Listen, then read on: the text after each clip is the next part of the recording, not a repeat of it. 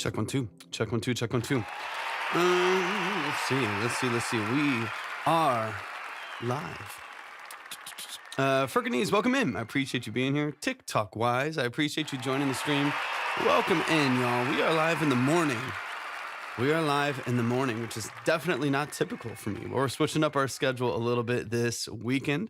Andrea, welcome in, or Andrea, welcome in. I want to make sure I get it right, but thank you so much for tapping into the stream. I appreciate y'all being here. How y'all feeling today? If y'all are hopping in over on TikTok, I would love to know where y'all are joining from. Would love to know if you make music, the kind of music that you make. And of course, we are going to dive into y'all's music and listen to y'all's music here in just a little bit as well. I'm just gonna wait for the different platforms to kind of wake up and get rolling here. And then I'll explain the structure of the live stream and I'll kind of let y'all know what's going on. I have 4 songs on Spotify. I would love to see your reaction. Yeah, if you want to submit, there's 2 different lanes, which I'll explain in just a couple minutes once the algorithm kind of gets going. Barefoot Bob, welcome in. There's 2 different lanes. There's the free lane. We'll listen up to 2 minutes of your song, and then there's the deep dive side. Either one is obviously perfectly fine for me. We're just getting the live stream rolling here, but everything's at the link in my bio. Appreciate you tapping in. Y'all, welcome into the stream. Simone's in the building. Simone, welcome in. Appreciate you being here. Welcome in to the live stream. Brunette Music, welcome in. Shaf, welcome in. Hyper Carnivore, welcome in. Link in bio. Frickin' Link in bio. It's not going to submit here in the chat. Link in bio. We'll keep everything organized. We'll get the line and everything set up here in a second, or it's already set up. I'll get it organized on my end. But everything's, if you want to submit your music, set the link in the bio. You won't submit here in the chat. Appreciate y'all tapping in. Thanks for hopping in. If y'all are on TikTok as well, make sure y'all are liking the live, share out the live with a few people, repost, send your heart me. It does really help out the live stream quite a bit, especially as we're getting things rolling here.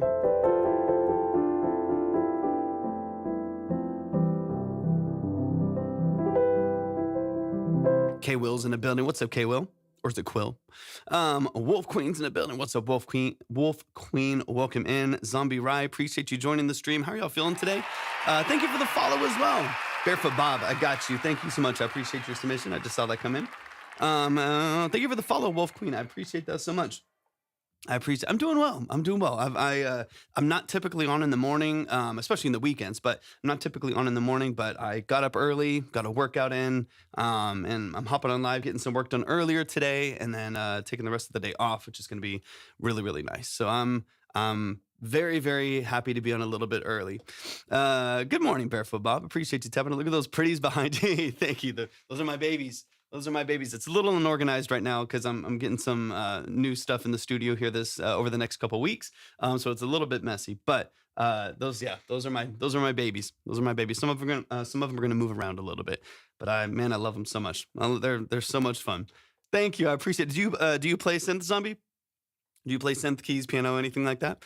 Yeah, y'all let me know as we're just getting the live stream rolling here. Let me know where you're joining from. Let me know if you make music, the kind of music that you make. Let's go. I love that, man. How long you been doing keys?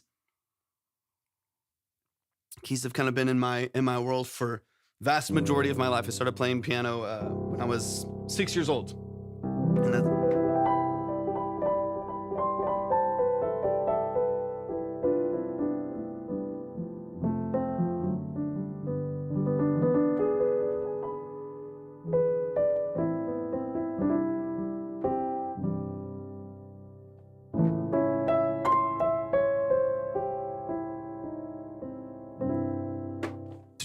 Chris is in the building. What's up, Chris? It's good to see you. I hope you're doing amazing today. Welcome into the live.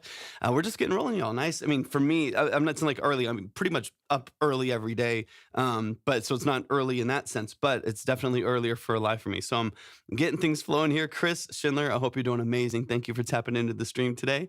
I write music in Michigan. Let's go. What kind of music do you write? What kind of music do you write? My words don't work, when I'm live this early. I'm not used to talking to people this early in the morning. I'm like headphones on in the gym. I do nothing. Thank you for the heart, me love you. I appreciate it. JB Soul, welcome and I appreciate it. About the same. I played when I was about 8, stopped and then picked it back up in my 20s. I love that. I'm glad you picked it back up. Yeah, if y'all want to submit, everything's at the link in my bio. I'll explain kind of the tiers, the levels of the live stream here in just a moment, in just like the next 2 minutes or so. But I'm just chatting for a little bit, answering some questions, talking through what y'all do a little bit before we get rolling. Just make sure y'all are liking the live, share out the live. It does help out the stream. Send in your heart me. It does really help out the stream as well. Okay, let me double check a few things before we get rolling here. Skywalker's in the building. What's up, Skywalker? But yeah, the submissions are open. Wildflower One Love is in the building. Welcome in. I like your name.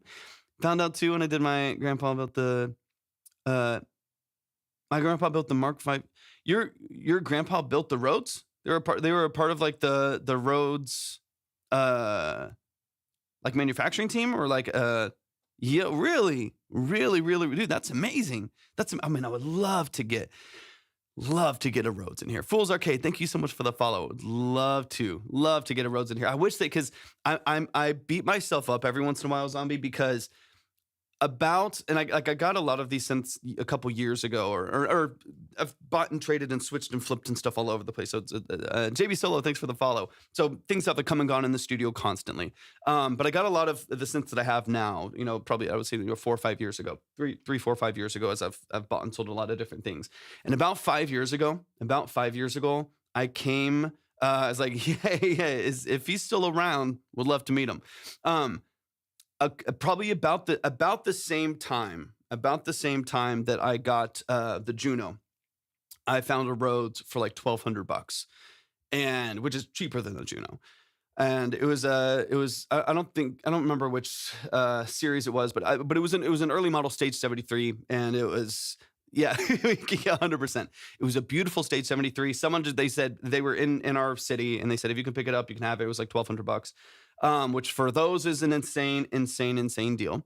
Tep, I have not been to sleep yet. I'm not. I just got on. Just hopped on 5 minutes ago.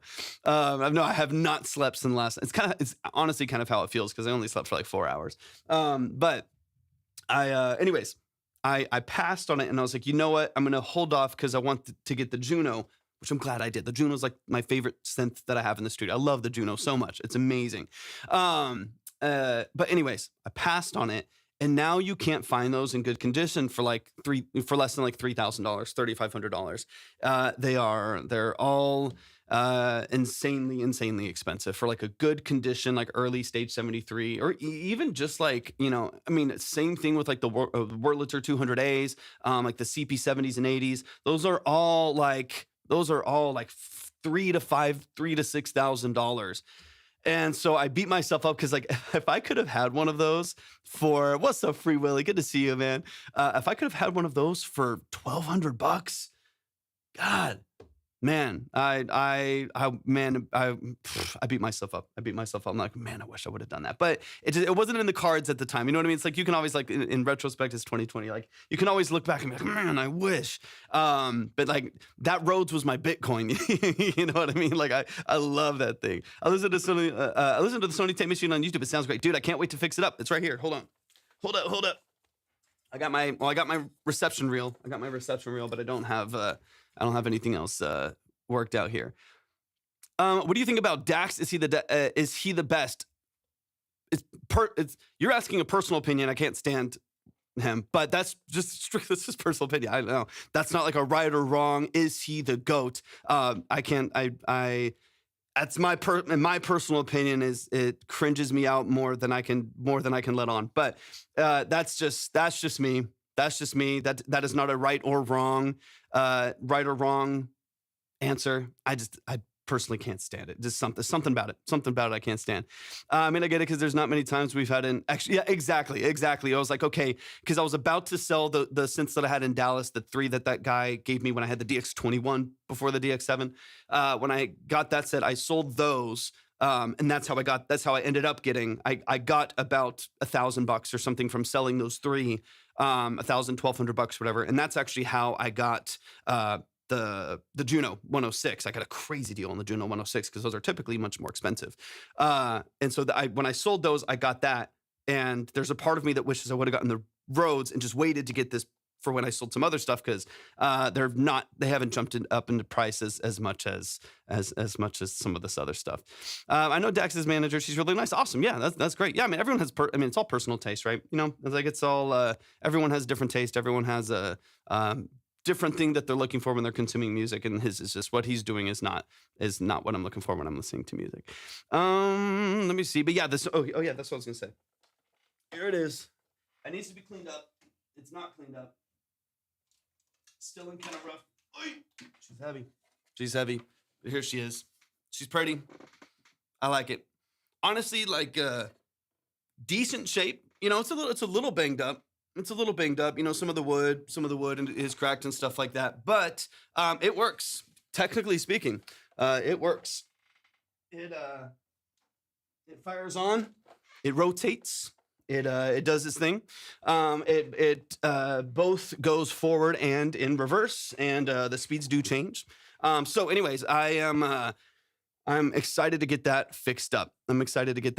So thankfully it powers on. I mean, that was one of the biggest things is like having to deal with like a power supply issue. I mean, this thing's from like 1965 or something like that. It's old. Jamie, I got you. Jamie, I appreciate you so much. Join Lynn over in the Purple app. I see you. Thanks for tapping in. I appreciate you joining the live stream. I could only hear one good video of the Sony. Yeah, it wasn't like, here's the thing. It's like, this is the fun thing about music and how art in different eras and stuff like that ebb and flow and they kind of move all over the place is like, this was not like a high-end popular tape machine. You know what I mean? Like, or like at the time, a lot of people liked it, but it wasn't one of the like $60,000 like Studer or like, you know, Apex machines that were in like the major studios. It was a nice high fidelity, solid state, you know, tape machine that you could have like in your home or a small studio or whatever it was. So it didn't give like, I've heard propaganda. You know, it wasn't one of those ones that you know took over like other ones did. But if you want that sound of a 1960s solid state tape machine with a magnetic tape, it in a nice solid state preamp, like a pretty transparent solid state preamp, then this gives you that. You're still going to get that saturation. You're still going to get that texture. I can still once I get the new drum set in, I'll be able to like track, you know, live drum samples through there and create samples just through the tape machine. And create some different effects and modulations and stuff like that and warping. That's going to be really fun. I can't wait to dive into it. But yeah, I just got to get it worked. I got to get it fixed up. What do you think about Tom McDonald? Same story. It's not my cup of tea. It's not my cup of tea. I hate Tom McDonald, but I don't think that should be the case for everyone. If you enjoy what they do, you enjoy what they do, and that's beautiful. That's the beautiful thing about art. But that's not my cup of tea. Can I request music to absolutely join Lynn? So I'll actually in like 2 seconds. Let me update a few things, and then I'll explain. I'll explain some of the structure of what we do here in a second. But if you're on the Purple app, you can type !submit. Type !submit. That duo is insane. Yeah, I mean, that's everyone's got their taste. Those are like two of my least taste. That's just me. Those are two of my that's not the world that I'm in. Okay, give me 1 second here. Let me update a few things. Donnie's in the building. What's up, Donnie? Welcome in. I appreciate you being here. Jamie, of course, I got you lined up. You're ready to go. Cool guy. Welcome in. Donnie, thanks for that follow. I appreciate that a lot. Lique Music, thank you for the follow as well. Okay, let me see. Vegas in the building. What's up? Welcome in. We're getting things flowing, y'all. 1 second.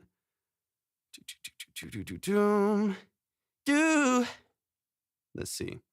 Let's see. Let's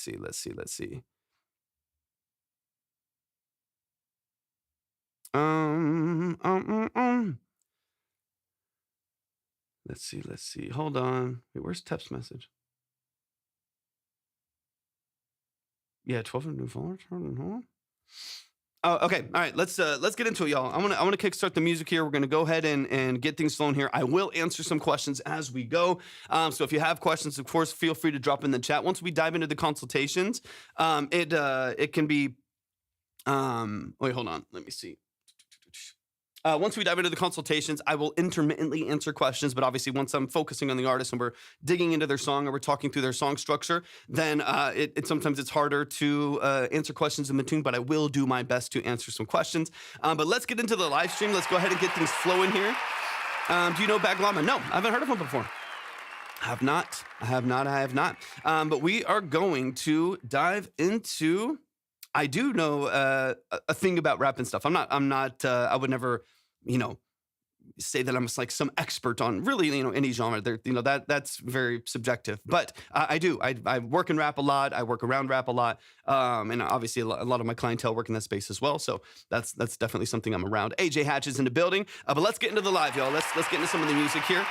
For those of you who have never been here before, welcome to the live. Welcome to Track Talk. Welcome to the stream. I appreciate y'all being here. Thank y'all so much for joining, spending a little bit of what for me is a Saturday morning. That might be different for you, but for me, it's a Saturday morning, and I appreciate y'all tapping in for a little bit. We're going to be on for, I would say, a good couple hours here. I'm going to aim to do, let's say, about 4 hours or so. I'm going to try to dive in and get some good music in today. So if you've never been here before, and you would like to submit music, you're going to see two different lanes. There is a free line. That free line is up to 2 minutes of your song, and then a quick note at the end. So if you submit for the free line, we will listen to your track up to 2 minutes of it, and then we'll give you a quick note or quick, piece of advice pertaining to the structure, the sound of your music.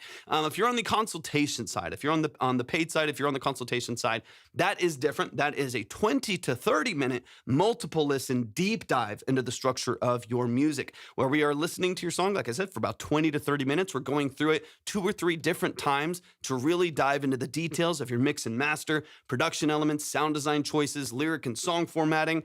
We're going to get into the details and the nuances of what you're doing both creatively and practically within the structure of your music. Those are not a quick review. There is no trash or pass ratings or polls. It is a really detailed long-form breakdown of the structure of your music. For those of you who don't know, my name is Torvik. I'm a full-time audio engineer, producer, and session musician. That is what I do for a living. I've done that for the last 14 plus years. I'm also a classically trained pianist, so a lot of the structure, a lot of the perspective is to kind of look at things from that perspective and dive into the details of what you are doing within the structure of your music. Okay, really quick, if you would like to submit your music for either the free line or for the consultation side, everything is at the link in my bio, especially if you're on TikTok. If you're on TikTok, go to the link in my bio. You will see the different lanes that you can submit to, the free lane or the consultation side. And you can also, let me see, move this over here, neckbeard facts. I get ungrateful love us an easy 2,400. Hey, that's dope, man. That's really cool. Yeah. In my culture, neckbeards are highly respected. Let's go. But anyways, if you're on TikTok and you want to submit, it's at the link in my bio. That is also where you are able to check the queue, see the line, see where you're at, so on and so on. If you want to see where that's at. If you are on the purple app that we're live on right now, you can type !submit right there in the chat, and the link will present itself to you. If you are on the red app that we are also live on, then you can go to the description for the live stream, and you'll see everything that you need right there. I sent 10 a few days ago, but I had to leave after waiting for 3. Okay, Journey B, let me know what was the name that you submitted under, so I can double check for you as well. And then all I need you to do, Journey, is resubmit the song in the free line, and once I find your credit, I will boost it forward. Yeah, I need to figure that out. I have like no connection in that space, and so I'm trying to join Lynn. Everything's at that same link. I'm not sure if I managed to subscribe or not. Yeah, so join Lynn. Type !submit in the chat, and the link will pop up for you. And there it'll, from there you can follow, so I can get you in line with everyone else. I have to like keep it organized and keep it all in the same space. And then Journey B, yeah, resubmit the song. I'll double check if it was under the same name, so I can see where it was at. Thank you for the follow. I appreciate that as well. But yeah, everything's at the link in my bio. You said it was a few days ago, so if you can also tell me what day it was, I can try to pull that up again. I'll type it for you. I got you. So let me type it over here. I'll bring up the link for you. Boom. Let's see if this works. Boom. Okay, so you see the link right there that says the aux.fan. That's where you're going to go, and that's where the submissions are.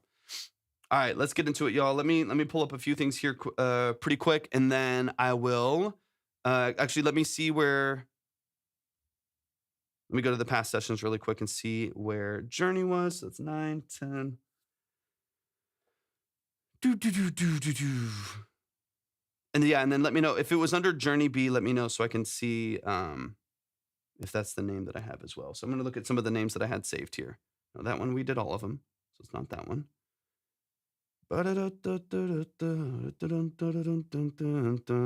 Danny's in the building. What's up, Danny? Welcome in. Welcome in. Let's see. Okay, so there's Justin, Harlow, Chris, which we got in Cameron. Let me know if it's any of those. Wanderers, thank you for the follow. I appreciate it. Dan the Skeptic in the building. What's up, Dan? Welcome in. So I don't think it's any of those. George, thank you for the follow. I appreciate it. I appreciate it. Sydney's in the building. Welcome in. I don't think it's any of those. Yeah, let me know. Let me know. I'm looking through the other ones here to make sure that I can pull it up. And I'm not seeing him there. I think this one was clean as well. Yep, that one was clean. Maybe here. Any genre. Absolutely any genre. Any level of preparedness. Let's see. There's Rucci, District 8, and Fallon. So I know it's none of those, unless it's District 8. Let me see.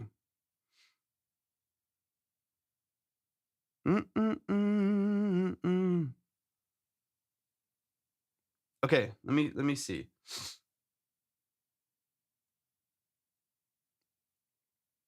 Okay, what's the? Let's see. Let's see. Lique, I got you. I see you. I appreciate you so much. Let's see. Jamie, I got you. Okay, so there's Barefoot Bob. Memorial Drive in the building. What's up, Memorial Drive? Avenue, Music Journey. Oh, Music Journey. Okay. Can you tell me can you let me know the date that you sent the other one? Because I want to look it up so I can confirm the credit, and then I'll boost yours manually once I have that. 100%. Okay. Because I see Music Journey on there, but I want to make sure I pull it up from the right spot in the last session that you came in on. So if you can confirm when you sent it in, that'd be helpful. That way I can look up that session and boost you. Thank you, Joylyn. I appreciate that so much. I appreciate that a lot. Thank you for the support. Yeah, quick reminder, we're about to get rolling. I'm just getting some administrative stuff figured out in the background here, getting some people where they need to be. Just a quick reminder, if you would like to submit your music either for the free line, which is up to 2-minute listen, or if you're looking for the detailed 20 to 30-minute deep dive consultation, then that's on the other side right there. Either one of those submission forms are straight at the link in my bio. Everything's right there. Let me see. Everything's okay, Jans. Everything's okay. Let me see. And as soon as I get this worked out, we'll dive in. We'll dive in.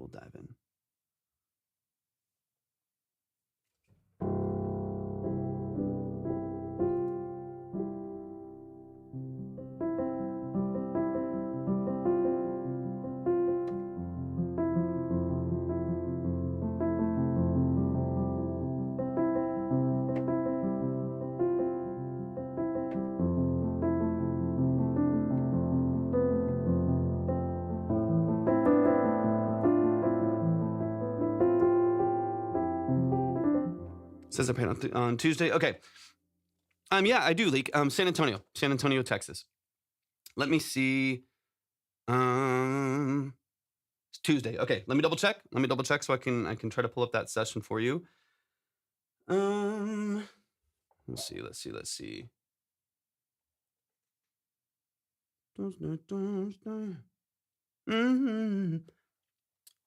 Quasi, thanks for the follow. So that would have been the 7th. Okay, let me check the 7th real quick. I wasn't live on the 7th. Hold on. Are you sure you did that? Because Tuesday was the 7th. I'm looking at my sessions here. And I was live on the 5th and the 8th and the 9th. Hell yeah, dude, that'd be awesome. Of course, Lique. I'm in the process right now of getting a bunch of things resituated in the studio. As soon as that's done again, and I have everything rerouted, I'll be ready to take some people back in. Are you sure? Because I can literally see every single one of my sessions from the live stream. Yeah, let me check 5th. Yeah, maybe it was like a delayed. None on that day. Here's what I can do. Nope, nothing there. I can literally just search through them right now. sure. I'm gonna open up another email here. I'm gonna see if maybe you submitted through the website, or unless you submitted through Oxcord, let me know. Let me know. No user. Welcome in. Welcome in. Welcome in. Red Eyes in the building. What's good? What's good? Thanks for tapping in. I'm gonna switch to. I'm gonna check this other email. Absolutely, no user. Type exclamation point submit in the chat, and it'll pop up for you. Fifth. So here's the fifth. Let me try here. It might have submitted through the website. No, that's are your initials NG? I know this other name, so I think it's someone else. You submitted through Oxcord? There's nothing on the 5th. There's nothing on, I can check the 8th, but that wouldn't make sense.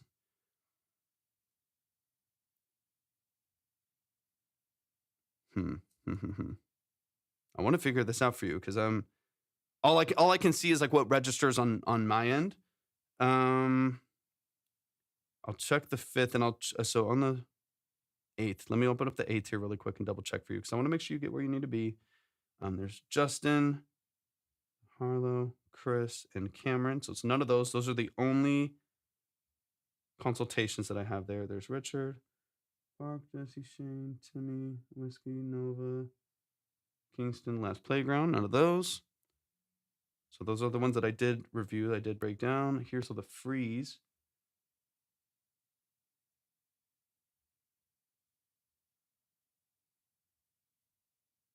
Let's see. Yeah, I want to make sure I get you in the right spot, but it's not nothing there. Running for midnight. Lique, thank you for the heart me. I appreciate it. Absolutely. Yeah, everything's at the link in my bio. I'm just double checking. I'm trying to make sure this person gets in the right place. Nothing on the 8th. Yeah, I'm literally going through every single submission, free and paid through Oxcord. And there's nothing there. And I also checked through the website. I checked through if there was a submission on the website. So it's nothing on there. And there's literally no session on the 7th. And I know I had a couple days where I wasn't live there too. But yeah, I can see every previous session. I was live on the 3rd, 5th, 8th, 9th, 10th. And then, yeah, it was yesterday.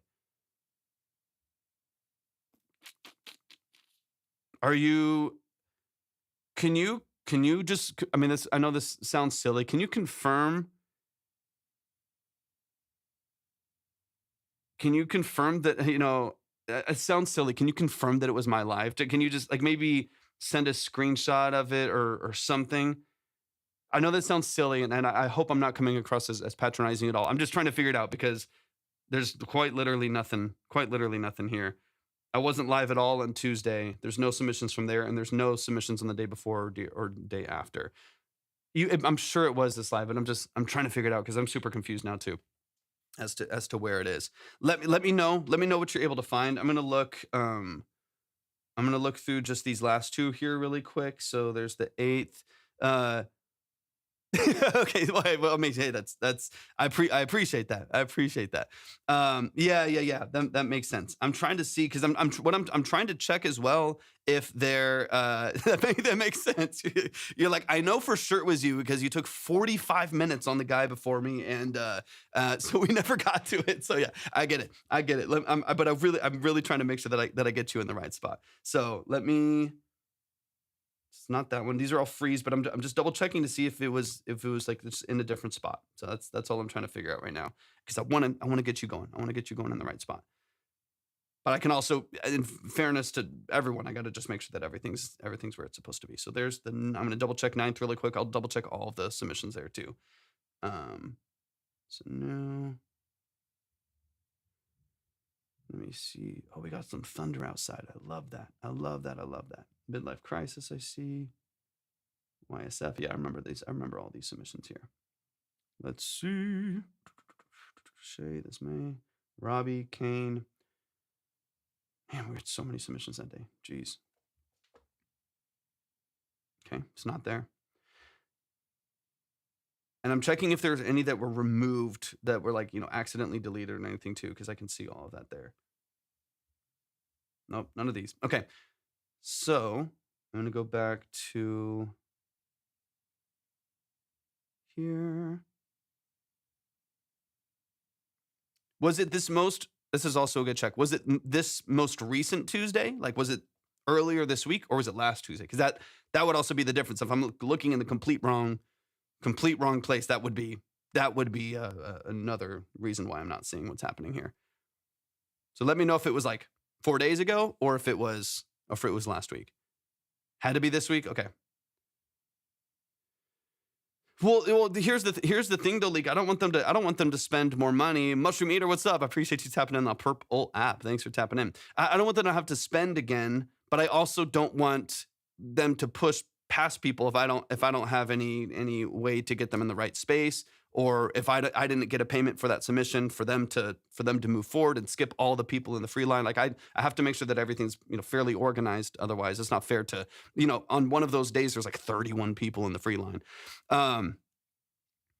Yeah, if you can find it, if you can, I don't know if there's like an email confirmation when y'all submit and you submit to Oxcord or something like that, or if you can like re-pull up, that session or something like that, because I'm not seeing anything. I checked the other submission form too, just in case, just like the old one that we used to have, just in case, and I'm not seeing anything here. So yeah, double check for me, see what you can find. Because the reason why I'm spending this time, because I want to make sure I get you in the right spot. Omar, welcome in. I want to make sure I get you in the right spot. I want to make sure that, of course, if you're on there, that we get you on the board, we get you ready to go. But I can't see anything. Mr. Fly, thanks for the follow. So yeah, if you can double check something and just make sure that it went through, make sure that it didn't come back or anything like that, then I'll do my best to get you up there. But let's dive into some music real quick. We'll get into some of the music, and then just keep me updated. Keep me updated on what's going on. And then if you want to, I think you already did. Yeah, you already did. So I have you in the free line right there. In the case that we're able to confirm it, then we can push it into its normal spot. Okay, Journey B, do me a favor. Do me a favor, and I need to confirm you probably on TikTok. So give me a sec. Okay, send me a screenshot. Send me a screenshot on TikTok. I just made sure I opened it up right there. And then we got to consultations will always come first. So that's we got Lique and we got James in the line right now, and then we'll or Jamie, and then we'll move from there. Yeah, I just followed you back on there. That on TikTok, shoot me a screenshot on there. That way I can like see what's going on. Let's see. Mark safe.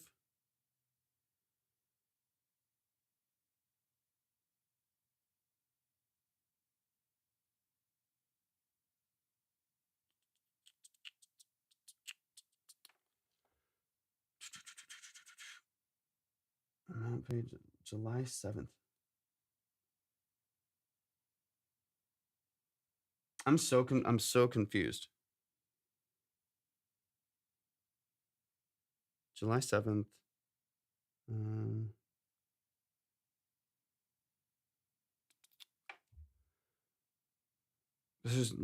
I wasn't even live. How did you do that? Hold on. I don't know how. Let me go to something else real quick, and I'll figure this out. Because I want you to get what you need, but I'm gonna go double check the other the transaction page too, and just make sure that it went through. 10th, 9th, 8th, 7th.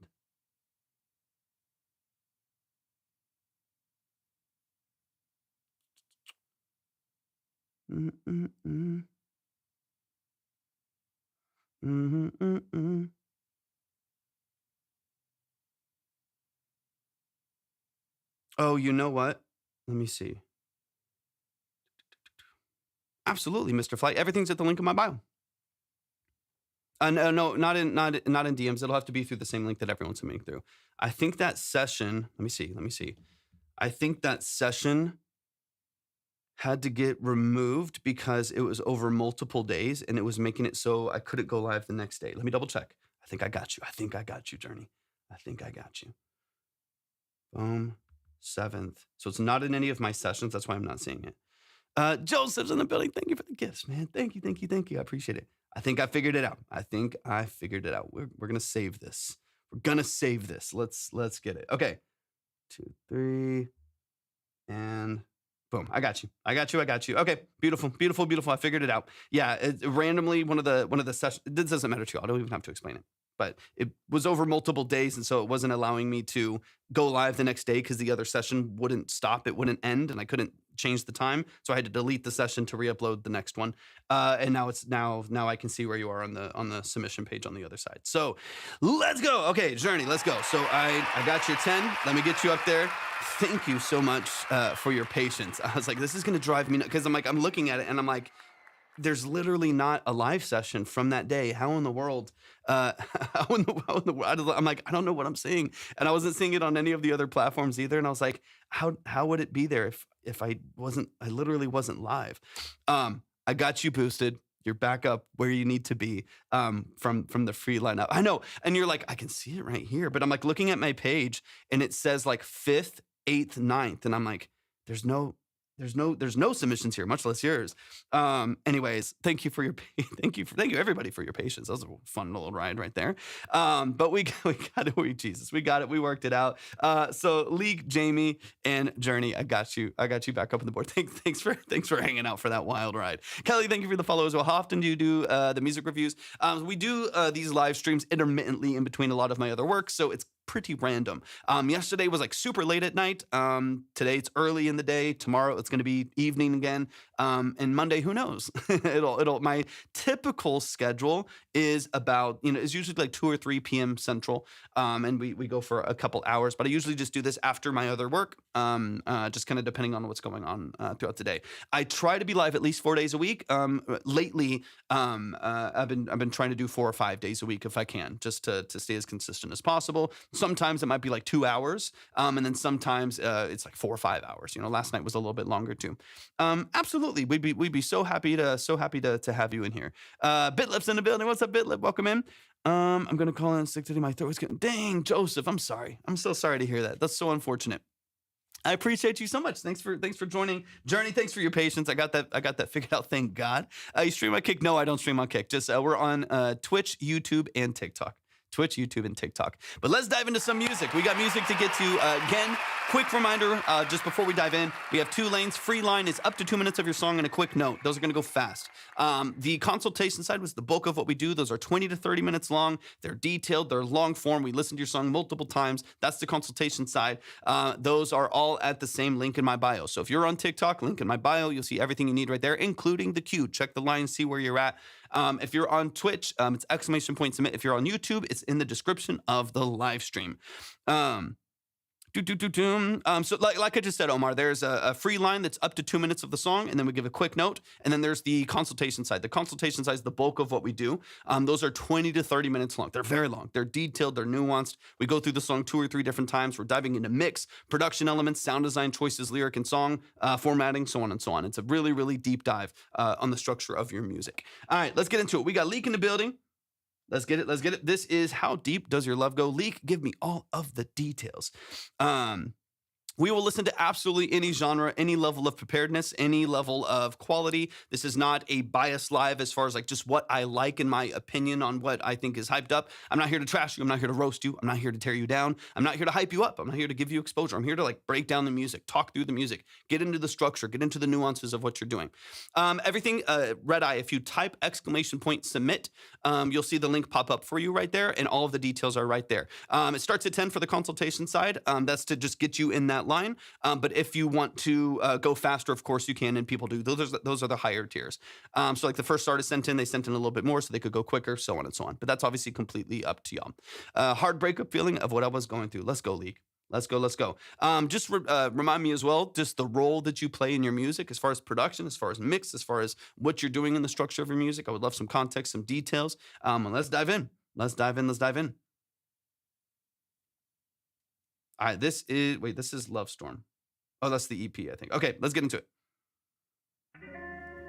Thanks for tapping in, Nicole. Appreciate it. Have a good one. There was always someone with you.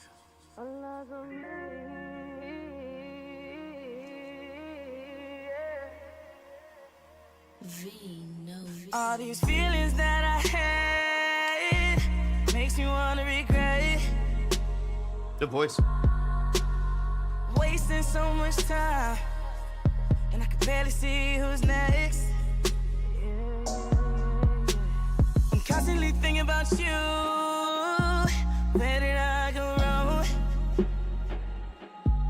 Where'd you get the production? Then you always It's like a tell my BeatStars phone. lease or like MP3 or YouTube Girl, leave me download? the hell Or are you working with someone? alone. Why can't I just be the way that you left me? God, I'm tired. But instead you keep fooling me. If you want my employee, you'll be fired. You can only imagine being together, laughing, no desire. Is your loving just in a dream? Is it endless or is with me through wire? Right. It's like early Chris Brown. I just wanna thank you and you too for helping me go through what I went through. I just want you to leave me. Link in my bio if you want to submit. Leave me your message after the tone. No more silly love games. No, not no more. Okay, nice. I'm just Killer. gonna pick a route and then I'm gone. I just wanna know. What about mix? How deep does your love go, go, go, go? Remember the time when we fought and you thought I was the cause and I was the only one making mistakes? This is, wait, I just realized this is from 8 years ago too. But then you kept telling me it wasn't me, it was your insecurities that were getting in the way. Yeah. Great voice, man.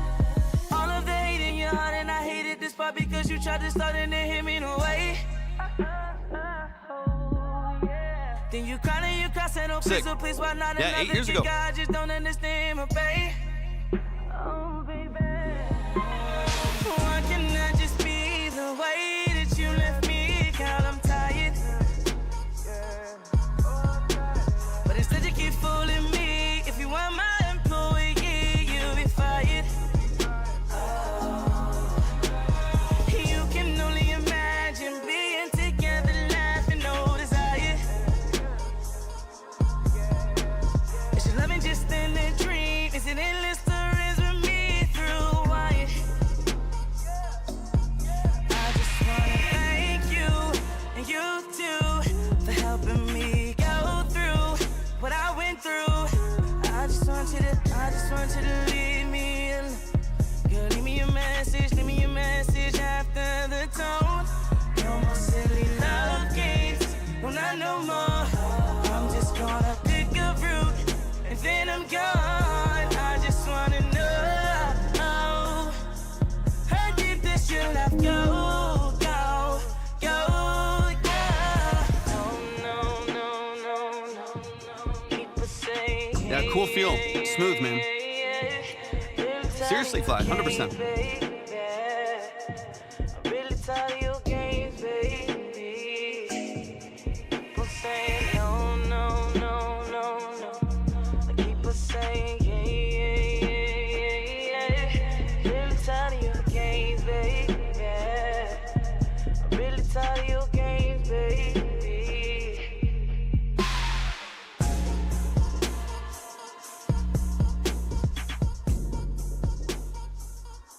Good mix on the production too. Flower Bloom, thank you for the follow. I appreciate that. Y'all show some love. Show some love. Show some love. That is Lique Music 21 right here in the chat. The artist's name is Lique. You can the way it's spelled, the first part of the name right there. The EP is Love Storm, and it is out on all platforms. So if you like what you hear, go stream the EP. Specifically, the song is How Deep Does Your Love Go by Lique. Go show it some love and support. It's 8 years old, but it still sounds great, man. It still has a really, really cool feel to it. But go stream it, go like it, go add it to your playlist, go follow on Spotify and other DSPs. Of course, definitely make sure that you'll follow here on social platforms as well. But show them some love and support. Let's get into some details. The EP is called Love Storm. The song is called How Deep Does Your Love Go? Let's dive into some of the details here, man. Overall, man, quality-wise, it's excellent. Quality-wise, it's really, really well structured. It's a good balance on the mix. There's great separation and distinction in the mix on the production. Your vocal is really clean. It's really open. It's tracked well. You have great harmony structure as well. Like, you're doing a great job. Man. It's great execution. There's a couple things Netherlands after others. Yeah, absolutely, man. I'd be honored to hear more of what you're working on. I'd also be interested to hear. I don't know if you're still currently working on projects. I'd have to see. But I would be really interested with what something that's more current sounds like to you as well, if this is what you were doing 8 years ago. But man, show some love.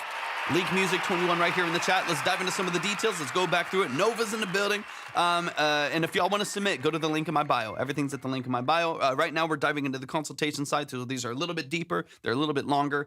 So if that's what you're looking for, everything, of course, is at the link in my bio. So unreleased just isn't mixed good because I did on my laptop, not in studio. And I'll be honest, too, that's what most people send. Obviously, there's nothing at all wrong with sending in a release track. A lot of people still send in release tracks. But because of the amount of detail that we typically go in with, like works in progress and stuff like that, a lot of people send in unfinished stuff for that reason. So we can work through some production details. We can work through, pre-mix details and balancing issues or, pain points of the song before it goes to distribution or before it goes to a mixing engineer, so on and so on. But let's get it, man. Let's run it from the top. Show some love. Good morning, Nova. I appreciate you tapping in. Welcome into the stream. But once again, if you want to submit, everything's at the link in my bio. Let's dive in. How Deep Does Your Love Go by Lique. Let's run it from the top.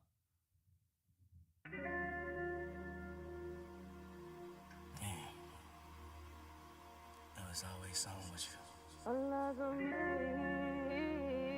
This is also something, I'm going to mention this, I always mention this, I feel like once alive, and so this is my one time to mention it this time, but just so anybody who doesn't know can kind of keep it in mind, there is a 30-second streaming threshold for people to actually, for the stream to actually count as a stream and for you to get paid for it, right? So if people don't listen to your song past 30 seconds, on most major DSPs, you won't get credit for it. You won't get a stream and you won't get any payment for it. And so one of the reasons why I bring that up is because you could have 1 million people stream your song for 28 seconds and it won't count as a stream. You'll see 0 streams and $0 from it. You need people to cross that 30-second threshold. So I encourage most people to optimize their intro by just introducing yourself as an artist, and that can be any number of ways. It can be starting right off the bat with your verse or your hooks. It can be sampling your vocal early on. It could be saying something at the beginning of the song. It could be you lighting a lighter or saying, yeah, you know what I mean? It could be whatever. But if you don't get people's attention, especially as a small artist, an independent artist, or someone who doesn't have exposure or traction yet, it's so much more vital that you actually introduce yourself early in your music. My tag is all eyes on me, Malik and Rique. Okay, I love that. I love it. Yeah, I love that, Lique. I love that. Thanks for the follow, y'all. I appreciate that. So I tell people all the time, introduce yourself early on. Thanks for the heart, me. Introduce yourself early on in some way. Say something, hum a melody, sample a hook, start with the hook, start with something early on, or just make sure you get into the song structure within the first 10 to 15 seconds. That will optimize those early moments of the song and make it more likely that people reach the threshold. Now, if they hate it at 33 seconds, whatever, that's up to them and their stylistic, preferences and stuff like that. But at least you will see the stream and at least you will get paid for that stream. Whether that is, 0.032 cents, whatever, but at least you'll get that. At least you'll get that, and it can add up over time. But I do recommend that you try to get at least people get past that threshold, so that you can optimize those early moments of your song. I feel like for this song, you should get right into 100%. And so the reason why I said that is because you do get that. Boom. Just that right there. What it does, it just kind of triggers the brain. You're like, oh, there's an artist here. There's a vibe here. I can already kind of hear what this is going to be. I hear the chorus guitar. I hear kind of the vinyl noise in the background. I can kind of understand some of the aesthetic and what's going on within the first 5 seconds of the song. Just saying, damn, at the beginning of the song right there, it just lets people know that you are there. That you're there. There's 1 million songs a week put on Spotify. So if you just let beats go and you wait 38 seconds for your vocal to even come in at all, and it's just a random BeatStars list that 200 people also have, there's so much saturation in music that if you don't let people know who you are and what you're doing early on, people will just swipe past you. You know what I mean? They've heard so much music. We're bombarded with music, especially AI even more prominently now, right? It's probably triple the amount of submissions to DSPs now because of AI, because people are pumping out an album a day and stuff like that. So what we're talking about here is really important because it allows people to be like, okay, I'm going to stick around for what this is. And that might also mean that you might see 1,200 streams on your song, but that doesn't mean that 9,000 people didn't engage with that song and just didn't stick around. They just didn't hang out because there was no interesting information or no personal, expression in the first, 30, 40 seconds of the song. They just didn't stick around, right? So you might see 1,200 streams on a song, but hey, that's sick. You might have had 8,000 impressions on the song, 9,000 impressions on the song that just didn't stick around because there was no useful information in the beginning part of the song. So that's kind of what we're talking about. This current consultation that we're in right now, George, is a paid one. That's what we do on the paid ones. We dive in, we go through the song multiple times. Like this is already our second time through the song. This is the paid. This is the paid right here. The free is short and sweet. The free is, we'll just listen only up to 2 minutes of your song. We'll give you a quick note on the song, maybe something to improve, and then we move on really quick. But these deep dives, like this stuff that we're talking about, this is the consultation side. Okay, let's get into it. Dude, of course, Lique.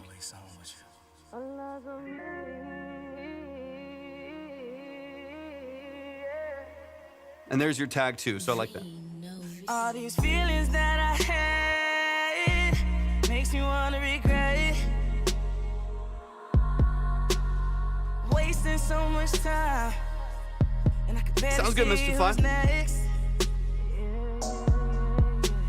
I'm constantly thinking about you.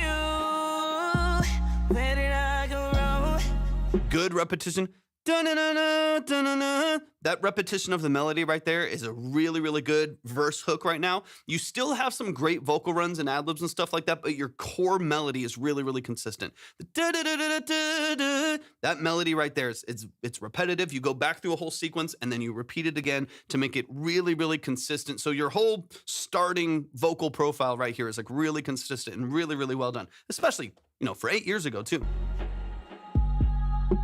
But then you always hit my phone. Girl, leave me the hell alone. Why can't I just be the way that you left me? Girl, I'm tired. But instead you keep fooling me. If you want my employee, you'll be fired. I know this is 2018, but this to me feels like 2010, and I don't mean that in a people talk about dated music. I think that's bullshit. To me, it's just there's different space. There's different spaces, different eras of music that people, some of the most popular music in the world right now is like 80s stuff, right? A lot of the most popular like pop and R&B records have like this 80s edge to it, 80s, early 90s edge to it. So when I say that this has like an earlier aesthetic to it, I don't mean that in a negative way. I just mean it as a fact of the aesthetic and kind of the era of the song. Music always comes back, Red Eye, and also it just like never leaves. Like right now, whether or not you are, getting 1 billion streams a day, you know what I mean, on your genre, there is someone in every genre and every represented era of music all over the place that is making tens of thousands and hundreds of thousands of dollars on their music, right? Someone who is doing classic rock, someone that is doing, like 70s country, someone who's doing like 80s, 90s pop and R&B records, right? Like look at the modern pop charts, even on the modern pop charts, there are songs that are very like 60s-esque right now. You're going to get a lot of music that's like 80s coded. You're going to get a lot of like, even like 90, 2000s rap that's kind of coming into play again with some of the melodic bits. Like there's a huge spread of what people enjoy listening to if it's executed well and if your charisma can connect to people, which I think is one of the most important parts there.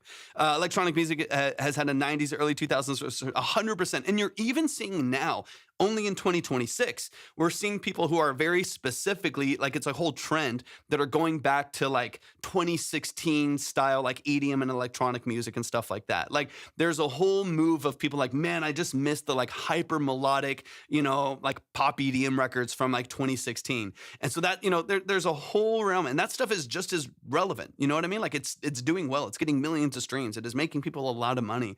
And so I think that's where like when I'm looking at stuff like this, it's like this to me reminds me of like 2010, 2012. And it has this great movement. But it feels very, even though it's a 2018 record, reminds me of that era and already has a lot of that aesthetic and a lot of that sound design established in a way that's very consistent for that space. Added to my spot. Hell yeah, absolutely. Caught that mid-scroll. Slim, you're centered 30-day. Happy birthday, Slim. Happy birthday. Love you, man. Love you. It's so good to have you in here again, man. I know it's been a minute. I appreciate you so much. Thanks for tapping in, of course, and a very happy birthday to you. Happy 30th, man. Welcome to the 30s. The 30s are great. They're stressful sometimes, but they're also great. And I've very much so enjoyed a lot of the opportunities that my 30s, which is now a couple years in, have presented. So shout out to Slim. That's the family. Slim has quite literally been in and around the stream since like the second day that we ever turned on the live stream. So man, shout out to Slim. Okay, let's get a little deeper into the song. Pineapple Joe, the way that it works here is there's two lanes. There's a free line. That free line is up to 2 minutes of your song and a quick note. And there's a consultation line, which is what we're in right now, which is a 20 to 30 minute multiple listen breakdown of the song where we're going to dive in a couple times, get into the mix, production, sound design, lyric, and song formatting. We'll get into whatever would be valuable for you, whatever would offer you value, give you tools, and give you what you need to help, offer some actionable feedback and a specific breakdown of what you're doing. That's the consultation side, and that's what we're working through right now. Everything's at the link in my bio for anybody that would be interested in submitting. Otherwise, you can also just chill in the live as well, network with people, ask questions. We're always trying to answer questions intermittently between breakdowns as well. You can only imagine being together, laughing, no desire. Okay, I'm going to mention one thing. Now, again, I'm keeping in mind this is from 2018. I'm sure in so many ways in your writing structure and the way that you vocal produce and stuff like that you've improved on a lot of these things as well. Mo Records, thank you so much for the gifts. I really appreciate it. And Joe, thank you for the follow. I appreciate that a lot. Thank you so much for those gifts. I appreciate your generosity. When are you going to do the like questions? Are you talking about questions? Just whenever, just don't drop them in the chat. I'll try to answer them as we go. Just as we go and in between certain things. There's one thing that I would love to hear. The vast majority of your ad-libs, now you have beautiful harmony structure. Your stacks are gorgeous. Your lead vocal is so clean and clear. It's transparent. It's beautiful. I love it. I mean, your voice is awesome. It's such a good vocal structure. One thing that I feel like I'm missing is in between vocal lines, we do have a lot of space. Don't mind space. Space can be an absolute beautiful, it's necessary to have that contrast in your song. There's a lot of space in certain parts, and nearly all of your ad-libs in between these lines are all filtered out. So they're filtered down to 1,000 hertz and they're set way back in the song. So you lose steam in between a lot of these different vocal lives. Different vocal lines. I would love for at least occasionally, there's a couple specific lines in your verses where there's a lot of gaps, first and second verse. I would love for at least some stacks of harmonies and stacks of ad-libs that work together to be your ad-libs in there that are not filtered, that are still forward, that are still really present in order to, I've been telling me to turn stuff down. Like when I send the other one later, we'll hear, I'm sure we'll hear some contrast. And this is obviously, this is song to song, record to record, but based on what's here in front of me. Like some of these lines here, right? You can only imagine being together, laughing. And you can already hear the little stuff in the background, super filtered out, right? Which I don't mind. When the lead vocal is happening, when your top line is in play, I absolutely don't mind where the background is filtered out a little bit. It's out of the way of the lead vocal. It's not stepping on its toes nearly as much. In between this is where it'd be nice to give you a little pop. No desire. All those long gaps right there. Is it endless stories with me through wire?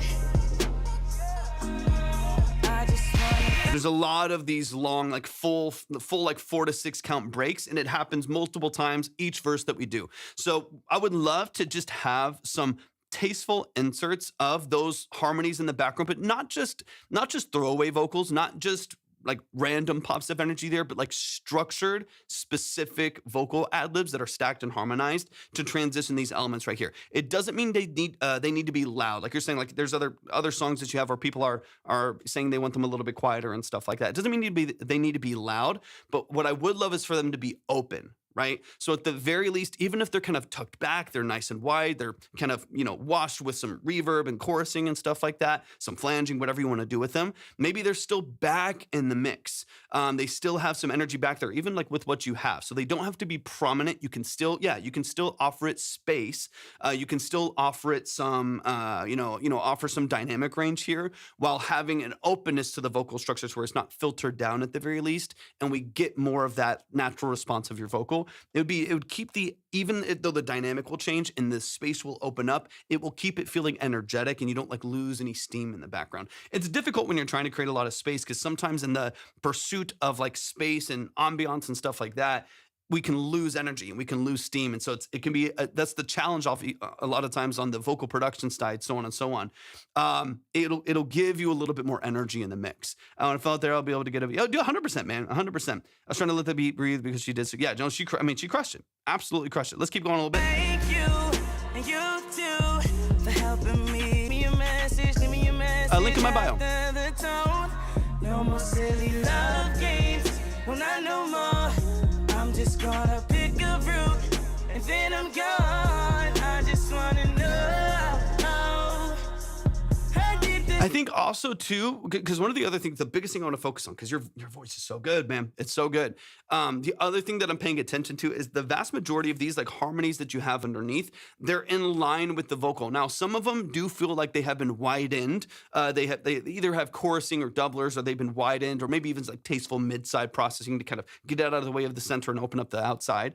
But a lot of these vocal layers are also just sitting right behind the lead vocal. So part of what I'm listening for when I'm hearing these ad-libs, but I'm hearing these harmonies that come in, is we're not getting that like width and that vibrancy and that openness that I would love to hear from your vocal structure, because the vast majority of the production is kind of happening right here in the middle of the mix. Most of the percussion outside of like an auto-panned hat or a shaker in the background, and a lot of these reverbs and pads that we're relying on to create a lot of width. But on the vocal structure, outside of like ping pong delays and some stereo reverbs and stuff like that, the vocal structure itself, largely speaking, there's some nuance here, but largely speaking, is kind of coming at you from right here. So I would love to get like these, you have these like vocal lines right here and they're stacked with harmonies. I would love nothing more than to have like a double track on the left, a double track on the right with a stack of third harmonies over it, giving you this pop of width and energy on the outside of the mix. Then the mix feels super wide. It feels super vibrant, and you're not necessarily like relying on all of the extra ad-libs. Like if you want to keep your space, make sure when those vocals are there, they do feel dynamic and they do feel wide and they do feel really expressive. That's kind of what I'm talking about. Because when we hear these vocal lines here, what happens is they kind of just step on each other's toes a little bit. They're sitting in the same space. So they're kind of stepping on each other's toes because frequency-wise, they're kind of operating in a very similar pocket. It's the same vocal, similar processing, just kind of back behind the mix. And when those harmonies are happening, you get also this buildup of frequency. So another thing that you're going to hear when those harmonies come in tandem with the lead vocal in the middle of the mix, you're going to get this burst of energy in the middle of the mix, and all of a sudden you're hearing digital clipping on the vocal that's happening on your track, right? So all of a sudden your vocal pushes and it gets really distorted at the top end right there. So that's kind of what I'm talking about. I'll play this again real quick, and you'll hear that breakup at the top of the mix. No more silly love games. No, not no more. I'm just gonna pick a route, and then I'm gone. I just wanna know. Right there.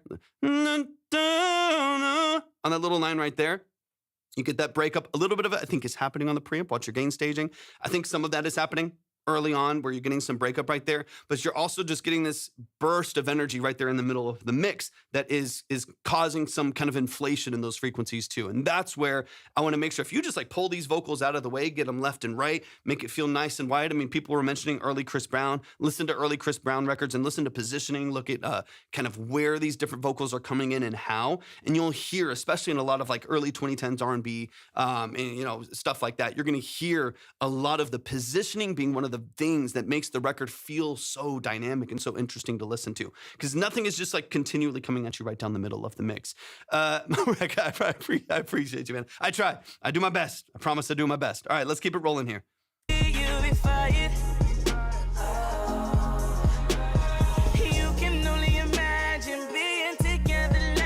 that right there? Those beautiful harmonies where they're stacked right there, gorgeous. Gorgeous. One of the reasons why those fit so well right there is because it's super far on the right side, set back in the mix. You have another layer on the left side. That pop of energy right there, chef's kiss. Beautiful. That's more of what I want to hear with some of your other stacks so that they don't build up in the middle of the mix and give you a little bit better clarity right there. Because man, your voice is good. It's so good. Let's get into the outro here really quick. You're crushing it, man. This is 8 years old too. So I am intrigued to hear what you're working on currently and what kind of quality you're dealing with, because these early production structures from 8 years ago, fantastic. Awesome. people say, yeah, yeah, yeah, yeah. Really tired of your games, baby. I'm really tired of your games, baby. People say, no, no, no, no, no. I keep on saying, yeah, yeah, yeah, yeah, yeah. Really tired of your games, baby. Another thing, last thing I'll say, because man, you're killing it, absolutely rocking it, man. It's so good. Last thing I'll say that I would suggest, you probably have done some of this. It's not all the way through the song, so it just kind of depends on how you're structuring the song. Another thing that I'm hearing is what sounds like a lot of duplicated vocals. Now they've been processed well, so you get some chorusing. So you get like some stereo chorusing, but a lot of which are duplicate vocals. So you've like added a vocal here, doubled it over here, and shifted it, kind of Haas effect or shifting timing. We're shifting some color here to get it, make it feel like it's nice and wide. But you're not getting that exaggerated push that maybe you're wanting to as well.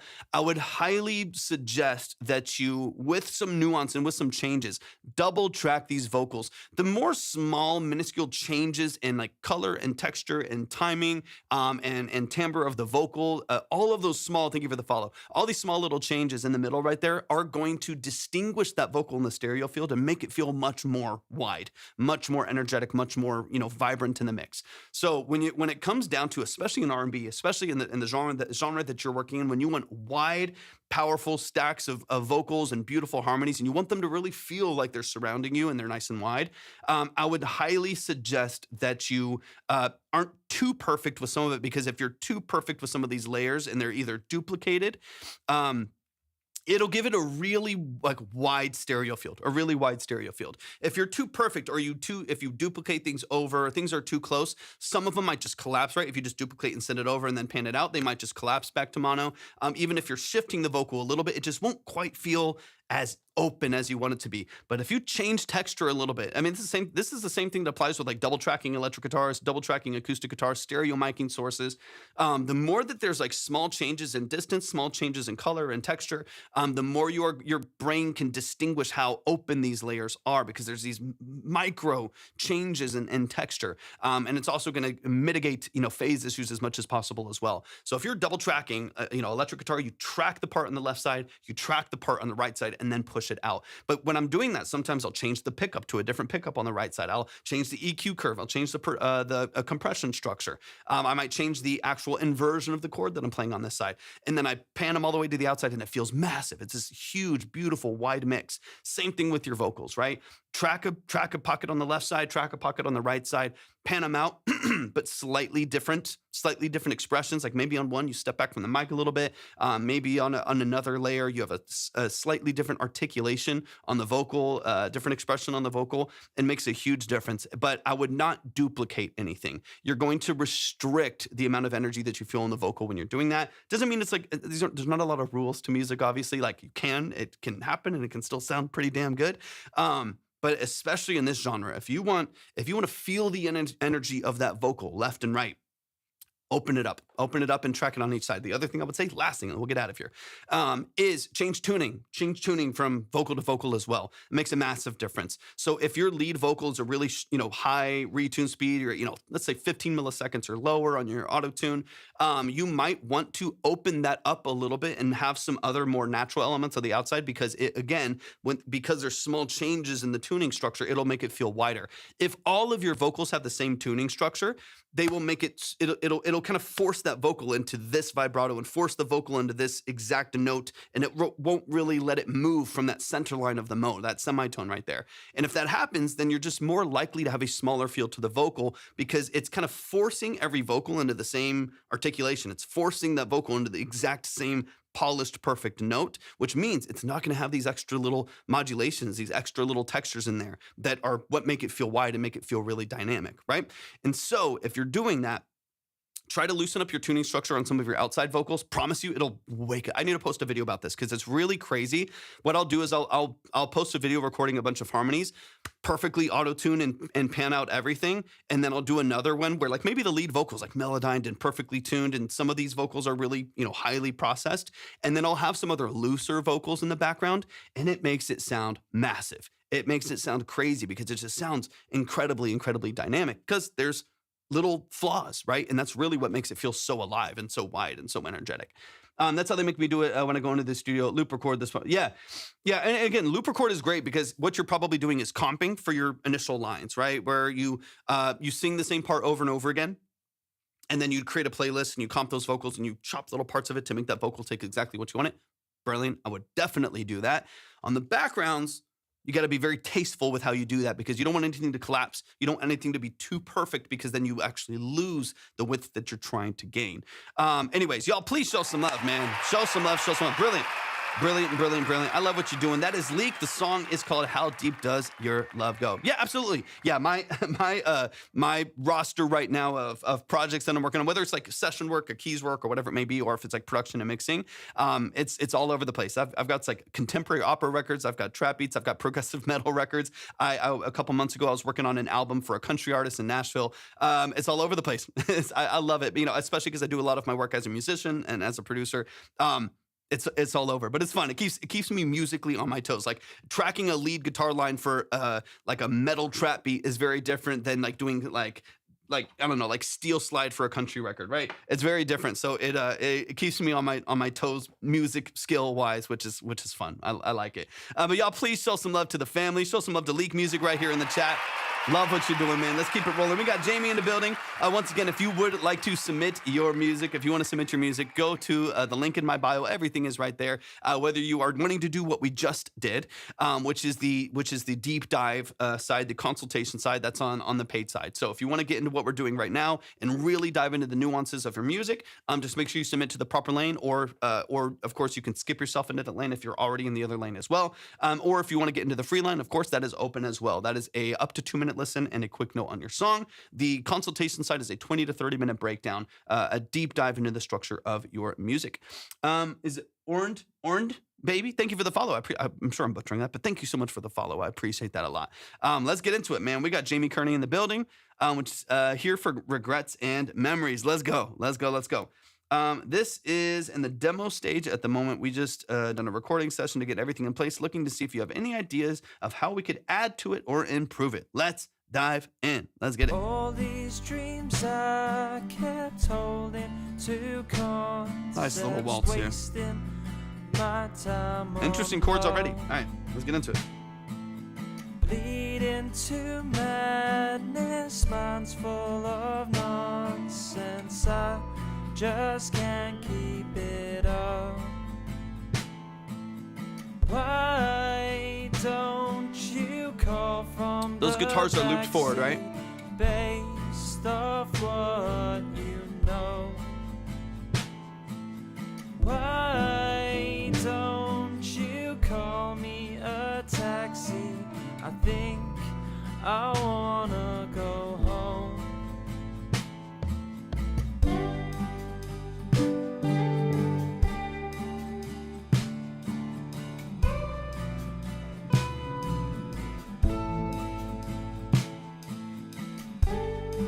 It's not the diminished chord itself, it's the bass line supporting it that's the wrong root note. That's the thing. So I actually love the diminished chord. I love the tension that it's bringing, the dissonance that it's bringing. The bass line doesn't support the right root note. That's what I think needs to be corrected there. I love some quirky chords, so I'm not mad at that at all. What's up? Welcome in. Happened, you can't imagine, but what did it cost? If you want to submit, everything's at the link in my bio. Regrets and memories, baby, I can't get enough. Watching, link in my bio. That's where everyone's got to submit. Hoping that I don't get lost. Not gonna happen.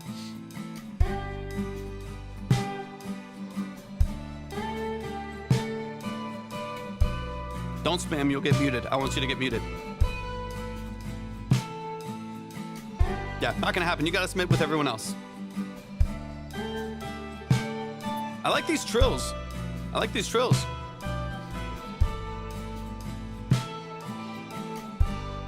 Kingston's in the building. What's up, Kingston? What's up? And when you're usually live, to be honest, it changes a little bit every day. Tomorrow it'll be afternoon. Tomorrow it'll be afternoon. Today it's early. Yesterday it was late at night. It's all over the place. It's kind of all over. Link in my bio. Go to my profile, click on the link. You'll see everything right there.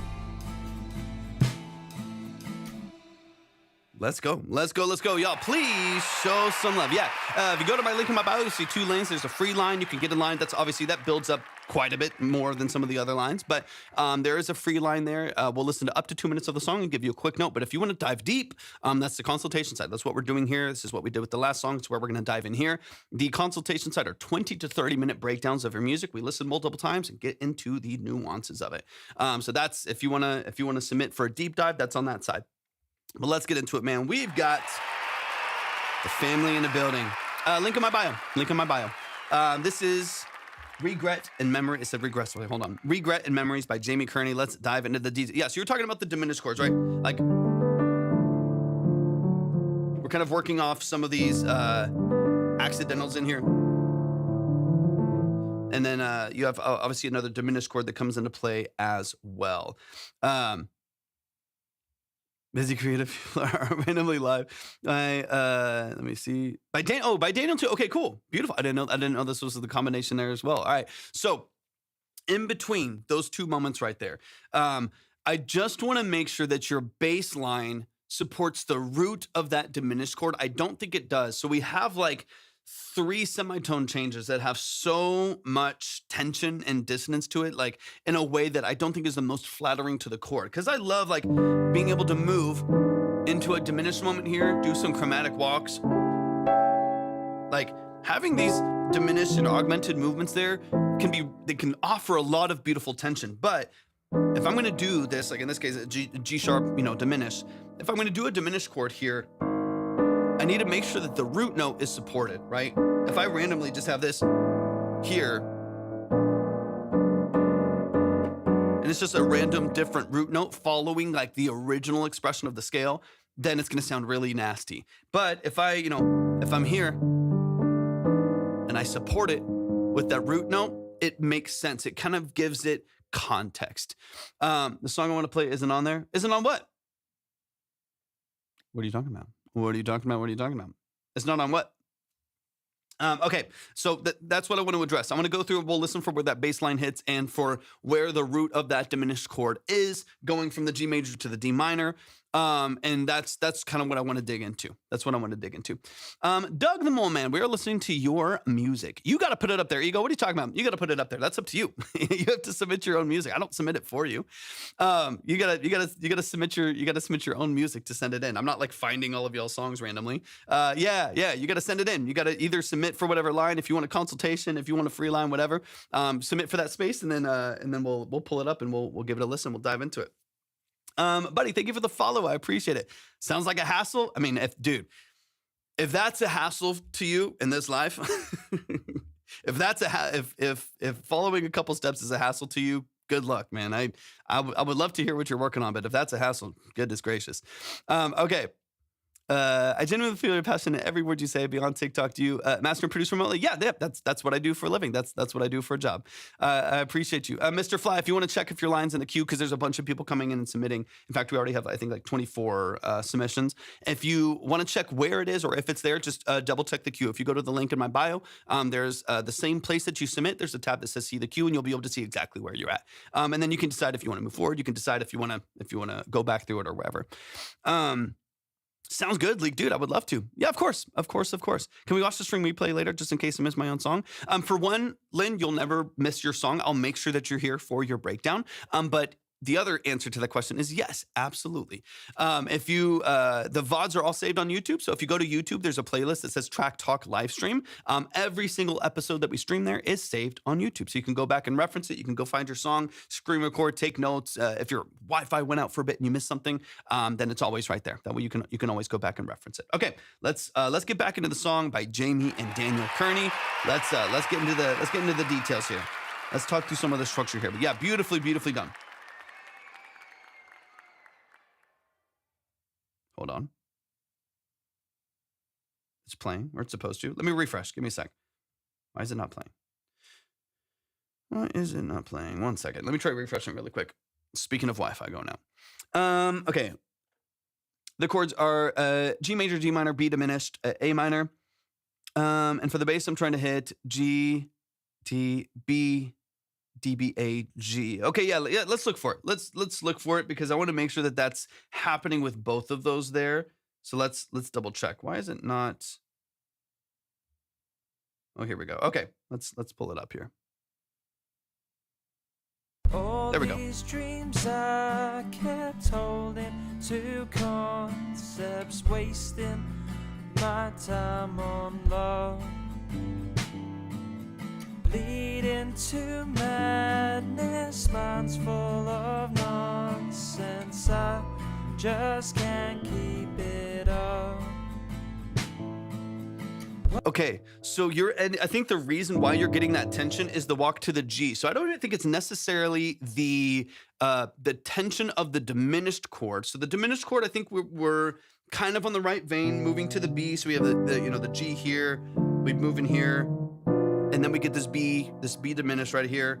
But then we move to an A minor. So the acoustic still flows to that A minor, but I think when you're moving to the A minor, I think the bass is moving then to a different note right there. So there's all this tension kind of happening at the same time between the root of the acoustic guitar and the bass line of the bass. The bass that's kind of holding down the root right here. I think everything kind of walks to the A minor, and when that's happening, the bass moves elsewhere. That's where I would like to, thank you for the follow, Captain, appreciate it. That's where I would like to align those two root notes, at least just right there in that one moment, because the tension to me is really unflattering to what happens over the top of it. For me, it's not even that it's not possible to have some, it's jazz, right? It's not that it's impossible to make these like notes work together.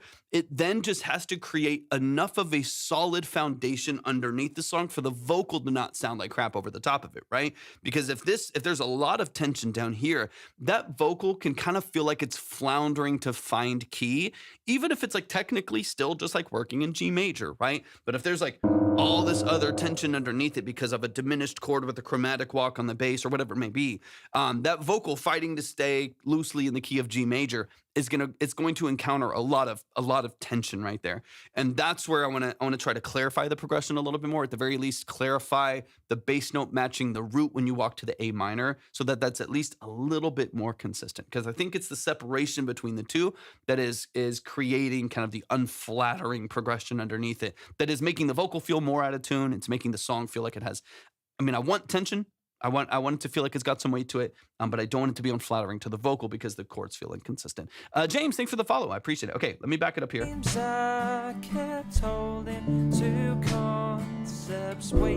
Oh, this is great. Yeah, so the bass goes to the G there. Yeah, so that's what's happening. So you basically have this.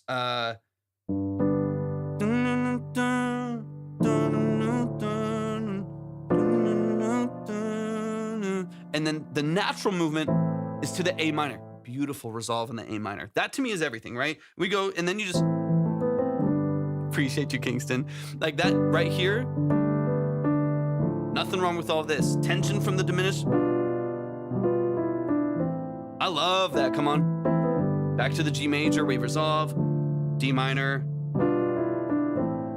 Beautiful. That's jazzy. It's got some energy to it. Thank you so much for the follow. I appreciate it. That has all this beautiful tension in here. The bass goes to the G instead of the E. So what then is happening is the G, all this is together with the bass line. Beautiful. Don't mind this one bit. This kind of moves together. And then that happens. That's the tension that I'm feeling. That's exactly what's happening, where you have the A being hit by like your acoustics and some of your other elements, and then the bass hitting the G. So the bass resolving on the G when the acoustic and the other elements are on the A minor. That's where we're getting all of this extra tension. That's where we're getting all of this extra tension. If you resolve the bass just to the A instead of the G, this smooths out in a really, really beautiful way, where everything's super lined up, super, super consistent. That's what I'm looking for. That's the bass line for me. Where we're getting the most tension. Let's move a little bit deeper into the song. I'm okay. Go as froze. If it's frozen, try swiping out, swiping back in. TikTok's been really glitchy lately, so I hope it works out. I hope it just works itself out. You can try swiping out or closing the app and coming back in. But it's been happening on a lot of different lives too. So it's unfortunately, I think, just a TikTok thing recently. Also, MK bro, I tried to send you a message, but I don't know if it's because yours is private or something, because you were telling me to reach out and read through message. I couldn't see any. I was looking everywhere for messages from you, so I tried to reach out on TikTok, but it wouldn't let me because I think it's private or requested or something like that. So let me know how you want to get in touch, because it wasn't letting me send you a message because I was trying to reach out. It might have been like a week or two ago. Anyways, let's yeah, TikTok has been bad. It's been a little bit all over the place. But if you can line up that melody and that. Oh, the rain. Oh, I love the rain so much. I love the rain so much. Retract, thank you sorry for the ADHD, but oh man, I love the rain. I love when I hear the rain. We got a metal roof out there, and it's one of my favorite sounds in the world. Okay, let's keep it rolling. Because there's nothing wrong with your vocal melodies. That tension, beautiful. Right there. G and A. Line up on the A. Happy Saturday, Retract. Don't you call from the backseat. Love the positioning of the guitars. Gorgeous. Love it.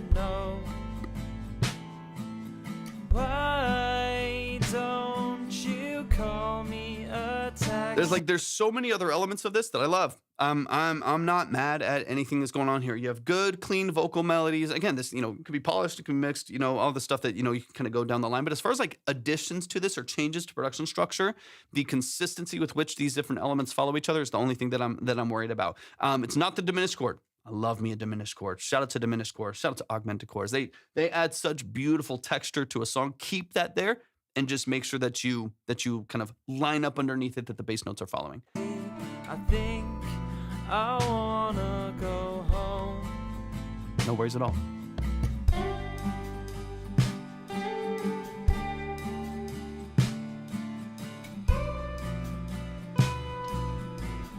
That's it right there.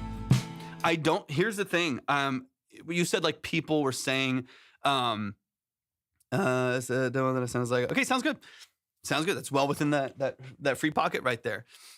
So like when you come into this structure right here, when you're talking about people, so I walk down a bit on guitar to test it and see what you're saying. Yeah. When tested the walk down a bit on guitar to test it and see what, and I see what you're saying. Yeah. Because I wouldn't change anything about anything else. I would only change the bass. I think that's the only thing that needs to change.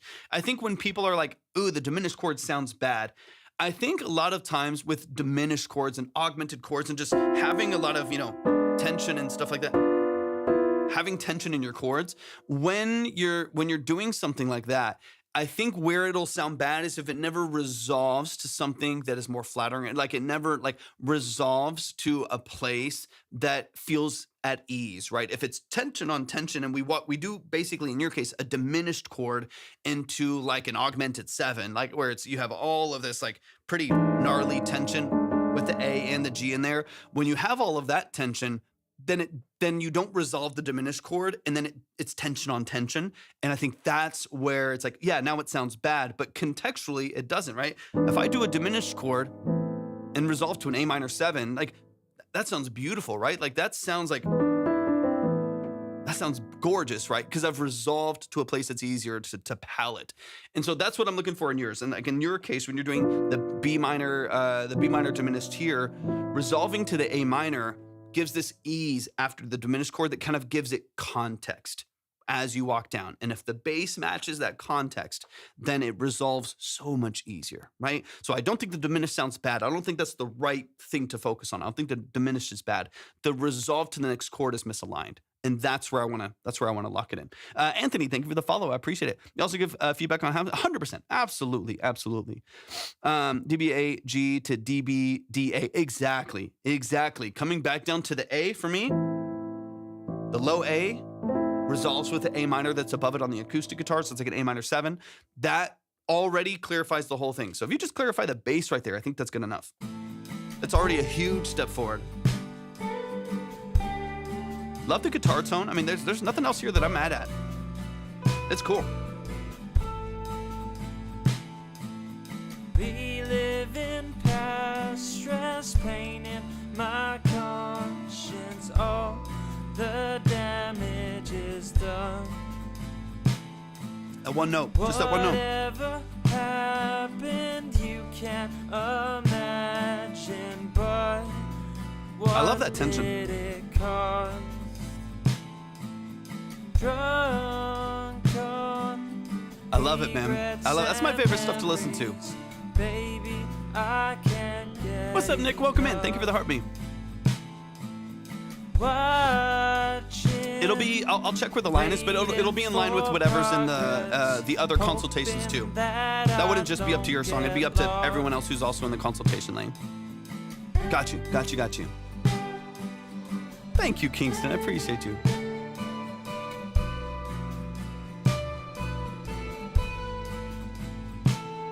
Yeah. Thank you for the follow, Doug.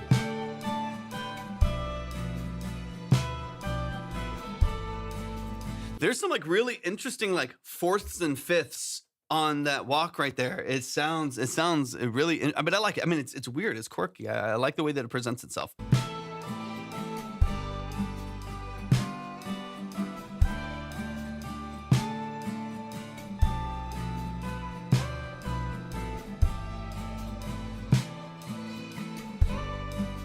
Like the fast picking movement there.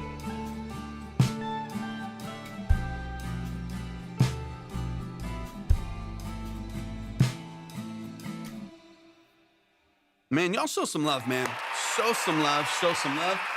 That is Jamie and Daniel Kearney. I don't think you're far off with the song. So here's kind of what I'm listening for. Like you said, you need to, you can't wait to like officially track vocals. You can hear that a little bit, right? I tried double tracking, so I was pretty happy. Yeah, 100%. When you're kind of getting into this here, what I would love now is, I think the more raft rocky, 100% raft rock, baby. With no yacht rock in here, we got raft rock. It's all we can afford. When you're building this vocal structure, I'm really excited for you to build your layers on that as well. Some third note harmonies, some open stacks on ooh, some like oohs and ahs in the background when you're going through these like lead lines here. Regrets did it cause? Just have no. Drunk on regrets and memories, baby, I can't get enough. Once you line up the A minor again, like, just little oohs and ahs in the background. Shit ton of reverb on them, double track them left and right, get them on the outside right there. That'll support some of your lead lines for the guitar as well. But I think once your progression foundation is stronger, I think it'll be easier for you to like hear where you want to like place harmonies and stuff, because it can be hard when these two notes and two bass notes are hitting at the same time. It's probably more challenging to be like, I kind of don't know where I want to take the lead melody here. I don't necessarily know exactly which note to hit for the vocal harmony, because there's so much tension here from here to those double chords right there. There's so much dissonance right there that it can be really challenging to know like, well, which third note do I hit on the harmony? Because if I also hit the third note here, there's going to be a lot more tension between the different chords that you have, right? So that's where if you can, finalize and really strengthen the foundation of the progression, get it really consistent between the acoustic and the bass specifically, maybe some keys under there. If you get that really, really consistent, then we can start to layer some oohs and ahs. We can layer some harmonies for that vocal, track it really transparent, and you'll have like a really, really fantastic warm sound that I think to me is going to be a lot easier for you to build on, because there's not a whole lot else that I want to happen outside of solidifying that, because I think it'll give context to everything else. Mr. Nick, thank you for the communities. I appreciate you so much. Hobby says, Torvik, you don't sleep? Never. No, I got off late last night, got up early, went to the gym, and then got on early today. But sometimes I don't sleep much. Sometimes I don't sleep too much. Let me see.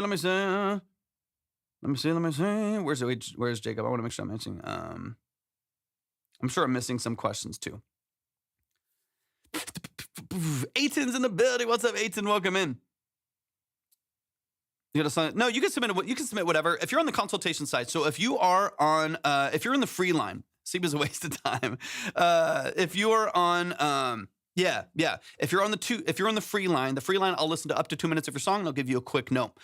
If you are on if you're on the consultation side, you can send whatever. I mean, as long as it's not 13 minutes. But people have sent in 5 minute songs, 6 minute EDM, like dubstep breakdowns and like long form tracks for like festivals and stuff like that to break down the electronic mix and stuff like that. So you can send whatever. There's not a limit on that side because those are 20 to 30 minute breakdowns. So we'll dive deep on that side.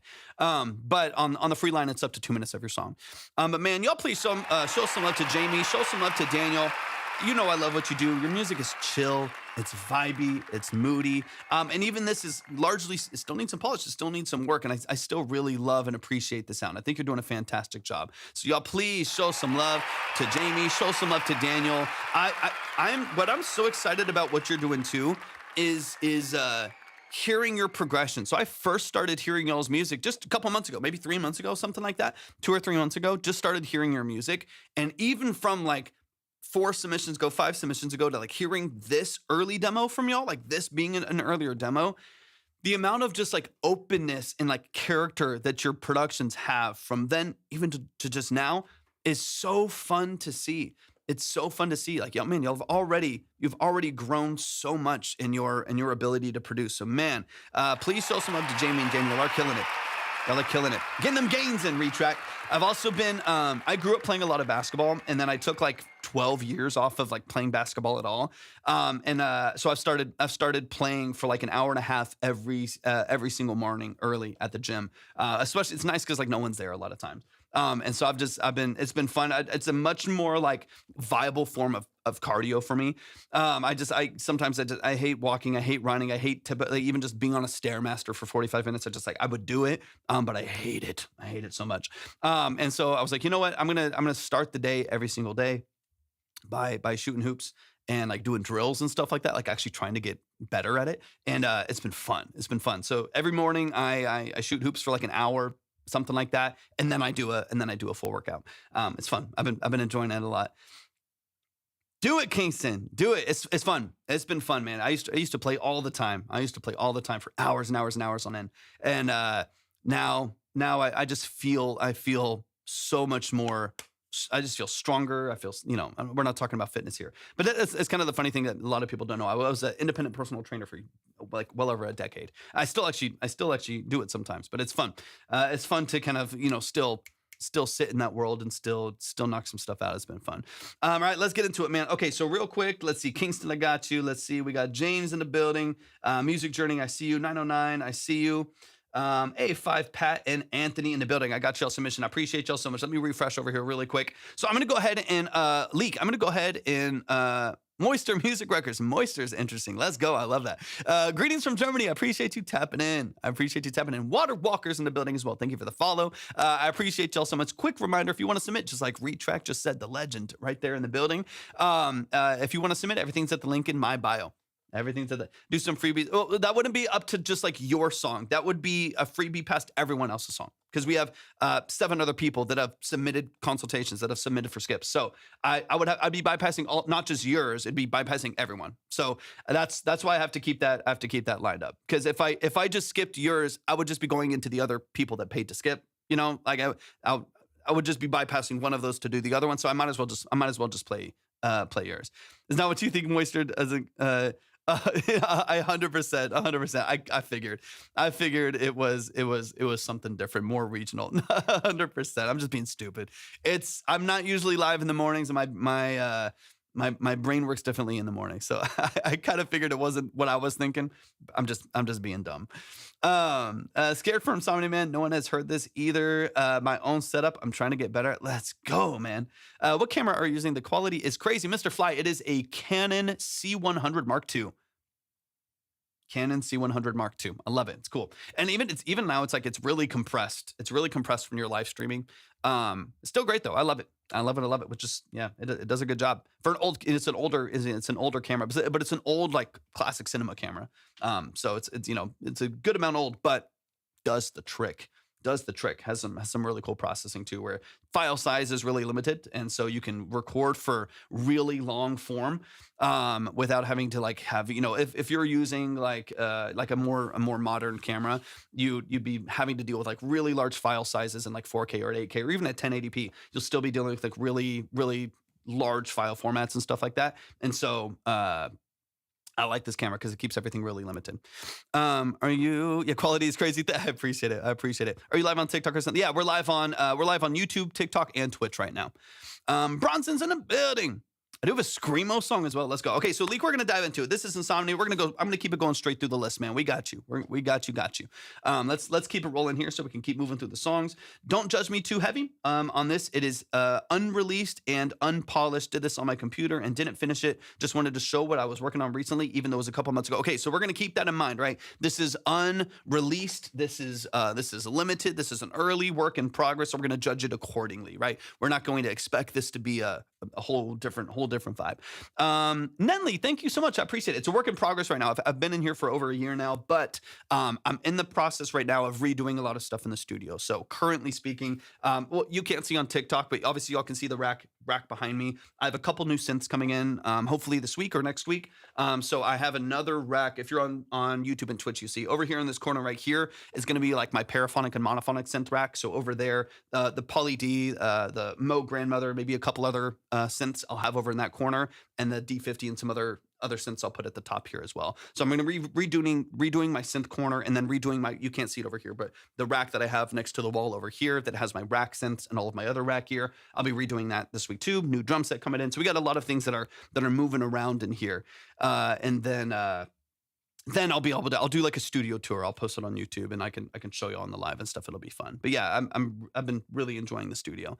I was on a choir recording today, and the film department was filming in 6K, like 5 gigs a minute. That's obnoxious, especially keeping in mind how expensive storage is these days. Like I have a couple of like those Samsung like 2 terabyte storage, obviously, just because I make a lot of content. I record a lot of videos.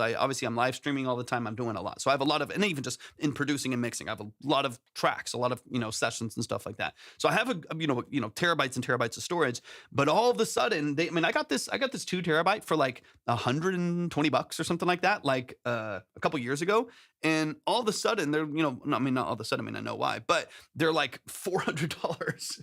They're stupid expensive. They're like $300, $400. And I was like, man, I can't even afford to store my own sessions now. I need to sell some synths or something to buy more storage. It's ridiculous. I hate it. Okay, let's get into it, man. We have 20 terabyte drives. Wild work. I know. I was like, man, I have a chunk. Even just like my laptop itself has, I think, 2 terabytes or something like that. And then I have cloud storage and whatever. That helps. The cloud storage helps. But it is an absolute. Let's store on tape again. I want to. I'm getting ready. I have my TC355 over here. I'm just getting some reels in for it. I need to fix it up and get it cleaned up. But you never know. Maybe we will. All right, let's run it. Let's run it. I did it again after all that. Wait, what'd you do, Journey? Okay, hold on. All right, let's get into it. This is about to double it. No, you're good, Journey. I won't listen without you. I'll make sure, and I won't delete the session this time too. That's what messed me up. First one game class, I was like 40. Dude, that's crazy. Theo, that's crazy. Yeah, I have a bunch of those Samsung drives, and I mean, thankfully they work, but I feel like I'm still like, let me clear some of these old videos. Let me clear some of this old stuff on there. Yeah, it's a nightmare. Yeah, that's what I'm working on. I haven't done it yet. I was showing it earlier. I need to fix it up. But this is what I'm dealing with. It's a TC355 solid state preamp. Solid state tape machine. And it works. It powers on. I actually got it for free with a trade of some other things that some things that I got here in the studio. I traded a guy for like some old synth and a couple other things, and he got me another one of the synths that I have over here in the corner, like an old 80s Yamaha. And he's like, hey, I have this thing too. It's broken. I don't have time to work on it. And so he's like, dude, I'll take it. And he's like, I don't even know if it powers on. And I was like, well, I'll figure it out. And so anyways, I got it for free. It powers on, it moves. I have the receiving reel, and I'm just I'm just waiting to get some other tape in here. I need to get in there and probably clean some things up. It goes forward and reverse. It changes speeds. It does what it's supposed to do, but it's a little wobbly. You know, it's got some things that need to be, you know, kind of brushed out and cleaned out a little bit, but it's gonna be good. All right. Song is registered on BMI. Just got to get in studio and re-record. Let's dive in. Insomnia by Lique, who's right here in the chat. Let's run it, man. Let's run it. Keep in mind, work in progress, y'all. Work in progress.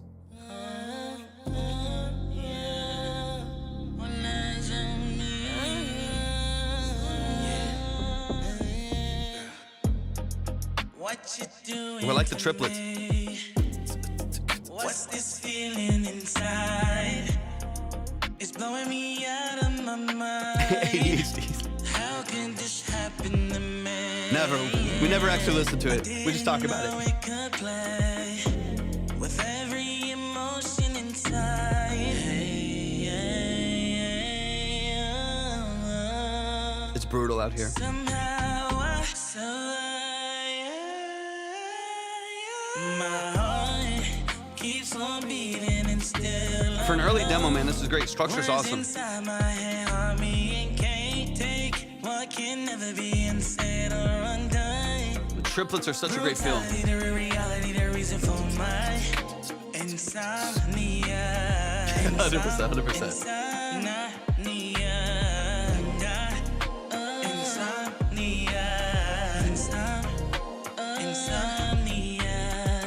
Great film. Questioning what's a reality. Words seem so strange, I couldn't tell what was happening.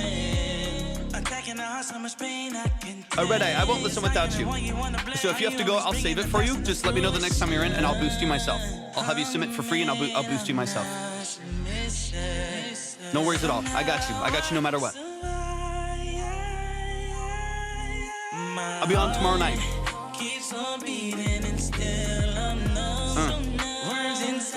I like this beat a lot.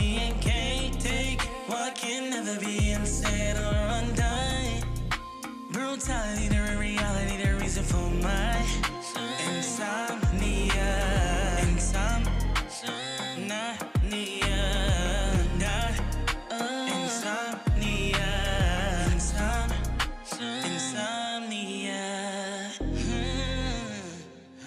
Cool feel, man. Appreciate you, Red Eye. Thanks for tapping in.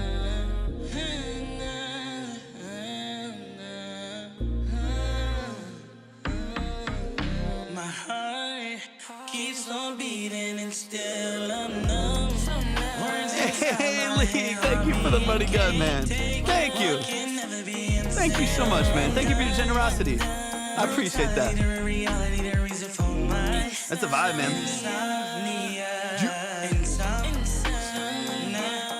I can't wait to hear this mixed. Can't wait to hear it mixed. Bones are great. Mo Records, thank you for the paper crane. Man, I appreciate y'all so much. Thank y'all for the love. Thank y'all for the love. I appreciate that.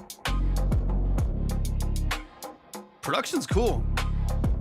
I love this really saturated mechanical feel to the production structure. That's absolutely sick. Man, show some love. Watch your life for 50 minutes. Shout out to Mo Records. I appreciate you so much. Shout out to Lique. Shout out to Mo Records. I appreciate y'all so much. Thank you for the gifts. Y'all are amazing, man. Thank you for your generosity. Lique, let's dive into this. I know this is unreleased and you still have a lot of work you need to do, and I know it's going to sound amazing. I love hearing this more modern production structure with your vocal too. It has what I like about this is this has a bit more edge.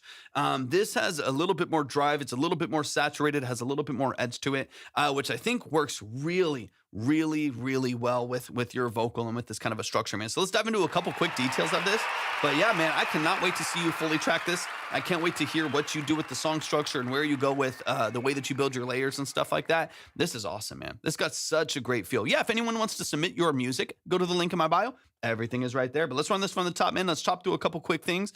And if there's anything you want me to focus on, of course, let me know. But let's get into it, man. Let's get into it. Yeah, if anyone wants to submit for the consultation side or the free line, which maybe we'll dive into the free line here in a little bit. We'll pick one from the top and dive into it really quickly. And then we'll jump straight back into the other ones. But yeah, let's run this from the top, Malik, and let's dive into it, man. Again, like we just talked about the last time. Lique knows what he's doing. Early introduction to the vocal, boom. Immediately you're like, oh, there's a vocalist here, someone who can sing. They have a great vibrato. Like you're locked in for a second, right? And right there, I feel like you're locked in. I think you were introducing yourself early as a vocal, and that makes it really, really enticing to listen to, at least through that 30-second threshold. Other levels, I know I get carried with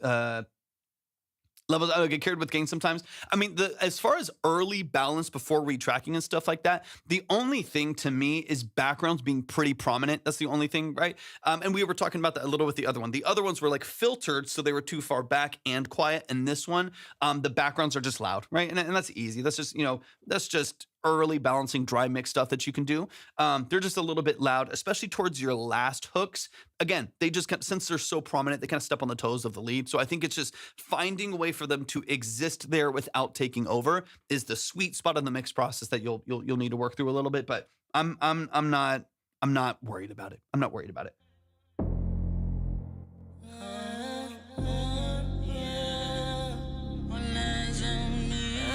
So like even here, these are the things that I would, especially in your pre-mixes before you're going to like officially track, or before you're going to go like get this in here. I want these vocals out in stereo, man. So bad. Like when these eyes on me, you have like a low altar boy formant shift double vocal underneath it. That vocal, I want that to hit like super wide. Like, eyes on me. You have this really strong vocal structure, lead vocal clean and clear in the middle. One of the biggest things that I want you to do is just get your backgrounds out of the way of that lead, so that they're not stepping on it, right? So they're not interrupting the vocal, or it's just like you kind of have a big sound, but it's all right here in the middle of the mix. You want those to hit. If you want those to feel poppy, like, and by poppy, I don't mean this genre, I just mean like you want to have a pop of energy out there, double track those lows. Or just, with those, you could probably just add a doubler, format, shift it low and get it on the outside of the mix, send it to an aux, get it nice and wide to the outside. Get those nice and wide. I mean, there's some great layers in here, but they all just sit in the same pocket of the mix. You get those out to the side. Yeah, dude, I love it. I love it. Get those out to the side, man. Open up the vocal mix a little bit more, and your vocals will feel like a wall, man. There'll be so much energy there. If you want to submit, link in bio. Everything's right there. Right now, we're on the consultation side, so you can. We're getting into the details. We're spending a little bit more time on it. So if that's what you're looking for, of course, that's at the link in bio. I would love that low stack. Widen that up. What you doing to me? Because what you'll also hear is the vast majority of the production structures in mono, right? Kick, snare, the hats, those are all right in mono. So on the production side, of course, it can be nice to open these up in stereo a little bit more, open up the hats, maybe have in tandem to the hats in the background, have a stereo shaker that kind of accents on the hats and gives it some swing, gives it a little bit of energy, but also happens in stereo. I think just opening up this production mix, as well as, like I mentioned, opening up your vocal mix so some of your stacks are hitting a little bit wider, I think will be really, really nice. Because, man, voice is awesome. Like I mentioned the first time, same thing. Your voice is awesome. It's absolutely killer. What's this feeling inside? Triplet is killer. It's blowing me out of my mind. How can this happen to me? I didn't know it could play. So when those accents come in, they come in wide.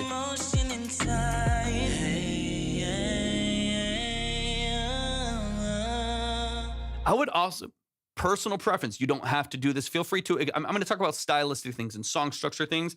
Feel free to ignore this, right? Like, it's your song, it's your structure. I'll say it because I'm hearing it.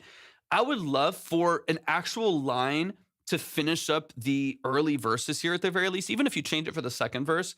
Because what happens is, because we're just getting introduced to your vocal, we're just getting into the song structure here, it feels a little bit like filler, just because we have some cool song structure, and then it's just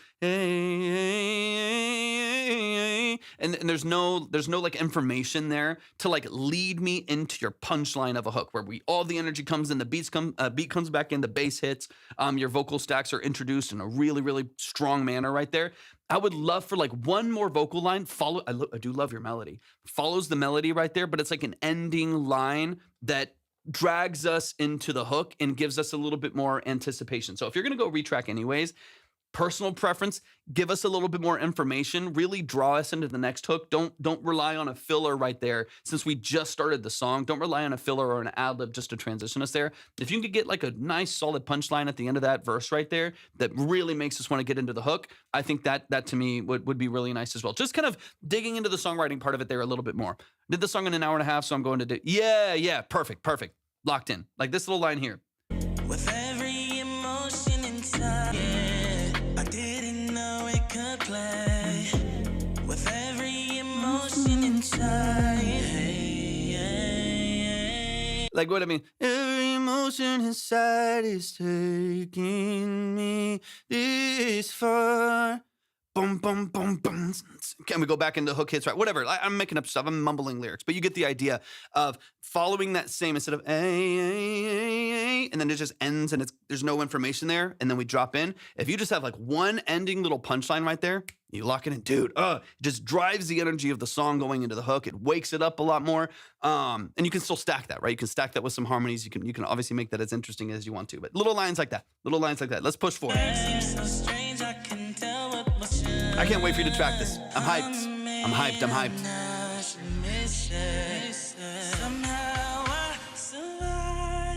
Yeah. Yeah, and then right there.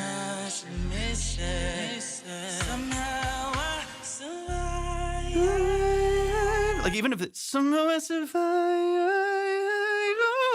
And if that's your end line on both of those parts right there, however you structure the lyrics, like you said, you did in an hour and a half. You can break it down a little bit more. You can dive into the songwriting with a little bit more nuance and you'll be ready to go. Those little pockets right there. Lean into those pockets because those to me are the energy shifts. Those are the transitions of these different portions of the song right here. If you get those strong, you really, really grab people's attention with some strong. I love the jump to the high falsetto as well, coming from a stronger chest voice and then switching to the falsetto on the second pre-hook right here.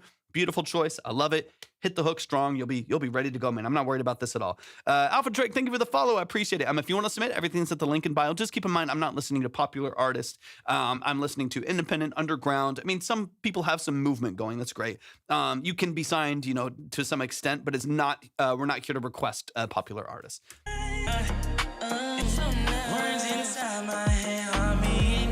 And this production is killer, man. The production is really, really cool. So I have so much anticipation for you. For one, getting this production mixed and getting it sounding snappy and saturated and punchy. And your vocal already sounds cool, and you still need to rework some things, right? This is pretty early, man. Which for this to be as early as it is and still have some like filler scratch vocals and stuff like that, and for you to still sound this good, man, some people are like they spend weeks mixing and it sounds like what your demo is, and so I'm so excited for the way that you build this out. Can't wait for you to go to studio and get it tracked out, man. It's amazing. I do look at TikTok covers. If so, please check my cover. If you want to if you want to submit music, if you make music, you're an artist, you're a producer, you're a musician, engineer, whatever it may be, songwriter. Everything's at the link in my bio. You can look at the free line, or of course, if you want the deep dive into your music consultation side, you can see that lane as well. Everything is at the link in my bio. Let me run out the end of the song. How long is the waiting list? Just depends on the line. You can go faster if you want to, but that's completely up to you. How fast you go is just dependent on where you're at in the line. Free line gets pretty stacked. Sometimes even the consultation side gets pretty stacked, but it's completely up to you how fast you go. The queue is at the same place that you submit. Drummer Doug in the building.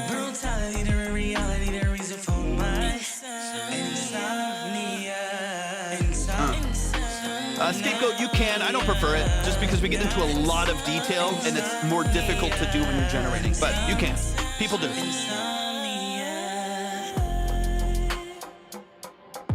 I love the percussive elements, the distorted, overdriven percussive elements. It's like there's like a really distorted bongo in the background, I think. You have, or like a djembe. It's like a super distorted djembe. So you have the it's like this really, it's not that sound, but you have this really interesting like percussive elements in the background. Boost those forward, make that really, nice and lively and vibrant. There's some really cool production structure. I can't wait to hear when it's mixed. Y'all show some love. Dusty, thank you for the follow. I appreciate it. Man, y'all please show some love to the family. Lique Music, thank you so much for sending this in, man. I can't wait to hear more from you. I'm impressed. I can't wait to hear more. Y'all show some love. And make sure that y'all follow Lique Music right here in the chat. Let's keep the music going. Once again, everything is at the link in my bio. If you want to submit your music, just follow that link, go through the steps, and we'll get you in line ready to go.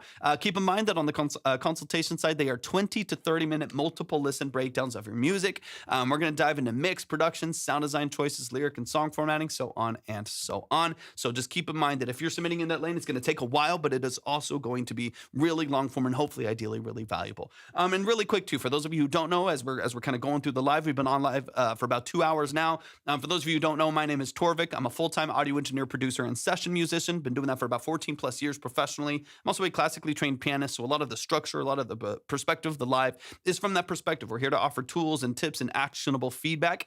We are not here to roast you or trash you or hype you up or give you exposure. The goal is to really just dive into the details of your music.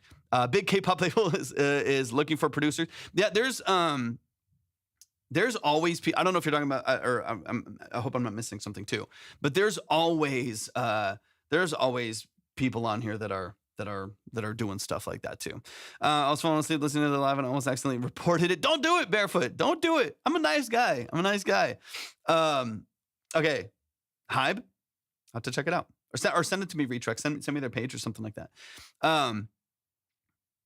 I can write K-pop. Let me know. Sign me up. All right, we got Kingston. Speaking of Kingston, we got Kingston in the building. Let's dive in. Green Light is a good song for me, and insofar as the chorus melody I've had for years, and I've swapped it around in different keys, but the lyrics came to me in the spirit of thinking of William Wallace and Braveheart, where he says, "Every man dies, but not every man truly lives." Beautiful. And in my midlife now, those lyrics really came to me expressing to ask yourself if you are truly living. Just going through the motions. I am also someone that pushes back, sometimes going through the motions. Like it. Yeah, sounds good. Sounds good. Yeah, I want to check it out. All right, this is Green Light by Kingston. The song is out on all platforms. Let's dive in. I love what Kingston does, so I'm excited to get into this. All right, let's get it. And once again, y'all, this track is out on all platforms.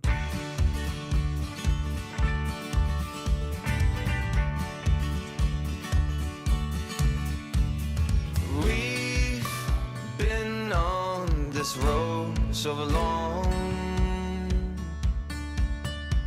with twists and turns, rights and wrongs. Yeah, killer voice. Words fall short for memories now gone. Can't save it, so let go and move along. Sifting through it all, sifting through 100%. I love the variety we get here.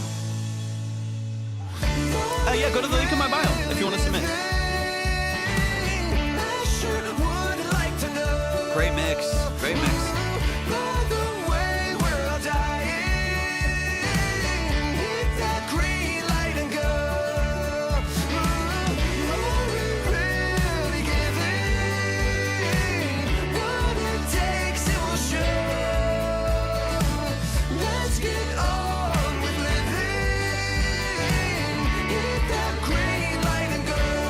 Great harmonies. Come on.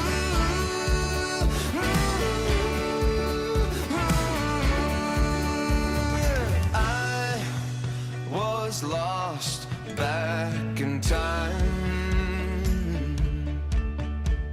and forced myself to wait in line. I found beautiful. Those bass lines are awesome. Was holding the key. Little high move back. And I can choose to set myself free. Sifting through it all, sifting through it all, sifting through it all. Are we really living? I sure would like to know. Yeah, the snare sounds great.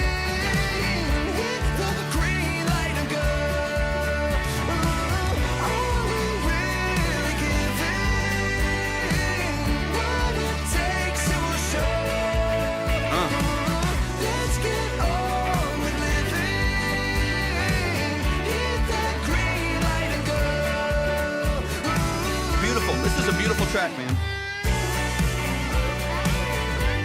Love the slide.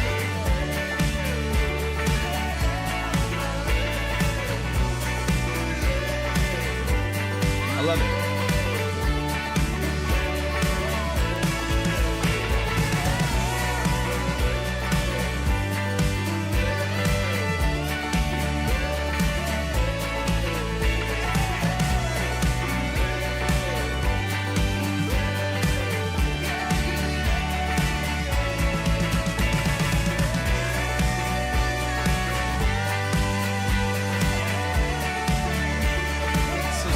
Let's go.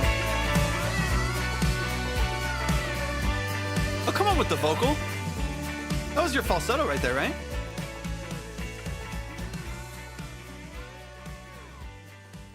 That was your the high falsetto at the top right there as well. Da Vinci, welcome in.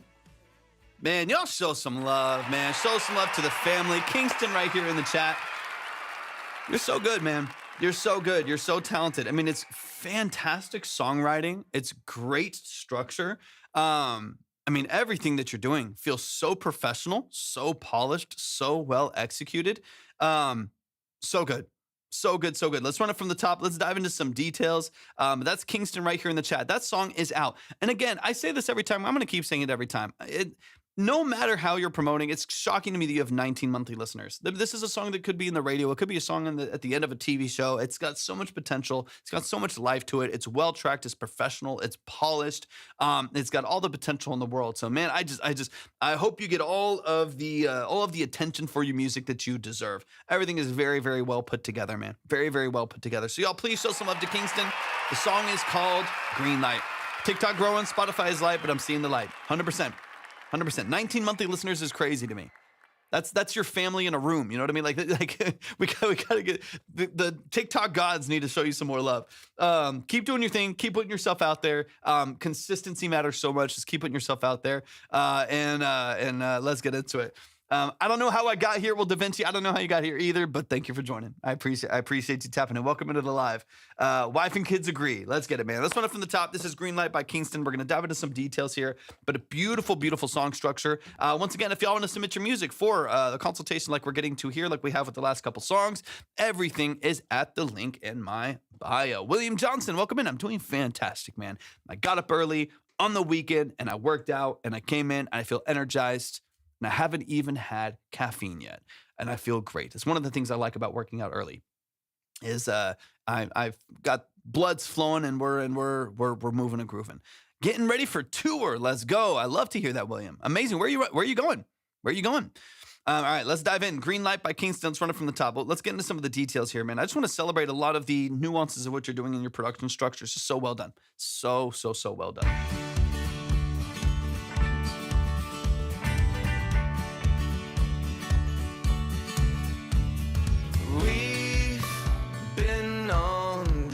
Let's go. That's not far. We're in San Antonio. I mean, it's pretty far, but it's not too bad. We were in Dallas for a while. And turns, rights and wrongs. Words fall short for memories now gone. It's so brutal. Yeah. So on TikTok, sometimes what happens is it'll like delay. The live will like delay for a little bit. It'll like slow down for a second, and then all of a sudden the song starts going like super fast to like catch back up. I don't know why they do. I don't know why it doesn't just glitch or something like that. I guess it doesn't matter as much if you're just talking on TikTok, but when you're listening to music, it can be kind of brutal. It can be kind of brutal to listen to. But yeah, it can be very confusing. Like, wait, why all of a sudden is my song like double time? Can't save it, so beautiful dynamics here. What I love about this is there's such restraint in the strumming patterns and your choice of instrumentation, obviously, and just coming down all the way to just like a 4 on the floor on a really like melodied kick. Like you have this really, really soft, early, low dynamic moment. It gives the song so much space to grow. Like there's so much room to push the song farther because of how much restraint there is early on. Barry, thank you for the follow. I appreciate that. Sifting through it all, sifting through it all. Great double tracking. Build up. Matt, thank you for the follow. This opens up like crazy. That snare is everything. I mean, that snare it's thick, it's juicy, it's doing what it's supposed to do. This is a great build-up, and then opening up not only the double-tracked acoustics, but also the double-tracked electric guitars there as well. The whole mix it starts here and it just expands. It not only gets louder, it also gets deeper with the bass. Opening up of the percussion, it gets wider with the double-tracked electrics. There's so much more energy, so much more vibrancy there, man. It's really, really nice. I love I agree with Lique. I love the drums, man. I mean, everything sounds phenomenal. Everything to me is very polished. It's really, really, really solid. But man, like the energy behind that kit, what I love about it is you have this beautiful, beautiful contrast of a thuddy, like wool mallet kick, right? It's got a nice soft thud to it, which I absolutely love, but the snare is snappy. Snare is snappy, and I love it. And Troy Beast Motu, yeah, crushed it. I think he followed me. I followed him on Instagram. I think he followed me over there too. Man, love to keep in touch with just what he's doing and follow what he's doing, man. It's beautiful, beautiful production structure. This melody has been with me for years. I have a friend who thinks it's my weakest, and another who said it's his fave. Such is life. It's a great melody. The it's so catchy. It's great repetition, good pattern recognition right there. It's really, really, whoever said that it's their least favorite, they're fake. They're fake friends. they don't know what they're talking about. It's a beautiful melody, man. It's great. Oh, not the melody. Oh, the song. I guess that's a more subjective opinion. The melody's beautiful. Still a fake friend. No, I'm just kidding. All right, let's still a fake friend. Lose them. All right, let's keep it rolling. Do you have any tips for reverb tweaking? MAF, let me know in what context. Let me know in what context. Like what's the pain point of your reverb that needs tweaking, and maybe I can help you out a little bit. That's too broad.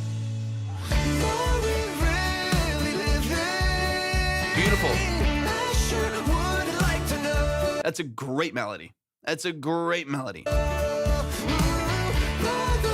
Oh, we talk about this all the time, but having that structure is so vital. The da da da da da da, and then going back through da da da da da, sitting right there, and then coming back through to da da, going back through the melody again. It just solidifies it. It's so catchy. It's so sticky. It's really, really gonna lock in. It's gonna make it so catchy. When people find your music, if they like this genre, I feel like they're gonna really relate to what you're doing, man. You're doing a great job. And the songwriting.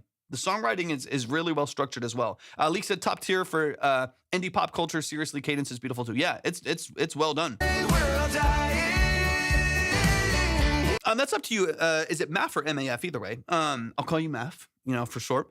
In drums, I mean, do I need to put reverb if I had a drum room track? It really just depends on what you're going for. So like when I'm tracking live drums in studio, sometimes I will set up a room, even like a mono room. So I'll put like a TLM 102 if I need like a nice bright room sound. I'll set it kind of in the back or open the door to the kitchen and set it out there, and I can pipe in some room if I need it. But if I need like I love like 80s production, so if I need like a gated reverb or something like that, I'll usually pipe in something separate. I'll like send it into a room that has a reverb on it with a tight gate, so I can get that big wash from the snare and big boomy, you know what I mean? Those big like tom movements and stuff like that. So it really just depends on what you're going for. I'm in a fairly tight space in here. It's not. I mean, it's like 20 feet long, 12 feet wide, or something like that. It's not tiny, but. And I also have like clouds, and I also have panels on the wall, and theater curtains and stuff on the side, so it's fairly dead in here.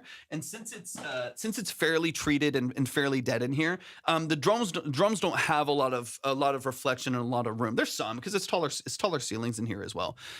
So there is some reflection, but not a ton. So oftentimes I'll have like a squash mic or just like a trash mic, or I'll have like a mono room mic or maybe even stereo rooms, and I'll pipe it in. But if that's not enough space, like if I just don't have the space in this room, right? Like this room is not going to sound like East West Studios in LA, right? So if I need a bigger sound, I need to pipe it into a bigger room. Like maybe I'm going to pipe it into like an emulation of a different room in a different studio in Abbey Roads or in East West or whatever it may be, or some other room that I'm piping it into, or I'll add a big hall reverb on an aux, and I'll pipe the drums into that and suppress it from there and just EQ and gate as I need to. But yeah, if you just don't have enough room in your room and you want a bigger structure, then you definitely need to send it into another room. And there's nothing wrong with that. Nothing wrong with that. It just kind of depends on what you're looking for. Sometimes I'll use that room mic as a trash mic. So I'll direct mic and stereo overhead my live drums, and then I'll have a stereo room mic or even just a mono room mic, and I'll just use it as a trash mic where I just crush it. I just smash it with compression. I saturate it like crazy, and I use it as a vibe mic where I just kind of feed it in to give it a little bit of texture, a little bit of color and character. And then I'll put the drums, since it's pretty dry in this room, I'll put those drums into another space. Quality sounds good from live streams, so vocals with sound. Yeah, no, vocals are awesome in here. No, it's not a Rhodes. It's a Neumann M147 tube. A Neumann M147 tube. Love it. One of my favorite mics. One of my favorite mics I've ever owned and ever used. It's awesome. It's awesome. It can handle things. It handles everything I've thrown at. I put it on drums. I put it on guitar cabs. I've put it on acoustic guitars, vocals of all kinds, and this thing shines. I love it so much.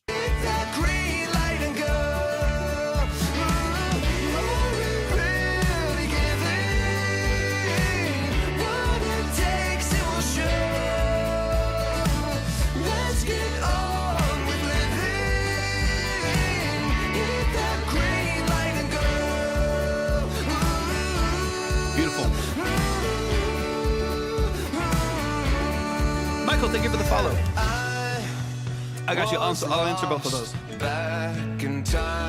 Great saturation on the lead. You hear how there's just a little bit of crunch on the vocal. There's a little bit of softness and saturation and harmonics on that vocal.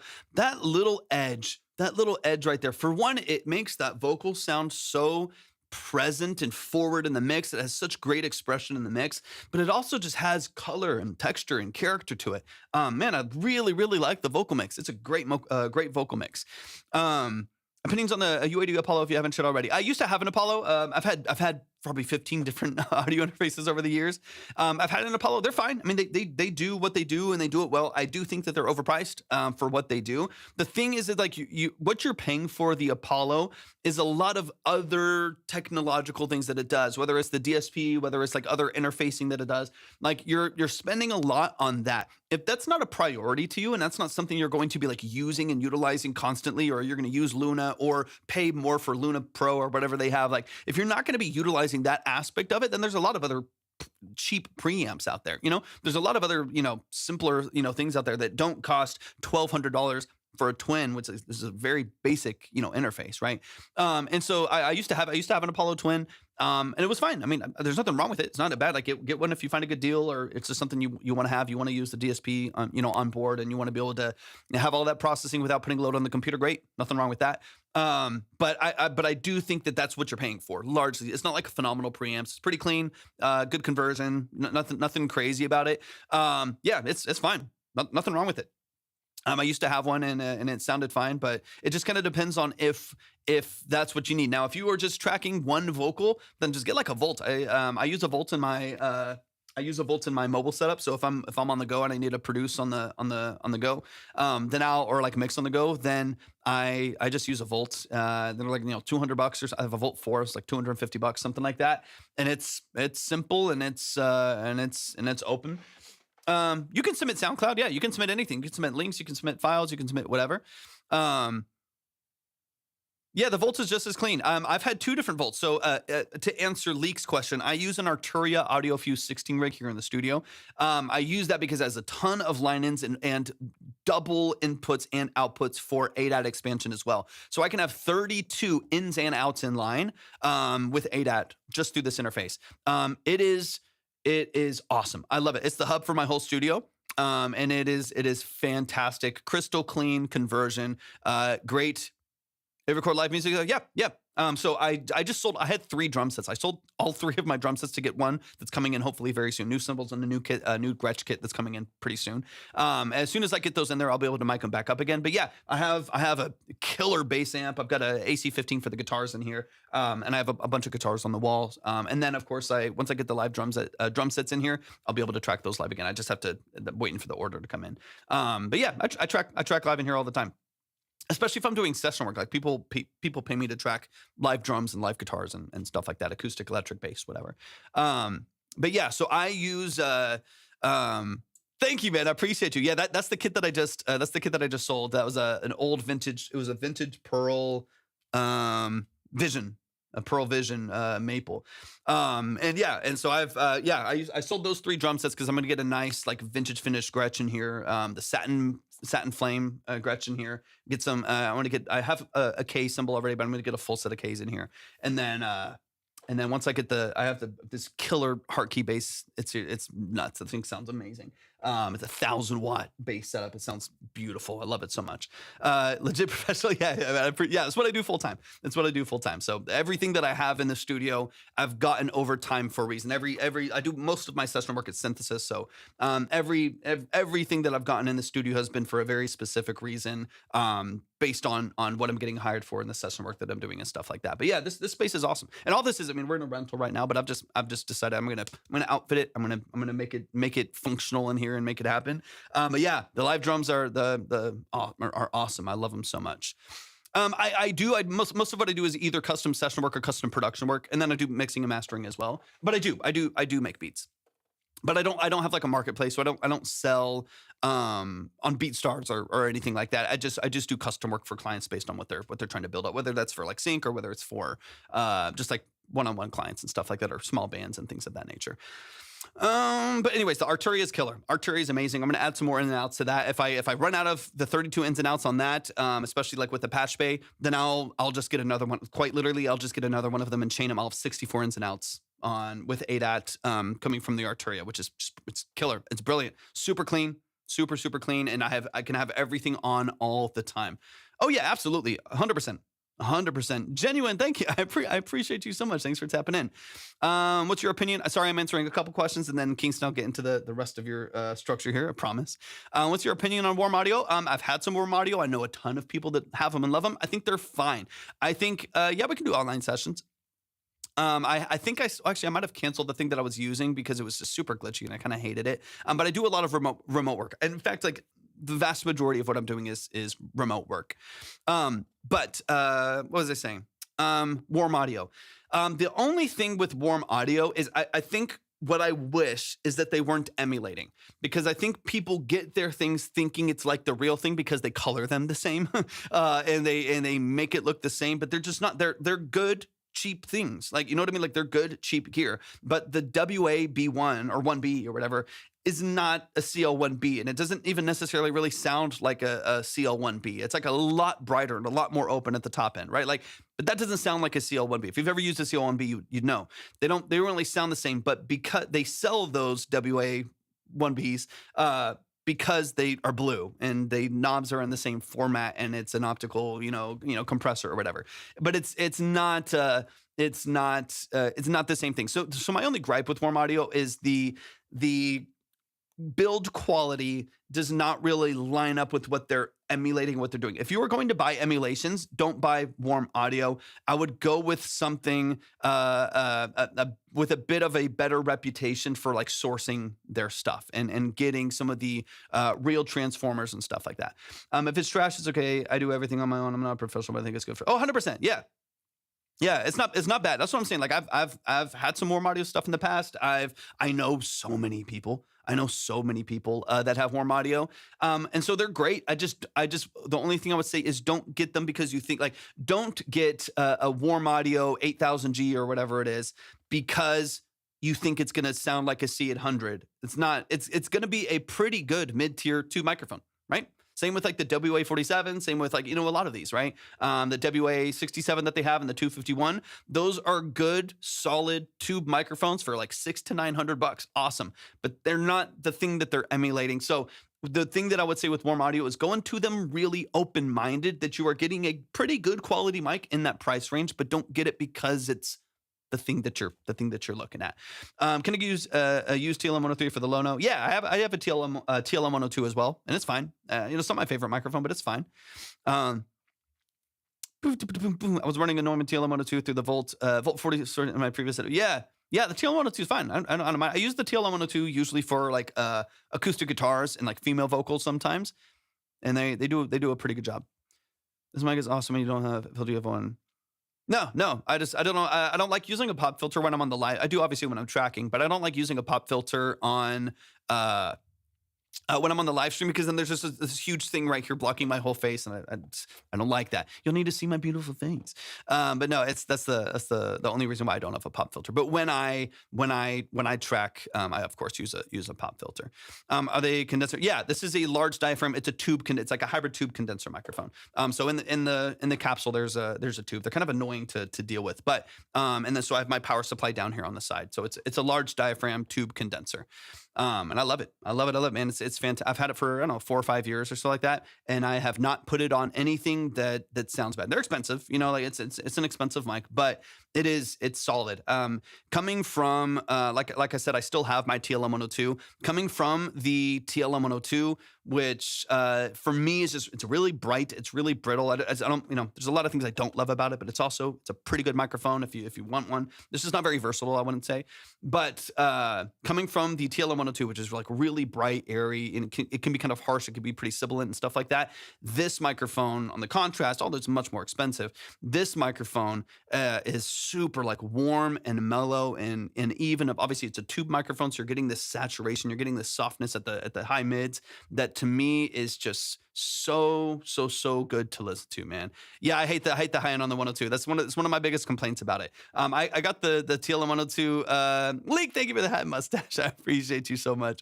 The reason why I got the TLM 102 like 7 or 8 years ago is because I thought it would give me credibility. You know what I mean? I did what most people do, and they like buy a Neumann because it's a Neumann, so that they can tell people they have a Neumann, and then they get it and they're like, I don't even know if this is good. Like I think it's good because it's a Neumann. It has to be good, right? And then most people realize over time that you're like, I kind of actually hate this microphone. it's kind of like a nightmare. It's so sibilant and it's so annoying, where it's like you might as well get like an LCT 440 Pure for like $250, and it like kind of like does the same thing, and it sounds about the same. So I'll probably I'm looking at getting another tube microphone here pretty soon, hopefully. All things willing. I gotta figure some things out in the studio, but I'm wanting to get another tube microphone in here, another like high end one. This one, mustache over my. We got mustache inception. Darrell, it's good to see you, man. Thanks for tapping in. Yeah, literally, it's so simple. It's like if you want like a bright, solid state microphone, then get an LA220 from Latwin Audio. Get a 440 Pure or something like that, man. LT, thanks for the follow, appreciate it. Anyways, there's a lot that you can get for $400 and below that is, largely speaking, going to do what you are. Get an Aston Spirit, you know what I mean? An Aston Origin. Those are fantastic for like $300, $350. Like that's half the price of a TLM 102. And I'm speaking as one who has it. So it's not my favorite. It's not my favorite, but anyways, it does a great job. But I'm looking at, I would like 2 different tube microphones that do different things. So I like having, like I have an SM7B. I have some like MD421s if I need like direct stuff for the drum, like for my toms, for guitar cabs. Obviously got a bunch of 57s that I can throw on cabs and guitar amps and stuff like that. I have some, the Latwin Audio LA120s for pencil condensers if I need that. And then of course, like if I need more direct stuff, I have the SM7B for like rock vocals or someone who just wants that tone. It's fine. It does what it does. And I have the TLM 102 if I need something bright and airy and crispy cool. This is obviously great. This M147 is great if you want that kind of mellow, saturated, like vintage tone from a tube microphone. It's fantastic, but I want to get, I'm looking at getting a C12 just because I also want something that is a bit brighter and airier for when I'm recording, like, depending on the artist that's coming in or depending on what I'm personally working on for session work or I'm working on for, a library or something like that. If I need something that's a little bit brighter, a little bit more open, then something like the C12, those are fantastic. So I'm thinking the C12 will probably be my next purchase as far as like another nice mic goes, just because I really like it. I mean, I've played with a lot of different microphones. Like I've looked at the Manleys. I've worked with an artist where we're using a Manley Gold for their vocal tracking, and it was killer. It was awesome. It sounds fantastic. But I've really liked the C12 for a lot of what I do here. Telefunken's the go. So my North Star microphone is a ELA M251E. But that's a $15,000 microphone. So I need a couple other things to happen in my life before I pull the trigger on that one. I mean, I could like sell all of my synths and get that one microphone, but that's not going to happen because my synths are my baby. But yeah, Telefunken's awesome. I love Telefunken. I'm a big fan of the TF51. If y'all are looking for a solid $2,000 microphone or under used, the TF51 is probably one of the best mics you can buy for under $2,000.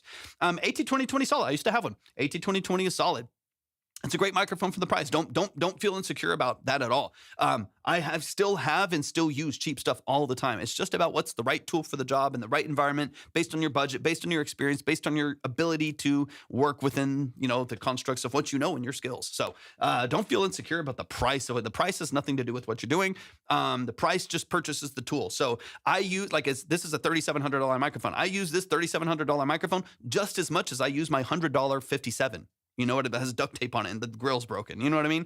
I use those equally because it's about the right tool for the job in the right context. It's not about the price. The price doesn't make the tool. Your execution of it makes the tool. So as much as I love this microphone, I'm not like putting this to like mic my snare. You know what I mean? I need this particular mic. Happens to be $100. So you got an AT2020, run with it, man. Run with it. Just, do what you can to process it well and mitigate some of the high end, annoying harshness at the top end and some of like the self noise and stuff like that. But AT20, I used to use one all the time. AT2020 is a great mic. Okay, enough of that. Enough questions for a little bit. I got to get into the rest of these songs. We got Kingston in the building. Let's run out the end of the song. Kingston, the ADHD is strong with this one.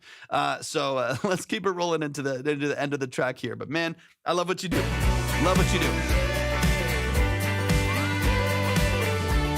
Like a hair in my eye.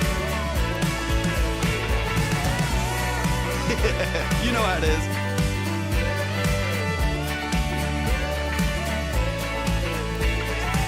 Beautiful, beautiful, beautiful.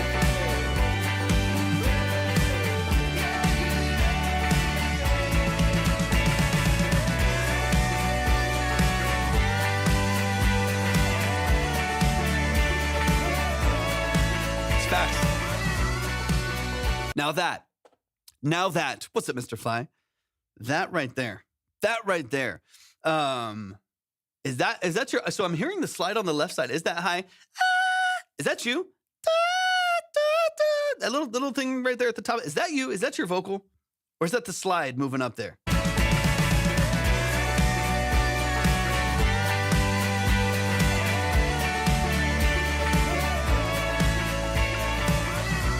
That is, okay, this is a slide. I was like, damn, dude. I heard that high push right there. And I was like, what is he doing? What is he doing? That's crazy. I heard that.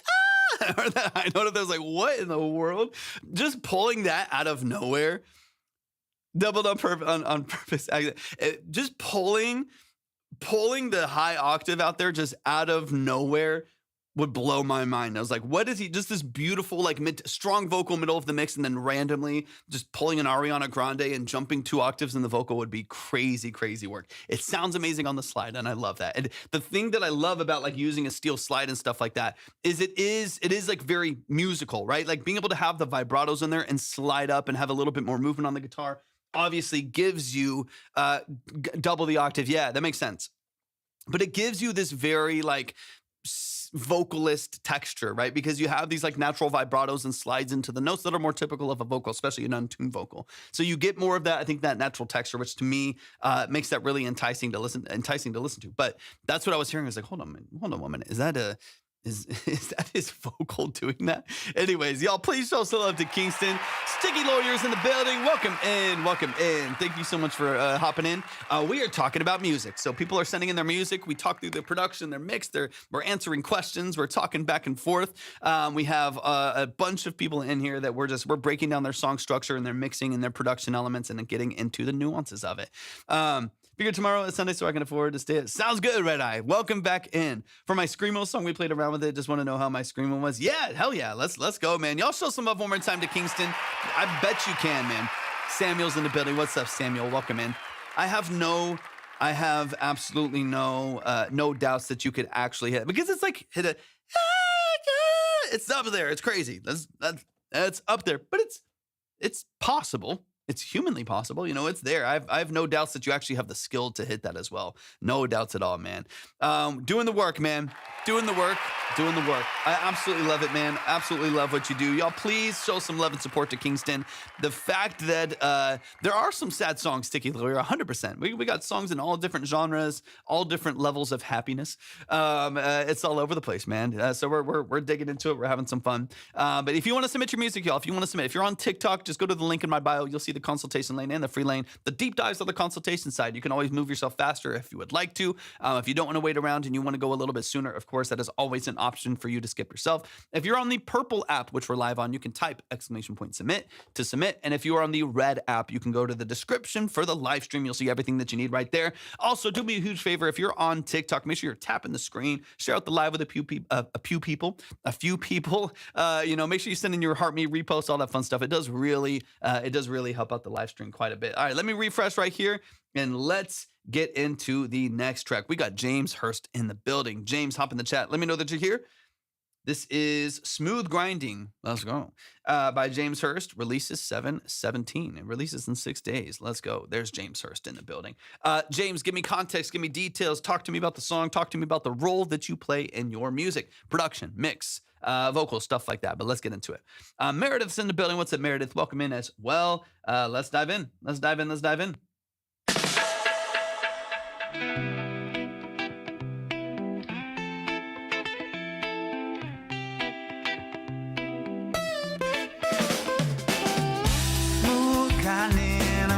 My way. Well, I'm just biding my time. Hell yeah. Got good vibes riding with me today, so I'm on. Just keep on shining. Did you produce this? Gotta keep your head up, smiling ear to ear. When the clouds roll in, be your own best friend. When the doubt sinks in and you're all alone, remember this is your castle and life's your throne. Your throne.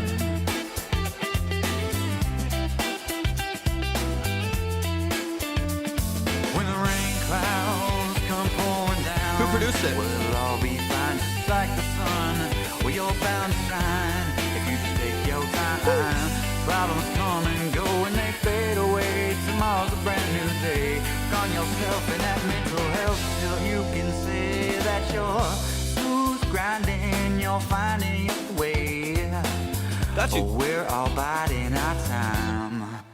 We got them good vibes riding with us today, so we should just keep on shining.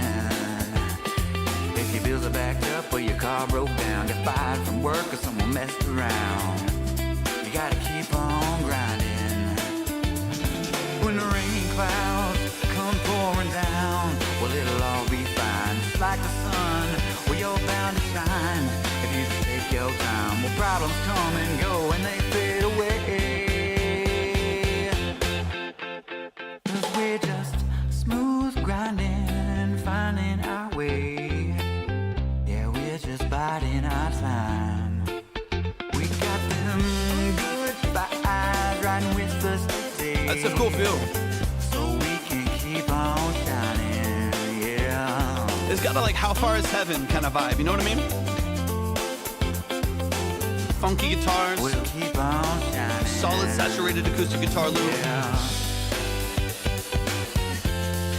Michael, we got you, man. We got you. Let's go, James. I love it. Love the chromatic walk. Haliha, welcome in. Them good vibes coming my way, and I'ma keep on shining. Keep them negative emotions right out of my face, so I can keep all my music vibing. Yeah, music vibing. Yeah, 'cause my music's vibing. Yeah.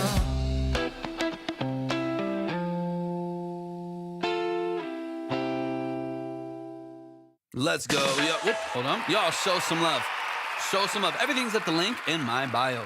If you want to submit your music, right now we're in consultation side right now because we got a bunch of people over there, so we're getting through those songs. If you want to submit, go to the link in my bio. Just read through everything. Look at the lane that you would like to go into, and then you can submit from there. You can also check the queue right there. You can decide if you want to move forward, so on and so on. But let's get into it, man. This is James Hurst, Smooth Grinding. Let's dive in. And then on the production, so let me see. You mix the vocals. Just make the music. Yeah. Talk to me about the production just briefly, because I would love to dive into some of the details of the production. Talk to me about how you got that. Building the guitars, if you played that, you worked with someone who played it, or you added in some loops on GarageBand, whatever it may be. Give me some details. Give me some background on that. And let's dive into it, man. This is Smooth Grinding by James Hurst. I'm going to try to move. We answered a bunch of questions. I'm going to try to move a little bit faster through the songs now. Love the fuzz. Love the fuzz.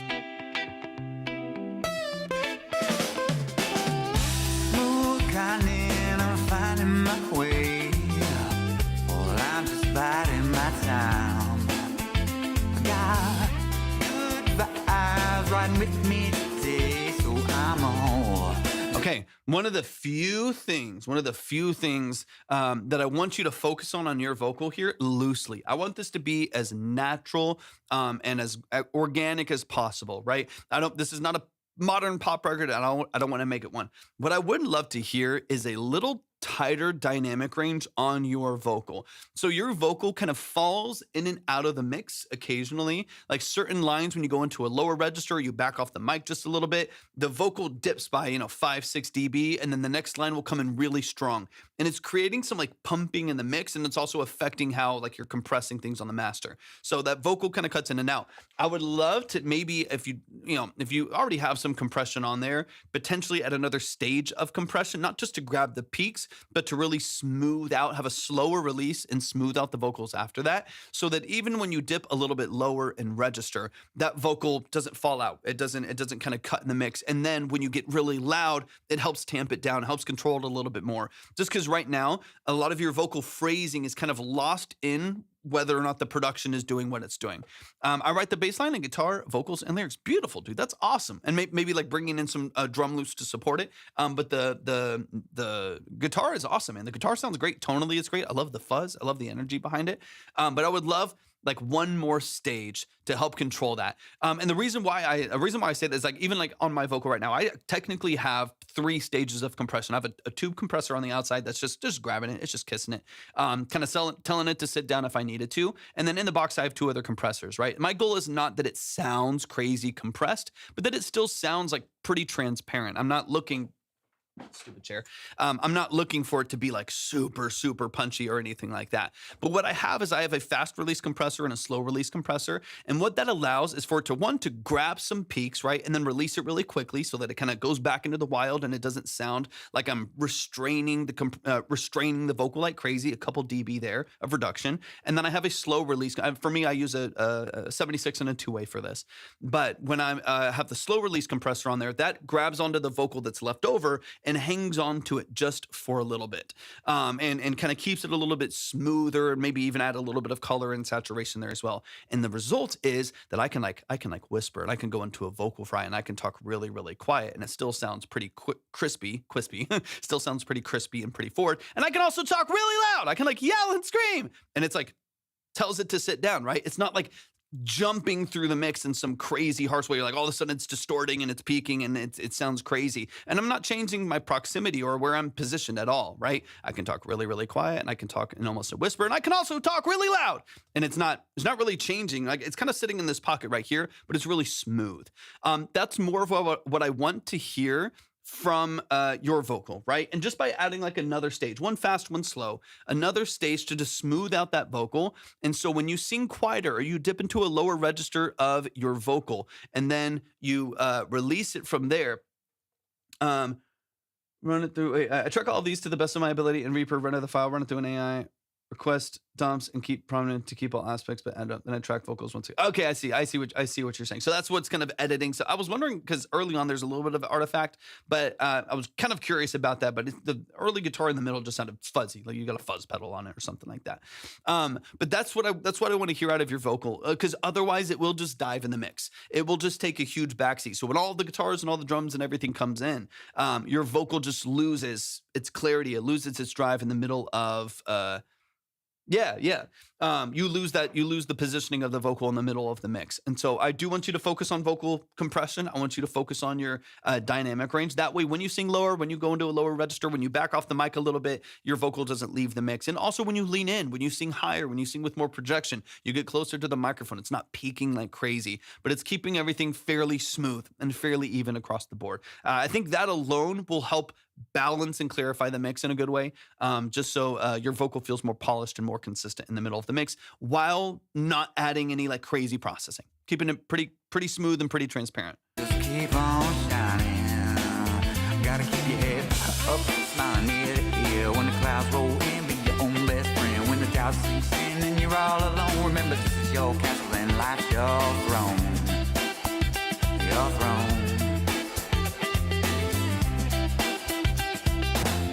We're all biding our time.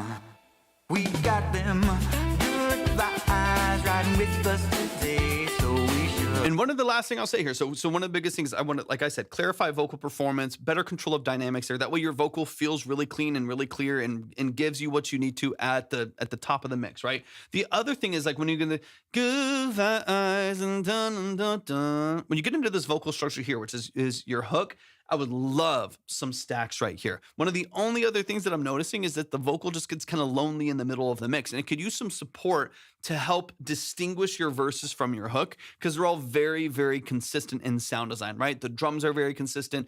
You know, guitar tone and guitar positioning and what it's doing, to me, is very, very consistent dynamically. And that's part of why, even though it sounds great, over the long term, you can kind of lose interest. You can start to tune it out just a little bit.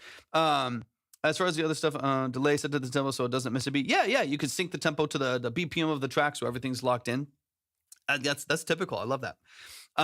But everything's really consistent. So there's only a few things. There's only a few things that distinguish the dynamics of the song that make it feel like, oh, we're in the hook here and we're in the verse. And one is the change in vocal melody, which is awesome. But on first listen, there's not as much familiarity to know kind of where you're at in the structure of the song when people are listening for the first time. So I would love to have, like, when you go into the good vibes and dun dun dun, when you go into those melodies right there, I would love to like double that vocal. I would love to even have just like one simple third note harmony that you pan off to the side just a little bit. So there's a bit more of an ability for that vocal to compete in the mix. But right now you're really relying on like your slap delay and really relying on some of the like room reverb and stuff like that to give it, the punch and the energy that you need. But in my opinion, we could probably actually dial back on those slap delays just 10% and give room to a layer that actually fills in more space, gives you more chordal information in the mix, and not rely so much on the delays.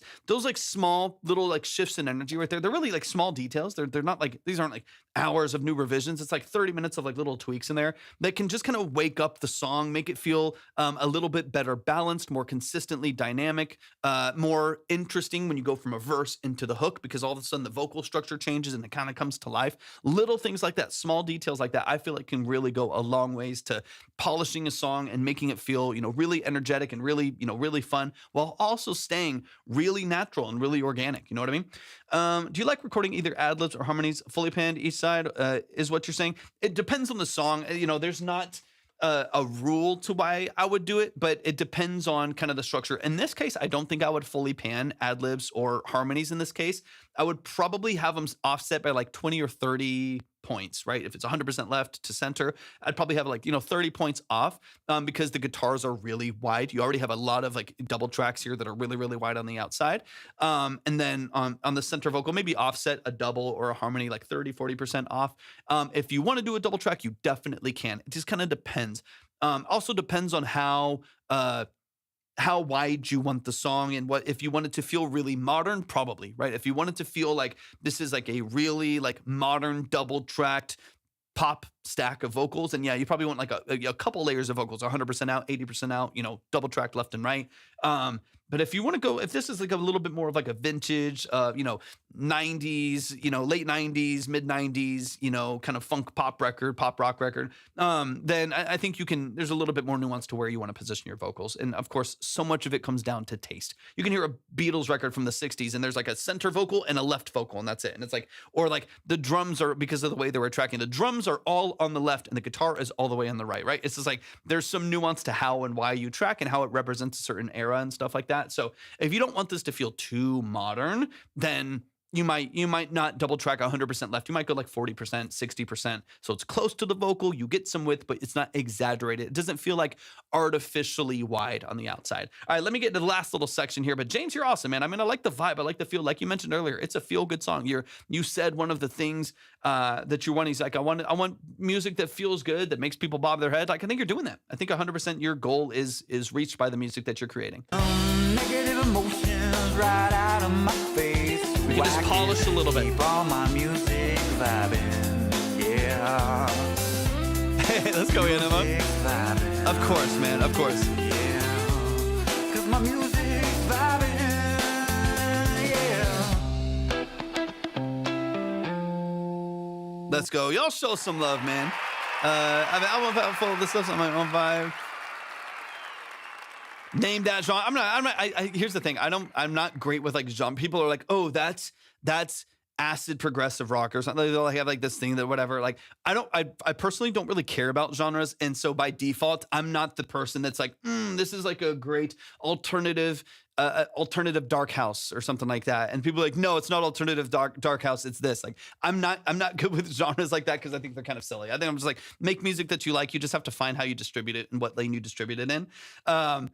I can't name anything that it falls under. I mean, it's a rock structure loosely. Like, I think, it has a pop rock, maybe, you know what I mean? Like it has some like 90s pop rock or like soft rock vibes that I think are in that vein, but it also just like, folk rock. Yeah. It's like, that's what I'm saying. It's like, dude, there's so many genres that people are like, no, it's not. And then they, Reddit guides that pushes these glasses, actually, that's not what that is. It's something else.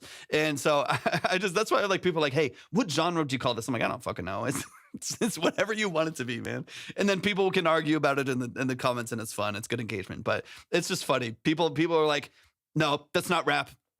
It's not rap, or that's not. Like literally, I had a guy come in and he sent like a heavy metal track. He sent in a heavy. I mean, it was a dark, just like hairline metal. You know what I mean? It was a heavy metal track. And some guy came in the chat and he's like, "That's not rock. That's not rock." And I'm like, "What do you mean that's not rock? I'm hearing distorted, crazy guitars. I'm hearing screams. It's not rock. Rock is this." And I don't know, he's like, Red Hot Chili Peppers is what rock. I'm like, what? I don't know. People just annoy me so much. It's just so annoying, dude. And I'm like, I just don't care. Make art, make good music. That's all it comes down to. But y'all, please show some love to James. You're early. He's like, yeah, I am early, and I'm doing a morning stream today. Once again, please show some love to James Hurst Music. I appreciate what you do so much. Thank you for sending that in. Quick reminder that we're getting these, we're diving into these 20 to 30 minute deep dive consultations. If you would like to do a deep dive into your music, go to the link in my bio. You'll see everything that you need right there in order to submit. This is not for popular artists. It is not a request live. This is a deep dive into your music. So if you want to spend 20 to 30 minutes diving into the details of your music, you want to get into the nuances of your mix, production, sound design, lyrics, songwriting, whatever it may be, that's what this live is about. It's for producers, engineers, songwriters, session musicians, so on and so on, vocalists, songwriters, all that stuff. So if you want to submit your music, all that's at the link in my bio. But we're not listening to popular music. That's not what this live is for. There are other lives where you can request music. That's not what we're here for. Okay. Hey. 100%. I appreciate you so much. Let's get it. We got Music Journey in the building. Music Journey, I hope you're here. I know they stepped away for a little bit earlier. Let's see if I don't see. Oh, no, I do see Journey. Journey's here. Let's go. Sorry, I was looking at the list. I was like, wait, are they going to be here? This is Psychopath by Music Journey. We made it. I'm so glad we're here. Let's get it. This is Psychopath by Music Journey. You know the deal. Give me context, give me details. Talk to me about the role that you play in your music, and let's dive in. Quick reminder, if you want to submit for these consultations, link in my bio. You can check the queue there as well. So if you want to see the line, you want to see the order, you want to see where you're at, you want to decide if you need to move forward or you want to go faster, or you want to skip, anything like that, it's all at the link in my bio. You can click see the queue and you'll see exactly where you're at and make your decisions from there. But this is Psychopath by Music Journey. Let's dive in. It's out on Spotify as well. So go show it some love, like it, stream it, add it to your playlist, etc. Let's get it. Already love the like Mellotron style tape vocal sampling. We're gonna run it from the top. I don't know what's about to come next. It's gonna be very interesting. I know it's already a really quirky sound. I love it already. It's funky and it's quirky and I like it. It's like a little old like MSP7, like SK1, like. That is different than what I thought it was gonna be.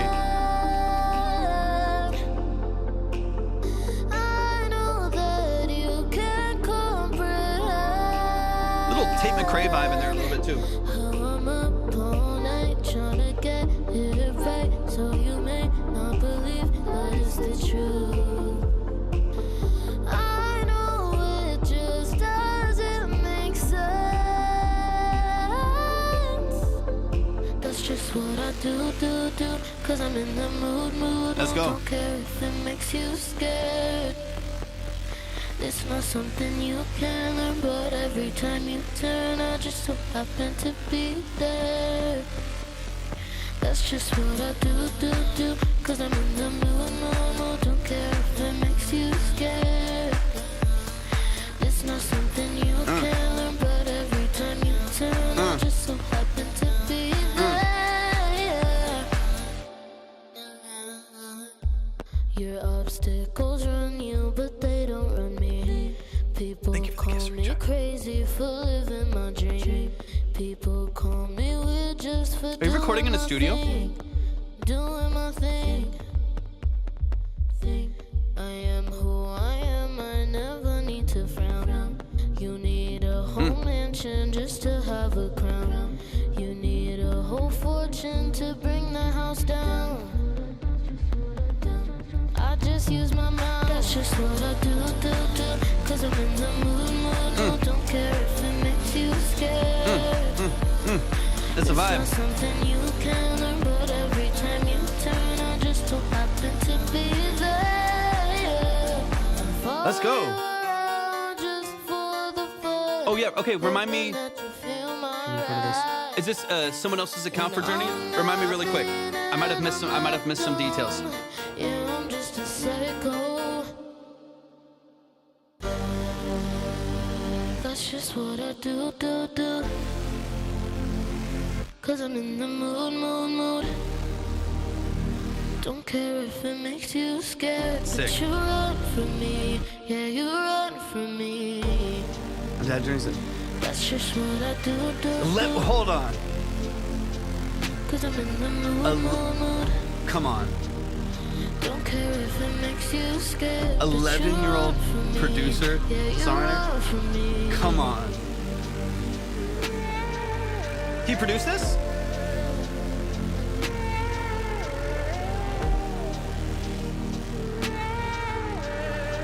Also, shout out to Dad. Thank you for sending this in. I'll follow you around just to have fun. Love the chromatic walk. That you've seen my past. And I'm not mean. Doing this at 11 years old is crazy. Yeah, I'm just a psycho. Yeah, makes sense.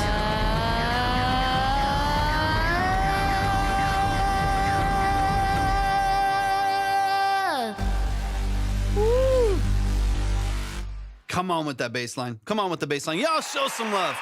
Show some love. Show some love.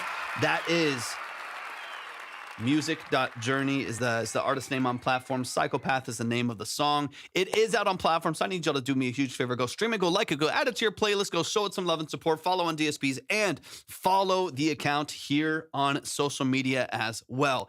11 years old, doing stuff like this. Man, I sucked when I was 11 years old. Now, granted, granted, at 11 years old, I was like recording on floppy disks into our Clavinova. It was a little bit of a different world at that time. Logic didn't exist for like another decade. But man, shout out to Journey. Shout out to Journey. Shout out to Dad sending this in as well. Amazing, amazing parental support. That's a beautiful thing to have. Absolutely phenomenal thing to have. I respect that so much, admire it so much. So y'all, please show some love. Show some love to Journey as well. Let's dive in. Let's run it from the top. Let's get into some details here. They're fantastic. And I want to say this too, because I think there oftentimes can be this kind of secondary, it's not backhanded. It's not, I don't think people intend it to be, but it's like, that's pretty good for whatever, you know what I mean? Like, this is pretty good for an 11-year-old. That's awesome. This is better than most people. I know a lot of people that have been doing music for a long period of time that aren't writing this prolifically, that aren't producing with this much balance and this much dynamic range. And they've been like making music for 20 years, bro, kind of a thing. And so I want to say, like, this is good quality artistic expression, no matter what. Period. It's so fun. It's so fun to listen to. I'm shocked. I hadn't even looked at like social platforms or anything. I just pulled it up with the Spotify link.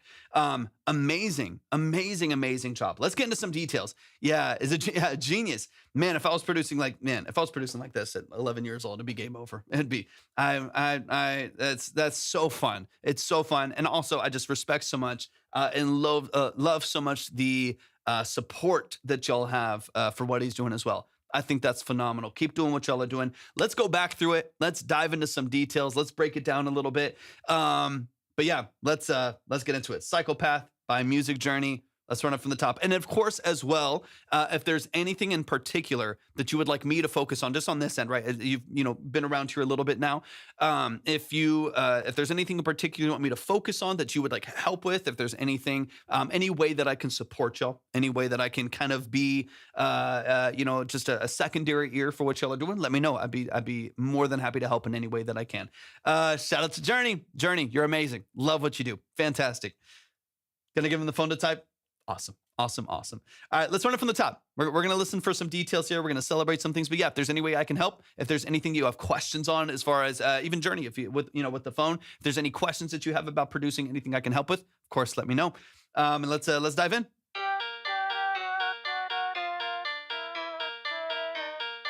I love this early sample here. And then following that melody with the new, it reminds me of this little guy, actually. Hold on. It reminds me of this. Some of y'all will know. Some of y'all will know if you like old vintage annoying, quirky old synths.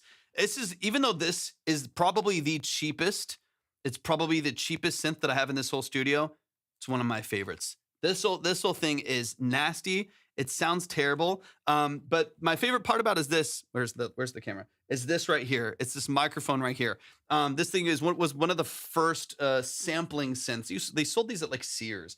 It's one of the first sampling synths where you could literally plug in a microphone, or you could use the microphone on there and like record you to sing and then you could you could like sample your own vocal and stuff like that. That's what this intro reminds me of. And I love it. It's like, it's bad in the best way. You know what I mean? Where it's like, it's got this really interesting, quirky vocal sample tone in there, but it does exactly what you want it to do. Such a fan. It's a reason why I have this thing, is for those exact effects that you have in there. So fun. All right. Shout out to the SK1. Shout out to the SK1. They're so fun. Okay, let's keep it rolling here. I love that early sample though. It's fun.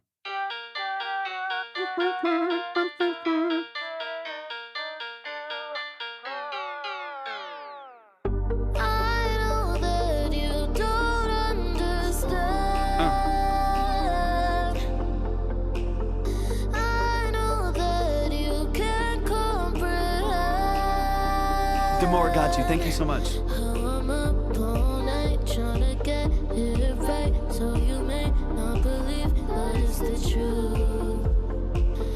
I know it just doesn't make sense. Beautiful melody structure. I want to talk about something really quick.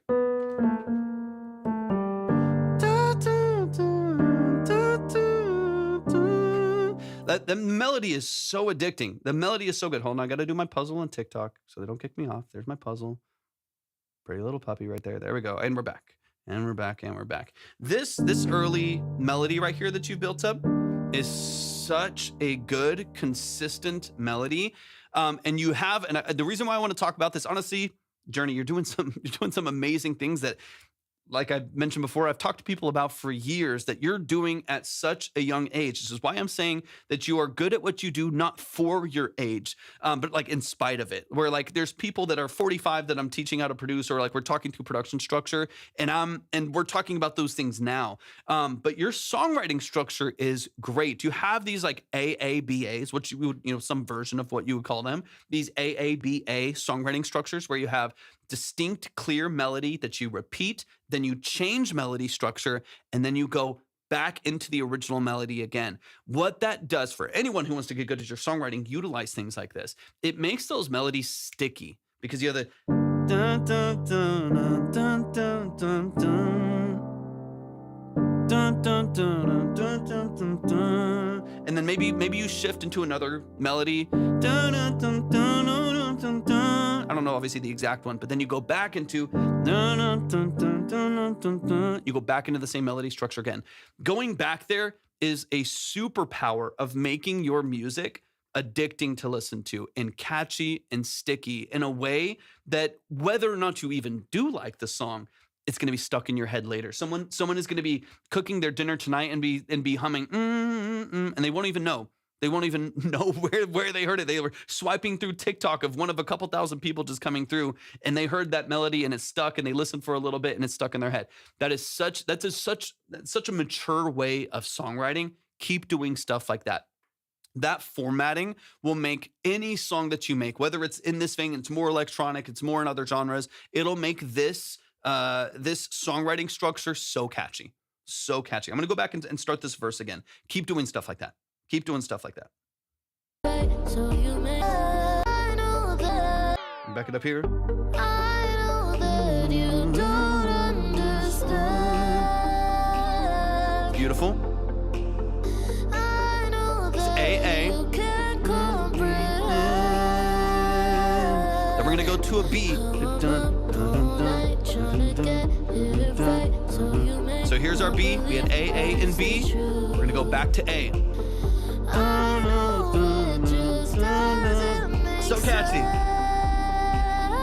It's so catchy. It's so catchy. That structure, two of the same melody, da da da da da da da da da da, change in melody, back to original melody, addicting to listen to. So good.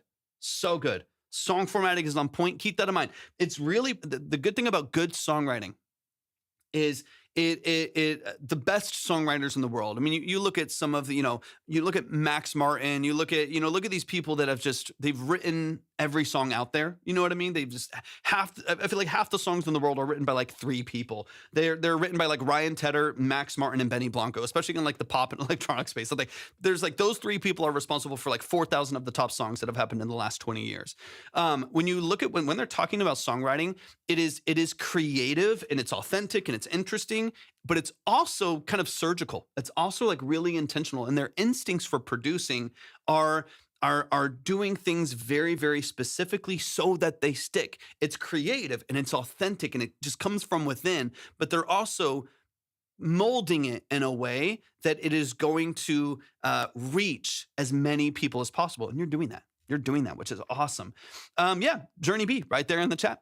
Right there in the chat, right? Might have to make an acoustic version because that sounded great. Do it. I mean, imagine some sevenths. Your voice is better than mine, but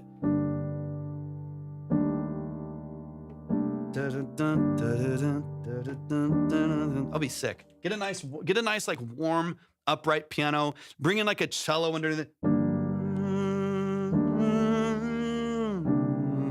A nice little low, polished cello underneath there with a little bit of reverb. Change this song from what is like right now powerhouse electronic record to like a really vibey, moody, acoustic record with like a piano and a cello. Oof. Come on. All right, let's get a little deeper into it. That's a great song. That's a great song. I'm so proud. I'm just now looking over the Spotify now because I had it pulled up. 180,000 monthly listeners. I'm not surprised. I'm impressed. I'm very, very impressed, but I'm not surprised. you're a talent. You're an absolute crazy talent. Andy, link in my bio. If anybody wants to submit for the consultations and the breakdowns that we're doing now, everything's at the link in my bio. That's just what I do, cause I'm in the mood, don't care if it Balanced makes with you the low octave, scared. low formant shift. It's not something you You have that kind of like little altar boy, formant shift right under. Da, da, da, da, da, da. It's like really grungy. It's got a lot of energy underneath it. Love those little layers. They support your vocal really well. can learn, but every time you turn, I just so happen to be there. That's just what I do, cause I'm in the mood, don't care if it makes you scared. What's up, Dan the Band? Welcome in. It's not something you Quick question, and Chris, welcome back in as well. Quick question: What kind of mic are you using? Are you using an SM7B? Curious. So toss that question out there. Are you using an SM7B? can learn, but every time you turn, I just so happen to be there. Your obstacles run you, but they don't run me. Random dynamic mic. Got you. I'm good, Libby. Thank you. People call me Okay, here's my. You don't have to do this. I say this all the time, and I want to make it very clear. I am not here. Well, actually, we talked about this at the start of the live, and some of y'all were here for that. I'm not here to tell y'all to spend a bunch of money on gear. That's not what this is about. And it's not like, oh, you could go to this next level if you spend this. That's not what I'm talking about here. The thing that I'm hearing, so I'll tell you what I'm hearing so you can start to kind of hear it for yourself and decide how you want to address it. What I'm hearing is because the reason why I asked if it was an SM7B is because I figured it was a dynamic microphone. That's obviously one of the popular ones, whether it's like a 57 or a 58 or an SE or something like that, or even like a Sennheiser 835, right? But a dynamic microphone necessitates closer proximity. And typically speaking, especially for a recording like this, an increase in implosive energy, just because the proximity is so close. The reason why I say that is because in this style, you have a really bright vocal, right? So the vocal, which I really like the mix on, to be honest, the vocal is just got a new condenser mic for my debut album I'm working on. Let's go. I love to hear it. I love it. If you don't mind me asking, what'd you get? I love talking about this stuff anyways. So I'll let you know what I'm hearing so you can keep it in mind as you're tracking. Because sometimes you'll track with dynamics, sometimes you'll track with a nice condenser, and you'll be able to kind of mitigate some of these issues. But one of the things you'll hear is those plosives, right? Since you're so close, you're getting more of those P's and B's, the wind on the microphone that tells you you're in close proximity to the microphone. It creates these little pops of energies in there that just don't sound as like even and smooth and open. And that's kind of what I'm listening for here. And the reason why I asked if it was a dynamic or like an SM7B is because that proximity is close. It makes the record feel kind of more poppy. There's more of that plosive energy in the background of the mix. It's really hard to mix out. It's very like you almost can't. It's really challenging to mix out. And so what I love about the fact that you move to a large diaphragm condenser is that's going to allow you to step away, clarify that vocal and diffuse it. Now your vocal should sound still bright and airy. We want all of that in the mix, but it's also going to sound way more open. And because you get to step back, 8-10 inches away from the microphone when you track, it's going to diffuse that. So you're not going to get any of those low little bursts of energy in the vocal that make it sound boomy every once in a while with some of these lower lyrics that you have here. Awesome vocal structure. As far as like being able to mix out the plosives and do as much with that as you can, nailed it, crushed it. You did it, absolutely as much as you can. But I'm glad because you have so much potential and there's so much energy behind your vocal performance, and you have so much life to what you're doing. Like there's so much energy in this performance. I absolutely love your vocal. A condenser microphone for you specifically in this genre and even in close genres, whether you start doing some pop and R&B and some other stuff that's not strictly electronic, you'll be able to get so much more life out of that vocal, having a bit more control over it. So shouts to y'all. Y'all deserve all the flowers. just for doing my thing. Production is great. It's got such a good pop. Ear candy in the background. You need a whole mansion just to have a crown.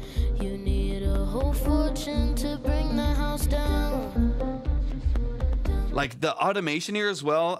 Did you do like a lot of the automation in the background here, or did the engineer? Either way, it sounds great. Retrack, thank you so much for the gifts. I appreciate you, man. But you have like these low, dun, dun, dun, dun, dun. You did? Come on, so good. Your ear for just movement in your productions, your ear for just like little techniques to help move the song along its journey. Because the thing is like a lot of early productions they're just rigid, right? No matter what the genre is, they can be just rigid, or it's like, oh, I created a verse here.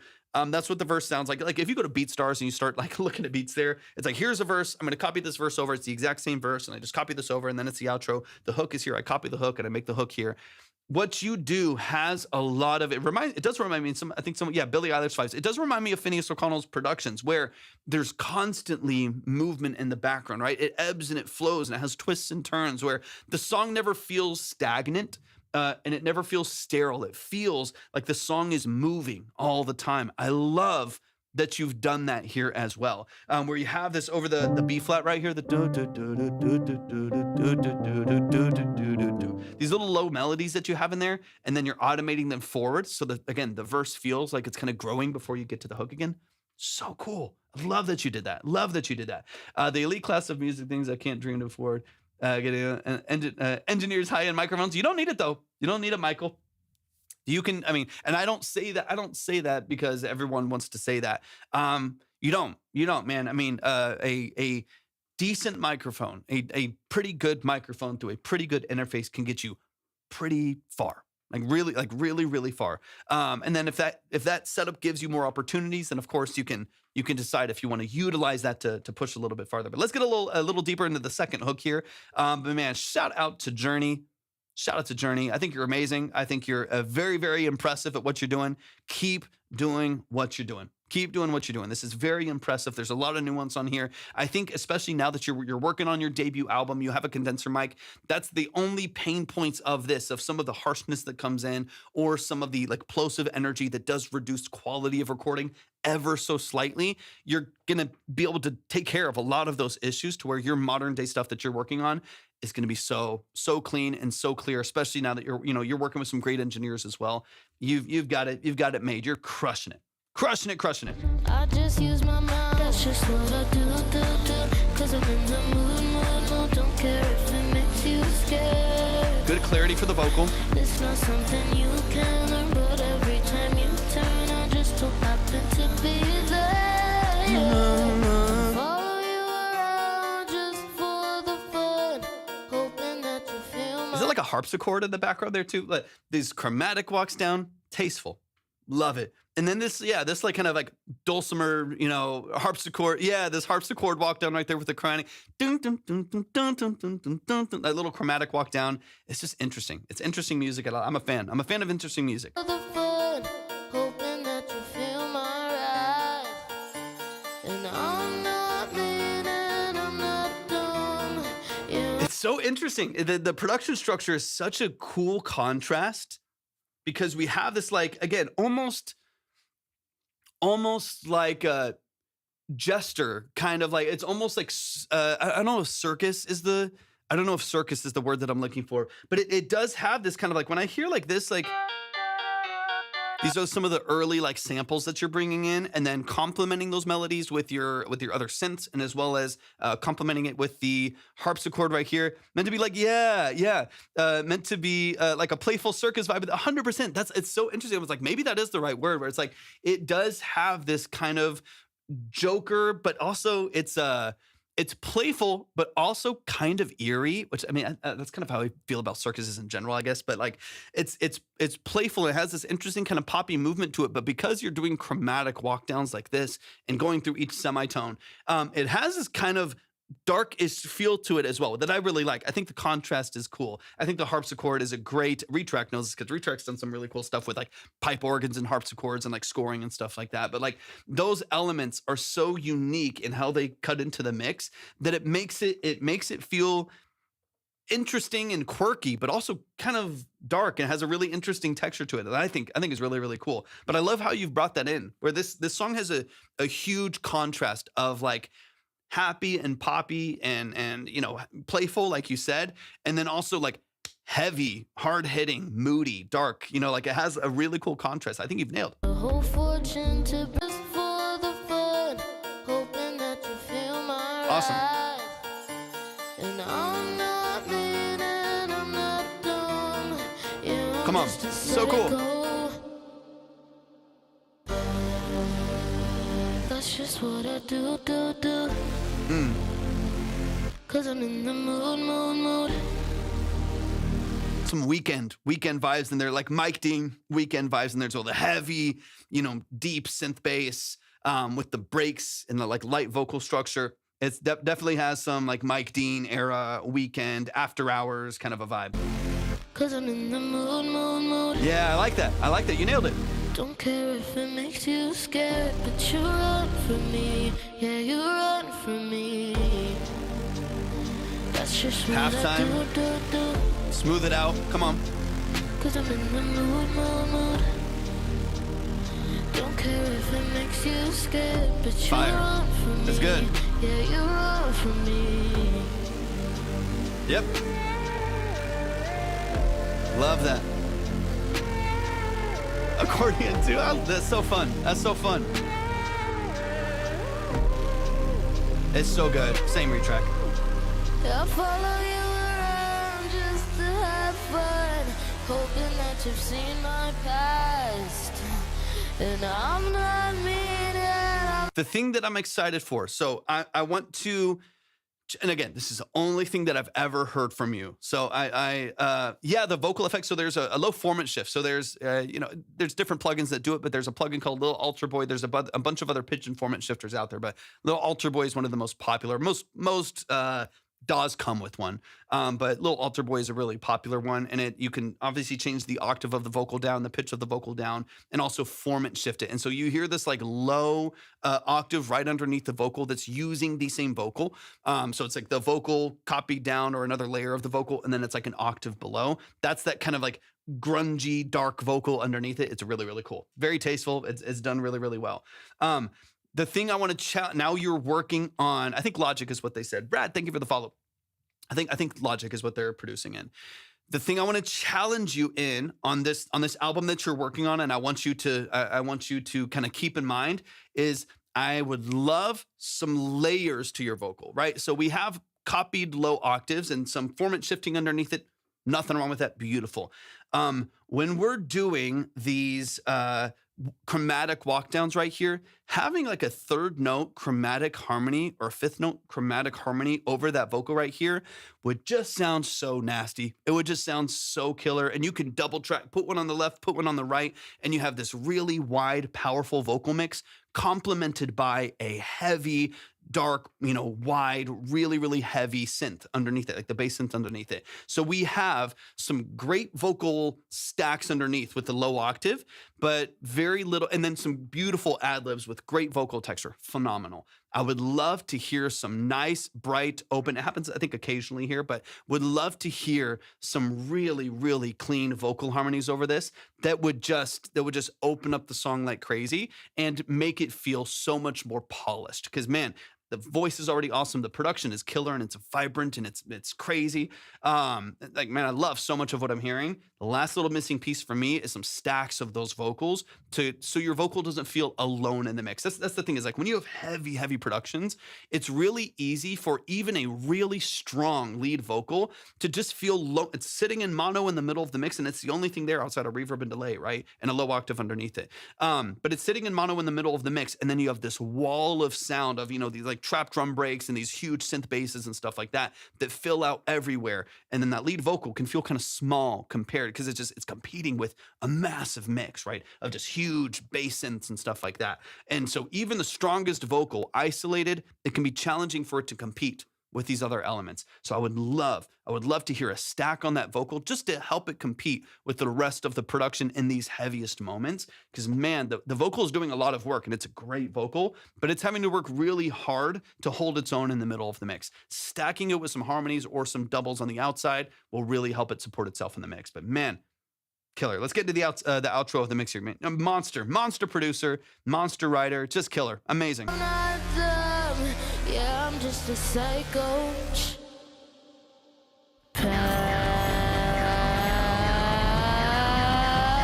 Resonance, love it.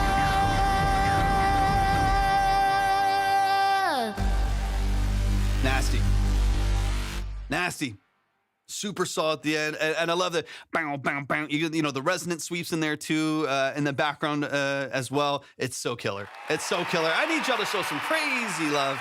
Show some crazy love to 11-year-old music journey. Shout out to Dad as well. Thank you so much for sending that in. What a record. Goodness gracious. What a record. Y'all show some love. Show some love and support. The song that you just heard is amazing. It is out on all platforms. That is Psychopath by Music Journey. Go stream it, go like it, go add it to your playlist, go follow along with their journey. No pun intended, but follow along with their journey on Spotify. Follow along with what they're doing here on social media as well. Give them some love and support. I cannot wait to see where you go with your music. If this is where you are essentially starting your early parts of your journey, you're going to be a force to be reckoned with in the industry. So keep a good head on your shoulders. Keep doing what you're doing. Continue to learn. Continue to grow. Continue to invest in your craft and invest in your processes and learning as much as you can about the language. I'll say this too, just because I know you're working now on production. You're getting a lot of traction for what you're doing. What I will say too is just hold on. Let me move this over here. Let me say. Do everything that you can to learn the language behind all of the different processes that you are in. You're already doing a phenomenal job. Do everything that you can. Your understanding of like the language of engineering and the language of production and what all of these things mean will take you so far in the industry. And I say this without insecurity, but I'm as far as like industry exposure, right? I'm nobody when it comes to the big names and the Grammys and like stuff like that. But I have the ability now to have amazing opportunities and work full-time in music just because I have made myself valuable in any room that I go to. Whether if you need synthesizers, you need keys, you need electric, acoustic, or bass guitars, you need live drums, you need an audio engineer, you need a mastering engineer, you need a vocalist for like a sync library. Like I have I've learned the language and the foundational elements of all of these different parts of music over, 20, 30 years of doing it. And because of that, I have made myself valuable in every room that I walk in. And because of that, and I know the language behind it, people can take advantage of me because I know all the different ins and outs of what it takes to do what I'm doing and what it's worth, and what I should get for it. And I know my value walking into a room. And so as you are young and you're getting into this world, you're getting into the space, keep your head up, but also stay very, very focused. And the more that you make yourself valuable, the more that you will understand your value when you walk into the room so that nobody can take advantage of you. Man, amazing. Being valuable is so underrated and over 100%. It'll also allow you to lean on your strengths when other things are quiet, right? Like for me, it's like if not a lot of people are hiring me to play guitar right now, I can lean heavy on the synths. If not a lot of people are hiring me for synths, I've got a list of a couple other production clients where I'm knocking out records for them, right? Your ability to do what you're doing in production already is a superpower. So get really familiar. Don't settle, don't slow down, get really familiar with what you're doing. Lock in, understand the language, learn about the industry, research the industry. And obviously, Dad, you're in this realm, of course, too, and maybe at the helm of a lot of this as well. But learn about the industry, learn about your contracts, learn about placements, learn about kind of where you're going with all this stuff, and understand the language behind it, and you'll be superhuman in this space. So amazing. Y'all are awesome. I appreciate y'all so much. Show some love. Everyone involved in making that happen. Beautiful, beautiful, beautiful job. Thank you so much, Lique. I appreciate you a lot, man. I appreciate you a lot. Not Romeo, good to see you as well, but I need everybody to go follow Journey as well. Let's keep the music going. We got some more music we got to get to. We got Demore in the building. Looking for singers to replace the vocals. Would also love some commentary on the production. All right, let's get it. So I'm assuming that hey, appreciate you so much. I'm assuming that the vocal that we have on here maybe is generated or created another way, and then you are looking for a replacement for these vocals to make the song come to life. But let's get into it. This is Demore right here in the chat. Remix. Got you. Okay, got you. Okay, it's a Rihanna remix. Beautiful. Yeah. But this is your production remix.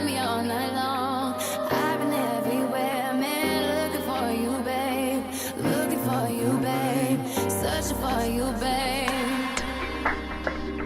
Where have you been?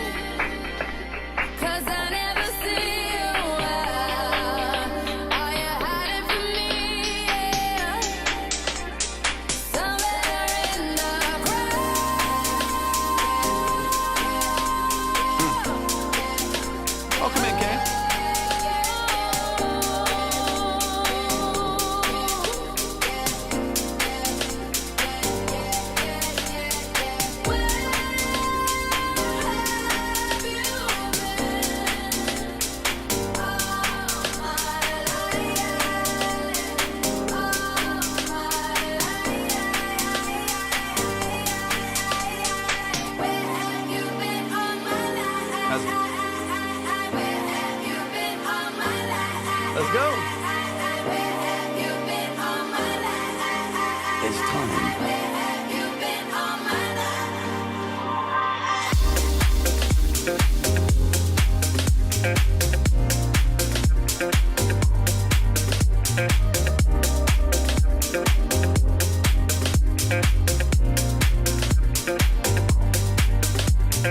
I've been everywhere, man, looking for someone who can please me, love me all night long.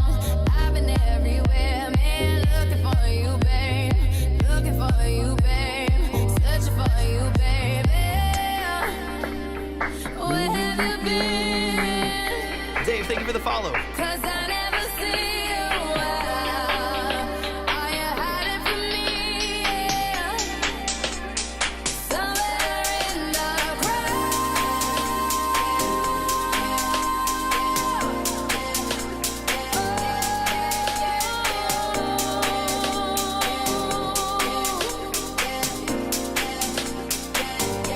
Appreciate you, Michael. Appreciate it.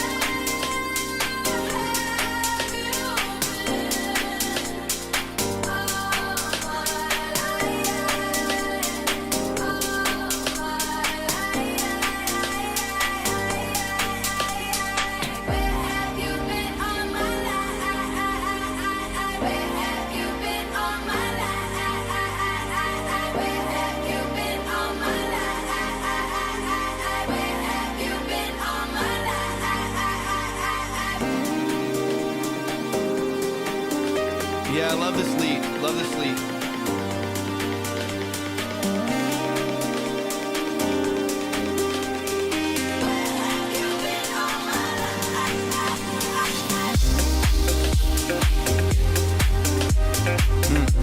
Nice. Good mix on this.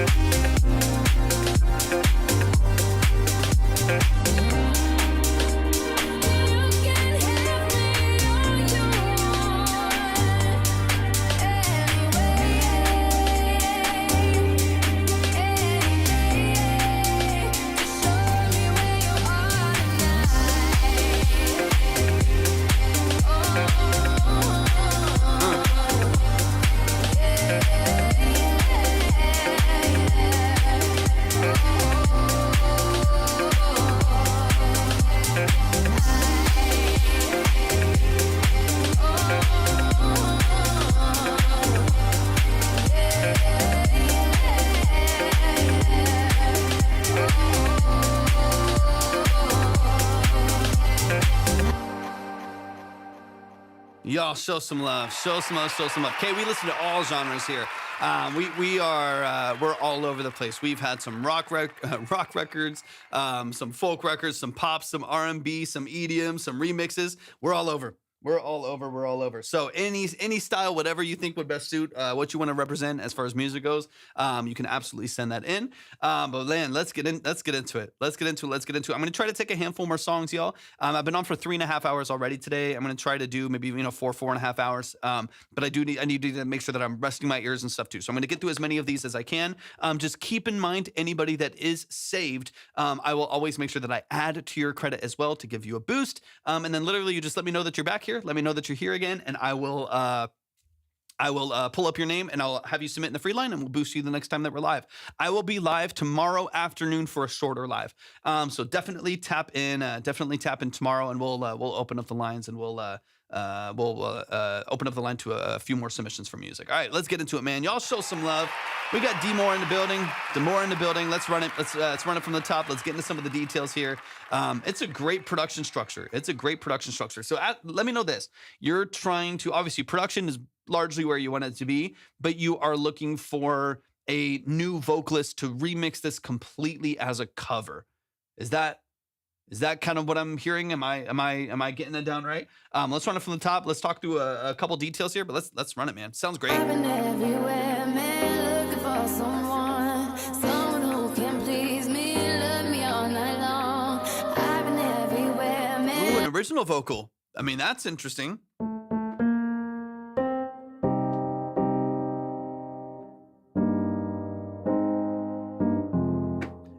original vocal. Now I'm my interest is piqued.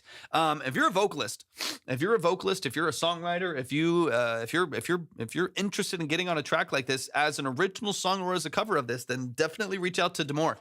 They're a very talented, very accomplished musician. So definitely reach out. All right, let's run from the top. That's interesting. Doing this as an original, I think, is very interesting, 100%. And the ranges came in. My allergies are getting crazy. Allergies are crazy.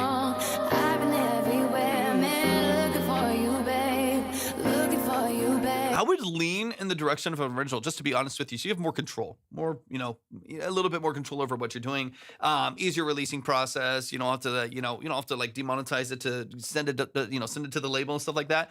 I think that your best bet for me would be for you to go the route of an original here, because I do think the original production is beautiful. Now it works well with this vocal. You can still post it as this vocal. You could post SoundCloud and get some exposure for it by posting it, but also let people know. They're like, hey, I would love an original song on here. Get some vocals on here. Searching for you, babe. Where have you been? 'Cause I never see you. Are you hiding from me? Yeah, 100%.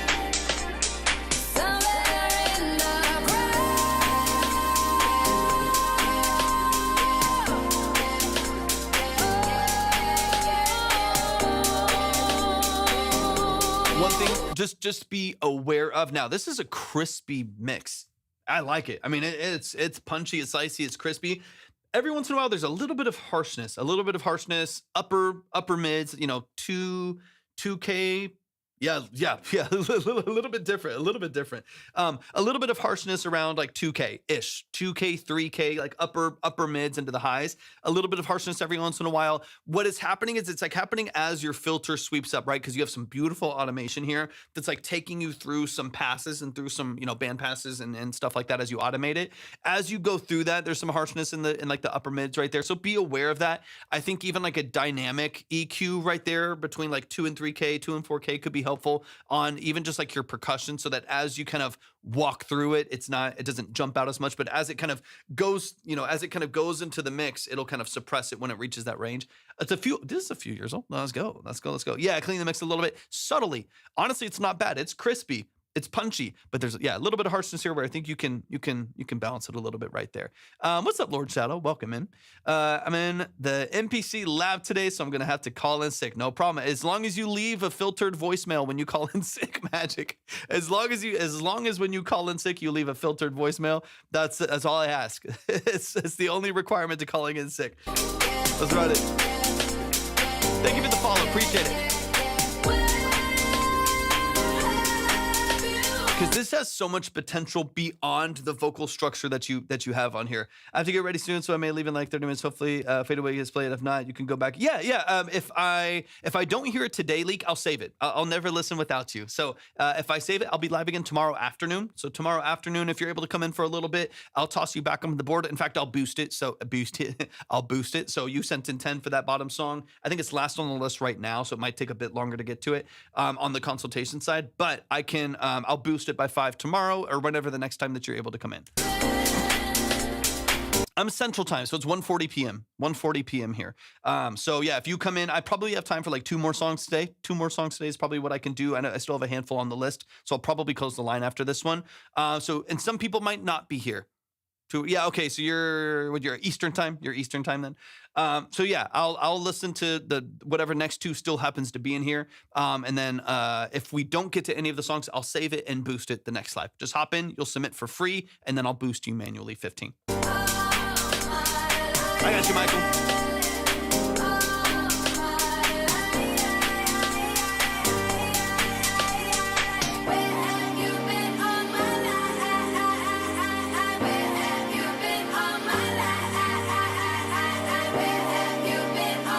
Other option really quick. So, okay, I just closed the line. That just means that the line is closed to new submissions, right? So I have a 909 Red Eye, A5 Pat. I've got Anthony, Dusty Bones and Lique, I have yours there at the bottom as well. So the line is closed to new submissions.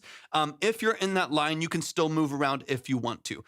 You can still boost yourself. You can still skip to make sure that you're heard today if you want to. Obviously, no pressure, but that's still available to you. I'm just letting you know you can still do that, even though the line is closed. It's just closed to new people coming in, so I don't boost the live up too much. So we don't fill it out too much. So if you want to, you can still go faster. You can still boost it. There's no pressure to do that. I'm just letting you know that it's a possibility, even though it's closed. Otherwise, it'll be saved. So it depends on here. I don't know if everyone is still here. It'll depend on who. I think Red Eye is still here, but it'll depend on who's still in the chat, who gets heard for the last two.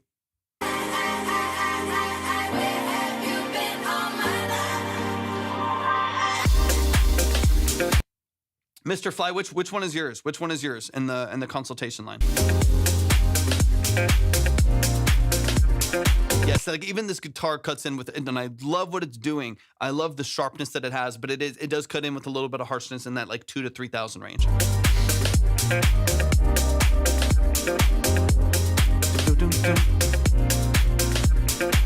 I actually would love, if you're gonna dig into this a little bit more, Demore, I would love to funkify the bass a little bit here and have some kind of like bass slaps that are sidechain with that kick as well. The boom, the bottom, boom, the bottom, boom, the bottom, boom. You know, kind of like matching the guitar. Like you hear what the guitar's doing.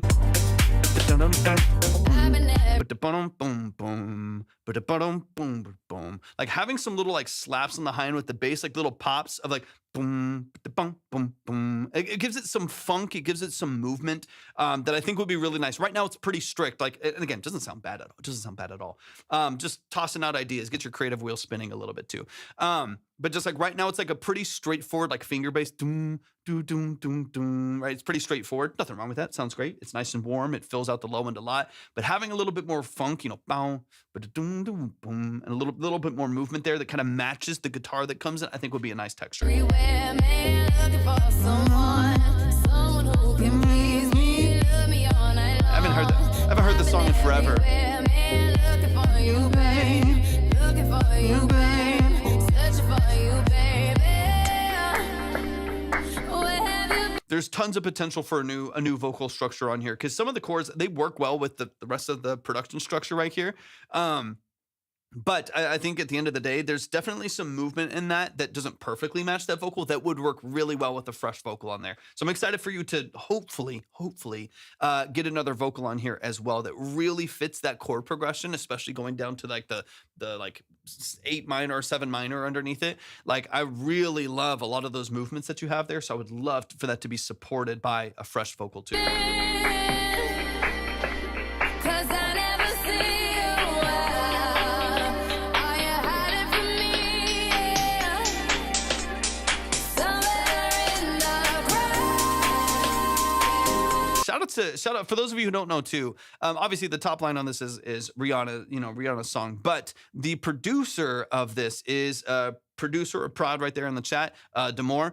So talented. So I've heard a couple different tracks from them, and really talented producer. So if you are a vocalist, they're looking for vocalists. In fact, they might want to replace the vocals on this song with an original song that you could work on.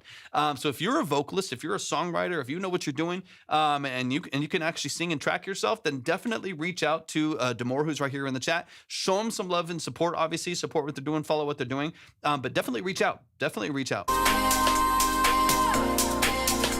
The production movement's beautiful though. Like I think the vast majority of the structure, like I said, a little bit more interesting movement on the bass I think could be nice. A little bit of help in suppressing some of the mids and stuff like that. There's a couple little textures in there that I think can be like suppressed and remixed and rebalanced, so on and so on. But man, the vast majority of this sounds fantastic, especially on the production side.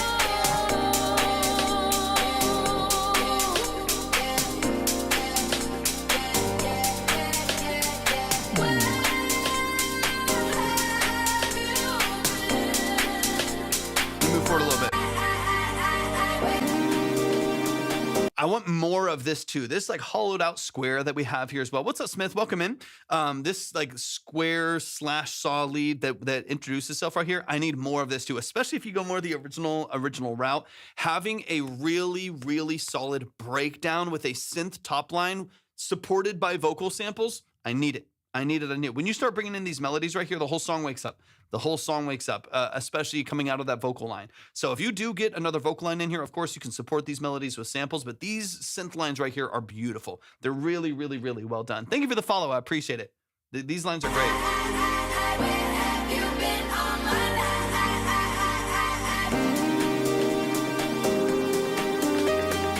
Beautiful, beautiful, beautiful.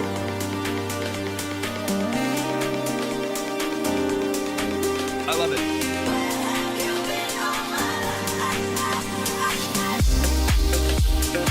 Yeah, like I would have a, like this little, like those little lead lines right there, that little movement, I would definitely make that. Like right now it's kind of underneath the structure and fits in once you come out of it. I would somehow through some of your other synth layers in right there, open up that lead structure a little bit and complement that lead line right there. It gets really suppressed by the rest of the production, but I would definitely create a stronger lead line right there with whatever synthesis you feel like would work the best right there, and give it a little bit more edge, give it a little bit more punch. Obviously, if you're going to bring in another vocal sample that's not the song that's there, something more original, then of course you could utilize that vocal sample to create that melody in there as well, by having like some portamento on a vocal sample that you kind of add back into the mix to kind of layer over the synth that's there. But it's a really, really nice melody. I would hate for it to be too far back in the mix.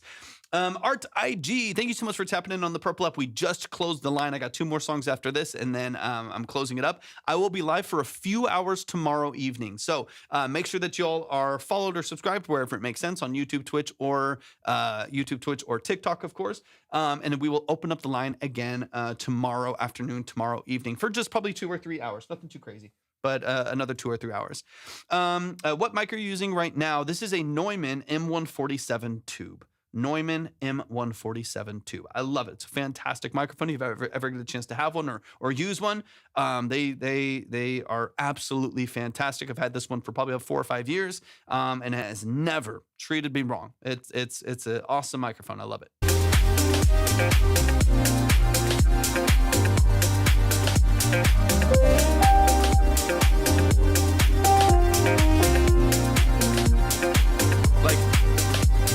Like what if you did have kind of like, let me see what I have here really quick. What is going on here? I'm in Texas in the United States. What is the synth? It's like if you, I'm gonna go an octave higher here.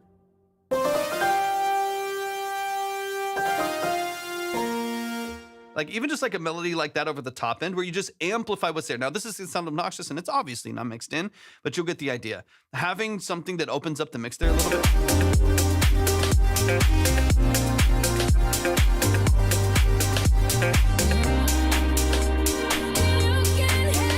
So like,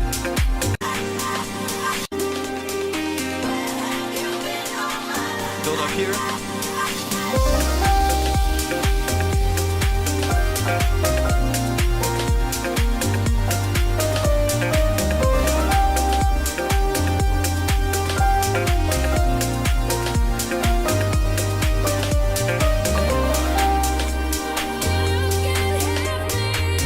Having that, like having just that weight in the mix as you add another vocal samples, and this is too crazy, right? Where like it's too loud, the piano's too loud and whatever. But having the like amplification of that melody, I do think opens up some of the actual breakdowns of the song where you're not having to rely on like the original vocal here. Like you're not having to rely on like a lyric structure. You can push your synths a little bit farther with some of the original melodies that you already have in there.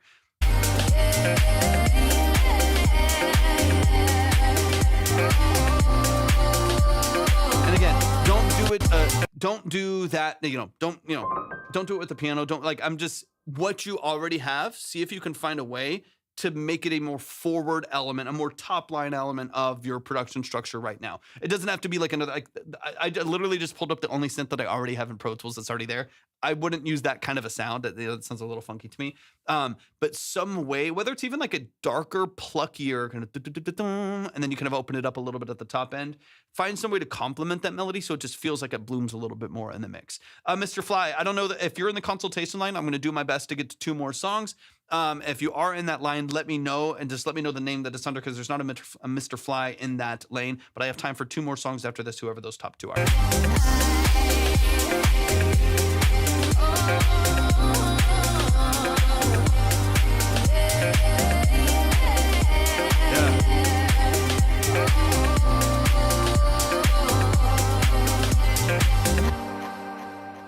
Dude, it's so good. It's so good, so good. Y'all, show some love to producer Demore.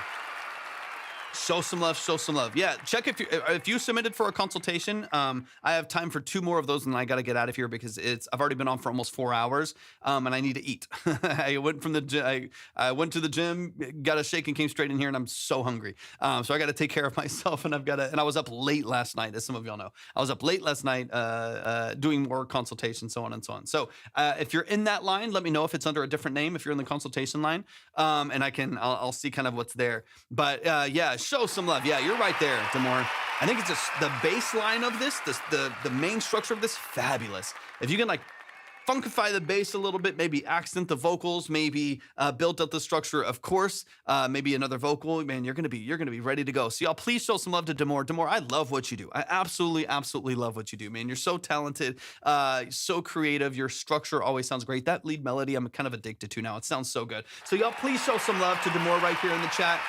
Go stream them, go follow them, go show them some love and support, man. I appreciate what you do so much. Like I said, I got time for 2 more. You can still submit if you would like to. So you can still move around the board if you would like to go a little bit faster, but these are our last 2 songs. Everyone else will be saved. Everyone else will be saved. Okay, we got 909 Red Eye in the building. 909, let me know if you're in the building. Let me know if you're here. Last two. Then I got to rest my ears for the rest of the day. There's Red Eye in the building. All right, this is 909 Red Eye. It's Area Monsters, I think is what I think is the name of the song. I kind of need help with how to gain fans. All right, let's get into it. Let's see. I try to make emotionally intense, high-energy music with dance floor functionality. It's mastered a bit hot for radio standards, but it's in line with the closest references I used. Any feedback about production, artistry, and how to move forward would be appreciated. Thank you so much. All right, let's get into it. Quick reminder, y'all, the line is closed. If you're in line, you can move around, but I got 2 more songs. This is our last couple songs for the day. Let me go ahead and throw up my close sign right here so it's a little bit clearer. Boom, we're closed. I'll be live again tomorrow afternoon, so definitely tap in. It'll be a shorter live tomorrow, maybe like 2 hours. So if you want to submit, we're only going to take like probably 4 to 6 songs tomorrow. It's going to be short and sweet, so if you want to get in quick. I'll open up the lines early. But let's dive in. Let's dive in. Yeah, about 40 songs. About 40 songs. It's deep. There was more yesterday in the last couple of days. Yeah, it gets deep. It gets deep. So yeah, I'll do probably about 4 to 6 songs tomorrow. And I'm handling about, I think 10, 11 today. So I'm trying to get through as many as I can, especially on the consultation side, because y'all are paying for that skip. So I want to make sure we get as many of those, but I'll also save some if I need to help boost y'all next time as well. All right, let's get into it, man. This is 909 Red Eye. Let's dive into some details. And then let me know, just talk to me really briefly about production and mix and stuff like that. Are you doing everything that I'm hearing here?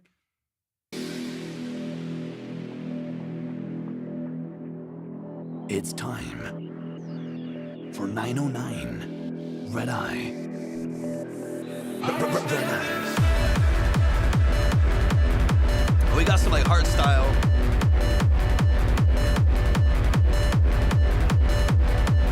Put your hands in the air.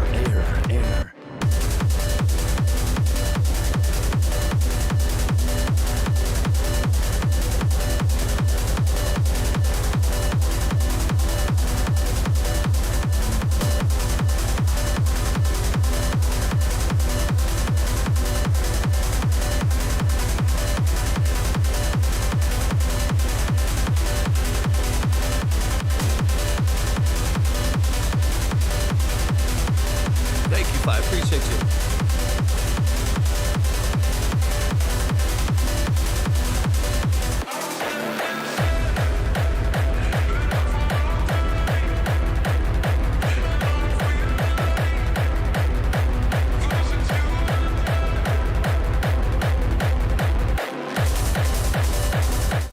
Really, okay, Dusty, you can. So you can through the platform, you can request it. It's up to you. So what I typically do, maybe you've missed it the last couple times that I've said it, but what I typically do is if you don't get heard, yours is saved to my list, and then the next time that I go live or any time that you're able to come back in, I will actually boost you farther. So that every time that if you're ever saved, in order to give you a little bit more every time, I boost you at least another $5-10 every time to give you a boost the next time, so you go faster. That way, if you're ever saved and like the line takes too long, or you have to leave for any reason, you actually get a bit of a push forward the next time that we go live. So if you want to through the platform, if you just want to remove the submission completely, that's completely up to you. You can do that. Or if you want to get a boost next time, I'll add at least like $5 or $10 to yours to get you farther up in the line the next time that we go live, which will actually be tomorrow afternoon. So yeah, if you want to, you can take it back, or I'll just have you submit for free tomorrow. I'll add 10 to yours or 5 to yours and push you forward in the line tomorrow whenever you come in. So you don't have to submit again. You don't have to like submit a paid submit again. You literally just submit for free, and then I manually will boost you in front of everyone. But that's completely up to you. Completely up to you. So we can save it, make it a little bit easier that way, where we already have that in there, and I just manually boost you, or you can pull it back. Completely up to you. Completely up to you.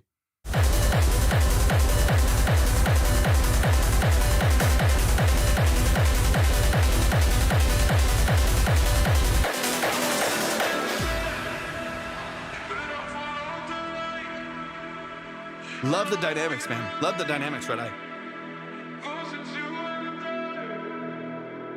Stepped inside and I hope alive. I don't know why it felt so wrong to be on the side.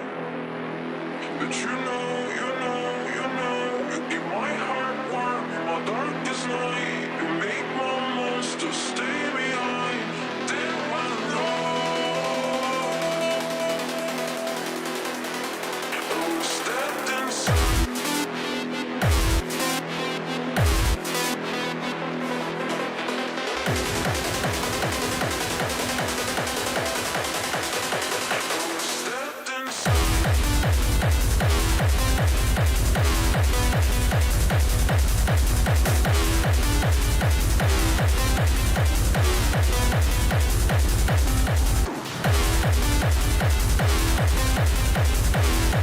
Love the ping pong delay there.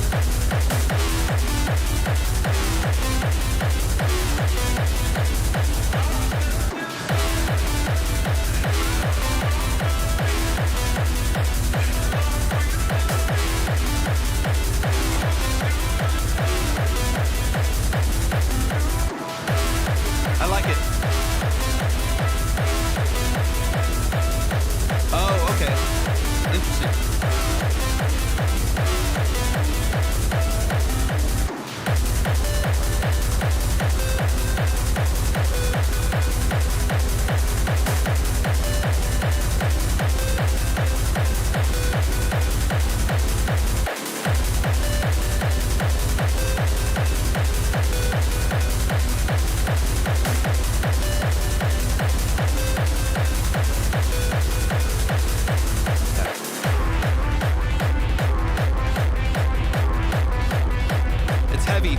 You're doing a lot of the production work really, really well. This is nice, man. It's nice.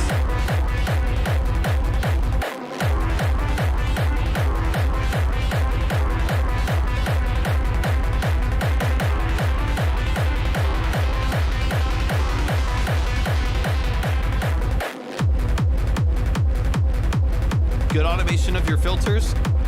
Feels like it ebbs and it flows a little bit. It's opening and closing. Great job.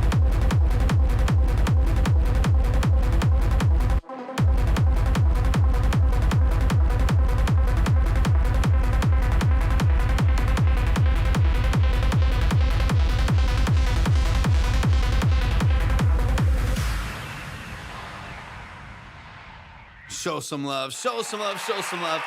Red Eye Music 909. Red Eye is the name of the producer, the artist. It's mainly meant for clubs and festivals, not as much. 100%. Yeah, I totally get that. I've worked with a lot of really, really cool like DJs and producers. And there you have to kind of distinguish what is radio play, what's meant for the car, what's meant for commercial use, and then what is meant for the club. Oftentimes there will be a club mix. There will be a specific, like you were talking about earlier too, a specific mix for the club, for a festival environment that's actually different than what's released to platforms, or different, a different cut, a different mix on the the low end than what's like, actually released to distribution and stuff like that. But man, let's get into it. Let's talk about a couple quick things. But man, phenomenal production structure. It's energetic. It's wild. I think you're doing what you're supposed to do in this genre, where it feels heavy. It feels, distorted. It feels like a wall of sound. It feels insane. But you also have really good, like clear, separation between all the elements that you have in the mix, man. It's really, really nice. So let's run it from the top. Okay, really quick. You said on the synth with the delay on it in the background, there's no mix for the delay. Is that what you were talking about? Let's run it from the top. And then we got one more song. Let me know if A5 Pat is in the building. Let me know if A5 Pat is here.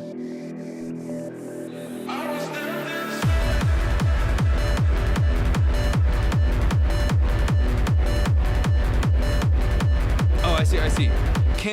But you can't, the ping pong option on is only hard left and right. But can you turn down the delay? Can you turn down the delay on the VST? I would think you can. But it's a multi. Okay. I was gonna say like that wouldn't be difficult, or that wouldn't be typical. Okay, got you. I don't mind it. I don't mind where it moves.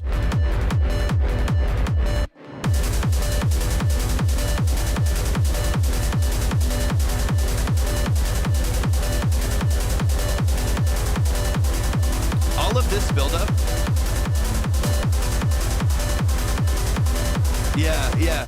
All of this buildup right here, I think is fantastic. I think there's so much anticipation and so much buildup that's happening right there. I think it's amazing.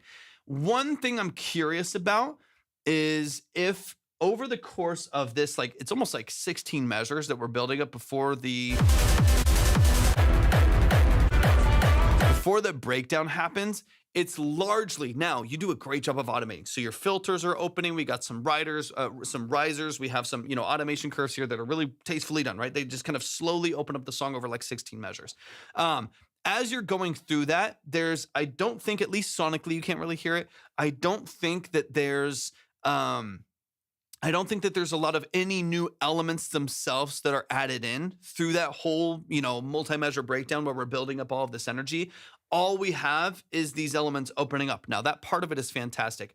I do think that potentially halfway through, you're on it. You know what you're doing. Halfway through, I think a tiny introduction of a melody that kicks in right there, or even a percussive element of like a super distorted clap on the 2 and the 4, like a really that's barely there. It's like barely there. You can barely hear it. Drop it down like 7 dB, and it just kind of adds a little bit of punch and buildup that's secondary to the other things that are there. Obviously, the filter and everything opens up, and that gives it a really, really cool push, but the sound design's incredibly consistent. So about halfway through, and maybe it's just my brain, but halfway through about my brain is like, okay, when do we just get to that moment? You start to lose a little bit of that anticipation because it's like a roller coaster going up, but you can't see that it's about to go to the drop at the end. You know what I mean? It's like we're just kind of still going up, and we never quite get to where we want to be. And so I think if you just add a little, it's kind of like we take a little bit of turn and then we keep going up, a little bit of a shift in sound design right there. It's just long. It's long. So I think even the smallest little detail in there could be helpful. As we start here, all of this is the same buildup, right? So it's really consistent.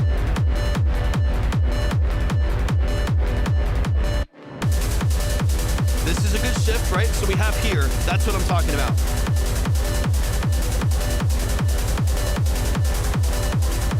Another 4 measures, and then here,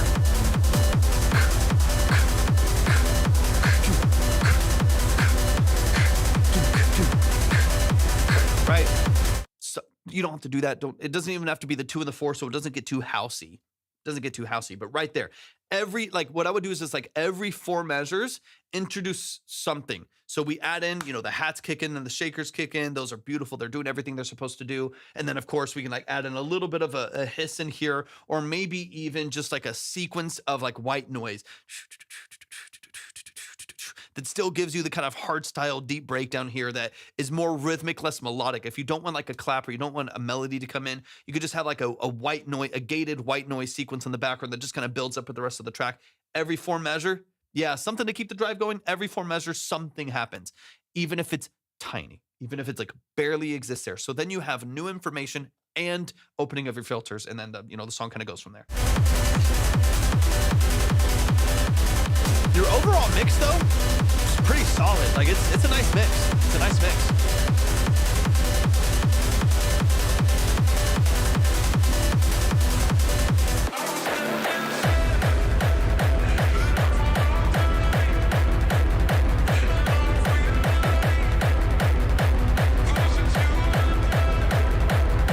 I feel it.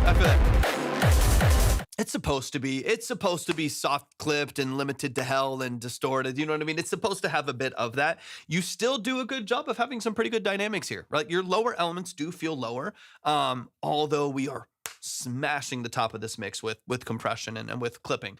You're still doing a good job. I think because it is, thank you for the follow, because it's so saturated, right? Like it's so saturated, so clipped that helps shave off a lot of that, those transients that are limiting your dynamic range and kind of like limiting your headroom. Because you've shaved so much of that off by just distorting every individual element in here is like saturated and overdriven. Because you've done that, you've pushed this a lot, right? You can push it pretty loud and really push the lufts as much as you feel like is necessary without losing too much. I mean, I think it's pretty typical of this genre.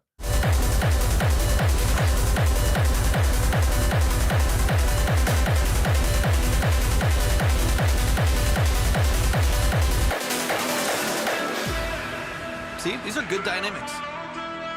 Vocal structure's great. I like that. We're not listening to popular artists, but we will be live again tomorrow afternoon. Yeah, this all works great. This all works great. I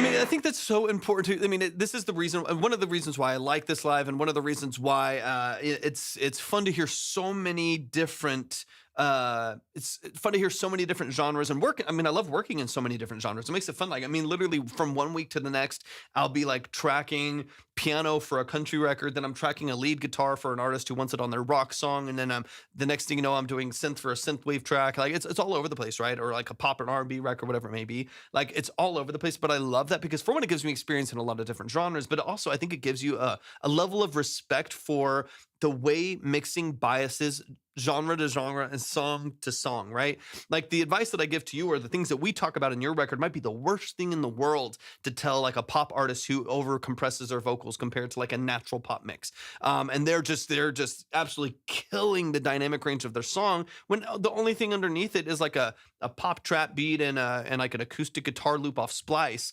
Like where, it's like, you don't really need to push this that hard. Like we can chill, -9 is fine. But in this case, you want the thing with this genre, with a lot of underground rap as well as like hard style, like really heavy electronic music, with those two genres specifically, but and anything kind of close to that, you need the perception of loudness even when you don't have loudness. That's kind of the aim. That's kind of the goal, is you want it to, even if you're like listening quieter, or you're just working out to it, or it's just like happening in the background of something, or it's on like the 5th stage of a festival, and you're in the background of a restaurant, and you're doing a little set there and you're DJing, you need the perception of loudness far beyond the actual decibel level. So everything like you are telling people that it's clipping, even if it's quiet. You know what I mean? And so you're creating this like distortion and this energy and this like tension in the mix, even if it's not absolutely cranked to the max. And that's I think it's a lot of what you're going for, is like, even if I turn this down, it like still sounds loud. And that perception of loudness in this genre is really important. So if you were to take the actual loudness that you have, if you were to take like this actual loudness, but then like clarify everything and like pull your distortion back and bring your soft clip down to 5% and like reopen up your compression on all of your different buses into your master, it might sound cleaner, but it would actually sound quite a bit quieter. Even at a similar like integrated level, it would sound quite a bit quieter. And so what I love about what you do here is it is really important to mix to the song. It's important to mix to the genre, to the audience, to the environment it will be played in. Like you mentioned before, this is not to like play in the background of a Chili's. You know what I mean? This is not to like play in your average like Starbucks or something over here. This is not necessarily like your road trip song, unless you're going crazy on road trips. You know what I mean? That's not the environment of the song. And so when you are mixing to the environment of a song, you need to keep in mind, like, what is this going to be played on? What system is this going to be played on? What is the average, where and how is the average person going to experience this record, and mix towards that. Now, if you need a radio cut of this that's, it's 3 minutes long, you end off the second breakdown, you consolidate everything, you put out a slightly lighter mix, more balanced mix for platforms. You should do that because you can get some exposure that way through social media of those particular mixes. But if you're playing festivals, you're doing raves, you're doing stages, you're doing events and venues and stuff like that, then you got to mix to that and you got to balance towards that. And that to me is one of the most fun parts about mixing a lot of different genres, working in a lot of different genres, is you're forced to flex that muscle in a lot of different ways. And I think you're doing a great job, man. Honestly, this is right where you want to be in this genre. It's heavy, it's distorted. I can still pick out what's happening here. You still have distinct, clear melodies. Vocal texture is great, so on and so on. You're doing a great job. Hey, thank you so much. I appreciate that, man. I do my best. It's a big system rave track. Facts. I was thinking I could slow the track myself and release it as well, since it sounds almost funk-like at 130. Release 100, dude. Release all the versions. Speed this up by 20. Speed this up and pitch it up by 5 semitones, 6 semitones. Speed it up by like 20, 30 dB and release a crazy fast sped up version. Post it to socials. Release the slow down reverb version. Release the radio edit that's 2.5 minutes long and it's a tighter breakdown with a shorter build up. Release all these versions. You never know which one will catch. Like you might randomly have like these songs get a couple thousand streams, you get 10,000 streams over here, you do a slowed down version of it and it gets 400,000 streams. Like you just never know. You absolutely never know. So if you have control over the production, which you do, there's really no harm in like releasing a waterfall of like an EP per track of yours, especially if you're not like a vocal artist where you have the ability to like get your beats from someone and like, engineer your own stuff and like release it constantly with like brand new songs. And you can only release every like 3 months or something like that. You can only release like once a month.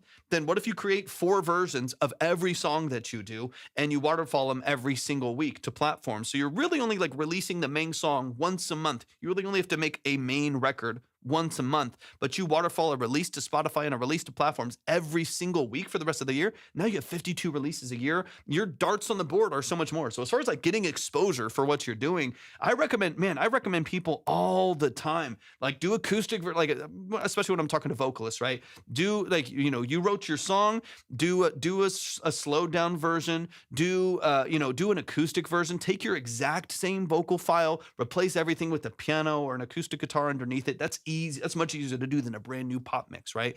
Like find some other, and then waterfall it every week. And then you're really not doing much additional work, but you're feeding the algorithm. You're feeding your platform. You're feeding your discovery playlist on Spotify. You're doing a lot more.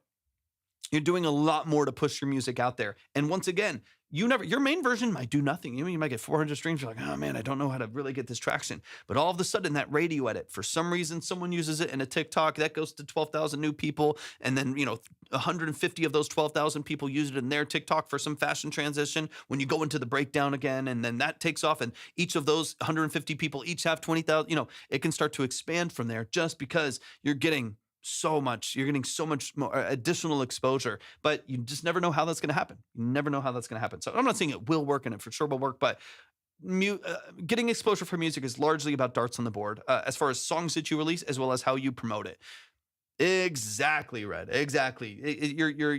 You're casting a broader net. You're casting a broader net. And I think that's really important to do in the music industry, because you just never know what's going to hit. You never know what's going to hit. And then, what happens is like, man, you do this for this song, you do a slow down version, you do whatever, like we're talking about a radio edit, you do 3 or 4 different versions, you waterfall out, and the slow down version works for you, then it becomes a non-negotiable for you. It's like, okay, I'm going to keep doing my original ones because those will still get traction. People will go and they'll find other songs. So you'll get some peripheral streams from that. You'll still get traction from it. At the same time, you'll be like, oh, a slow down version is a non-negotiable. I definitely need to have a slow down version. And then what you'll do is be like, okay, I'm producing my 6th track of the year, or 6 months in, everything's getting traction, everything's moving.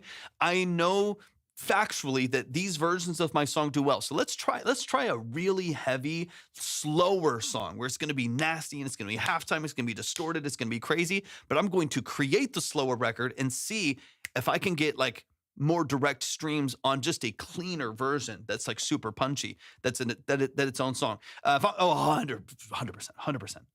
Not, yeah. Uh, Absolutely it does. So anyways, all of that to say, the more darts, the broader the net, the more darts you have on the board, the more exposure you're gonna get. So that's something. I mean, in fact, like there's a song that I wrote. I'm not really in this world anymore, but there's a song that I wrote like years ago, like 6 or 7 years ago, something like that. I was one of a couple writers on the song. I also was brought in. I was hired to help produce it, and also so one of the songwriters helped produce it, and then also was brought in when they brought me into Atlanta, and I worked as a session musician on a couple different versions of the song. That song, it had multiple studio versions, and I think the studio recording of the song had like 800,000 streams or something like that. So again, I worked on production and session work, and then did some of the compositional side of it as well as songwriting with a couple other people. That song had like 800,000 streams on like the direct one. And then there was a couple, I think 1 or 2 other versions that the other writers released their own version. And I had splits on all of this, right? So even when one of the other songwriters did another version of the song, I still got 25% of the whole song plus my session fees. So I got paid from this other version. One of the other songwriters like, oh, I'll release another version of it. They released their own version. I got 25% of that. And then the live acoustic track was done as well. And the live acoustic track got like 3 million or 3 or 4 million streams, around 3 million streams. And so on that, obviously, I got direct payments for all of that because I was the session musician. I played keys, so I was one of the session keys and synths. I was a session musician on that tracking, so I got paid session fees for that and got 25% because I was a part of some of the writing process. It was even splits across the board. And so what happened is, if we just did the one record and we got, 800,000 streams, which is good. That's great. We got 800,000 streams on that one. Then if that was it, then we would each of us on the mechanical side, we'd be getting, a couple $100. What's up, Grady? What's up, Leva, baby? Good to see you. We'd each get a couple $100, which is, most people would dream of getting a couple $100. That's great. A couple $100. But because there was that version and this version that got 80,000, this version got 40,000. They were smaller artists. And then the acoustic version blew up on YouTube, actually. It was like on a big playlist on YouTube, got a couple million streams through YouTube Music.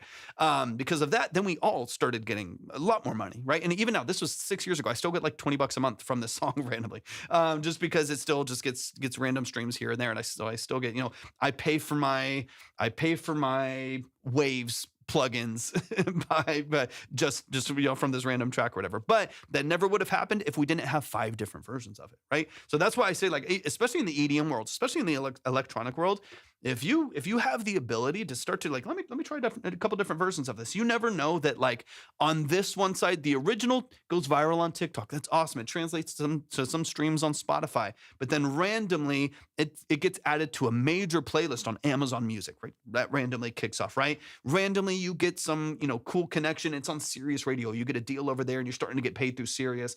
And then randomly you release another version, and the other version's more viable for YouTube. So YouTube goes crazy, gets added to a hard style electronic music that's like played in the background of parties, right? And the playlist has 400,000 followers, and it's got a ton of people that they play it in the background of their parties. They play it at clubs, and so you don't even have to perform it. It's being played there, and you're getting streams after stream after stream, and that's being paid out through YouTube Music and YouTube Red and whatever.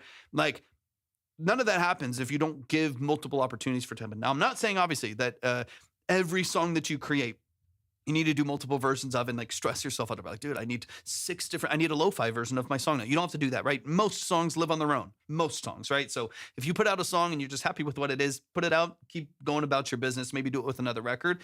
But keep in mind that, the more darts you have on the board, the more likely you are to get close to like a really solid score there. Okay, I want to talk about the vocal structure really quick and then to get out of here because you asked about that. But you know, in my heart, my darkest night, you make my monster stay. Yeah, okay, so last thing here. Lead vocal structure, I think, is fine. I wouldn't necessarily touch that. You have harmonies to those vocals that are the thing that add weight and width to this vocal performance, because obviously it's filtered, it's format shifted, it's distorted. I think what I would do is take those backgrounds and just push them forward a little bit. They're a little bit thinner They're a little bit thinner. If you want to reintroduce some like 600 hertz, 400 hertz, 600 hertz, and bring a little bit more weight to that vocal, because the weight, that vocal doesn't really come in any other part of the song with too much power, right? So if you want to give it a little bit more, just kind of warmth, a little bit more body in the low end there, I think it could be helpful. Not necessary, but helpful. 400 to 600 hertz, just a little dB and a half, 2 dB there to just kind of, bloom that vocal in the mix a little bit. And then if you want it to feel like there's more of it in the mix, push the backgrounds, even though they're harmonies, they're like kind of pedal tones, push those forward by 2 dB. And the lead vocal will still carry, but you'll get more additive weight in the rest of the song out there. Okay, that's the only thing, because that doesn't sound bad at all. You could leave it as is, and I think it would be fine. I definitely think it would be fine. I don't think it's necessary. I think it could be helpful though. It'll give it a little bit more body, a little bit more weight by just 400 to 600 hertz. It's not too thinned out. It's not too filtered.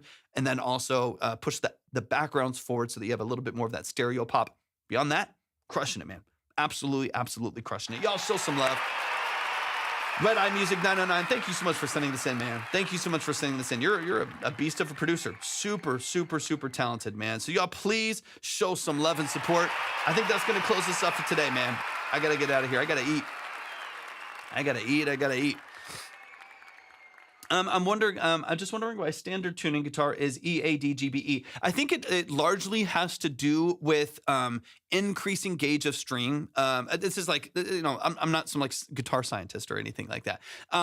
But on the guitar, you have different gauges of strings. Obviously, they start at the thickest gauge and they go to the highest gauge, but it's the thinnest string at the bottom. So the amount of tension that each of those different strings as you go is going to vary based on how much you tighten it, obviously, right? And they're going to have a kind of a sweet spot of what is most likely to carry that tension consistently. So I think based on that, I think that's part of it. So the actual setup of the guitar and where the strings go, and also your ability to position fingering a certain way. If the tuning was dramatically different across the board, then it would just be, a different format for the fingers, and like carrying like standard standard phrasing for the guitar is like really natural in the classic tuning. But that also is not the only, there's many different tunings that people use all the time. Dadgad is a popular one. Drop D is obviously a popular one. Drop D is probably the easiest because you could literally you don't have to strum anything. You could open up the whole thing and just go into drop D tuning, and then you could just bar across the whole thing. If I just took like a steel slide and did a bar chord across the whole thing, I'd be changing the entire tuning of the guitar like a moving, moving capo. I see some people that tune like the bottom 3 strings all to the same note with 1 octave on the G. There's so many different ways to do it for like different reasons. Some of it just has to do with like how you want to play the chords, but I think the most natural tuning for standard tuning is just because it's the easiest to play open chords all in one pocket, right? Like if you're playing in the key of C major or G major without capoing, or you're just doing it open strumming right there, all of those different, like 1, 4, 5, 6 minor, 2 minor, all of those are really connected. They're all in a very similar space. It makes the standard tuning really easy, which is not necessarily the case with every other tuning, depending on the structure of it. So I think it's just your like positioning. Positioning is like really natural for standard tuning, but it doesn't mean people don't do a lot of funky stuff. It's fun to mess with tuning a lot. I will be on. Yeah, I got you. So tomorrow it'll be afternoon. I'm not positive. I need to finish some other work for the day. Midwest Emo tuning only. It'll be afternoon though. So I would assume like 5 or 6. If I had to guess, I would assume probably about 5 or 6 p.m. Central Time. If I had to guess, it will only be for a couple hours. So I'll probably handle a handful of songs. So I'll get through as many of y'all as I can tomorrow as well. But y'all show some love to everybody that came in today, man. The music has been amazing. I love and appreciate y'all so much. Definitely tap in. Make sure that you're following on YouTube, Twitch, and TikTok. Subscribe where it makes sense. And hopefully we'll see y'all very, very soon. Love and appreciate y'all. Hopefully we can tap in very, very soon. Peace.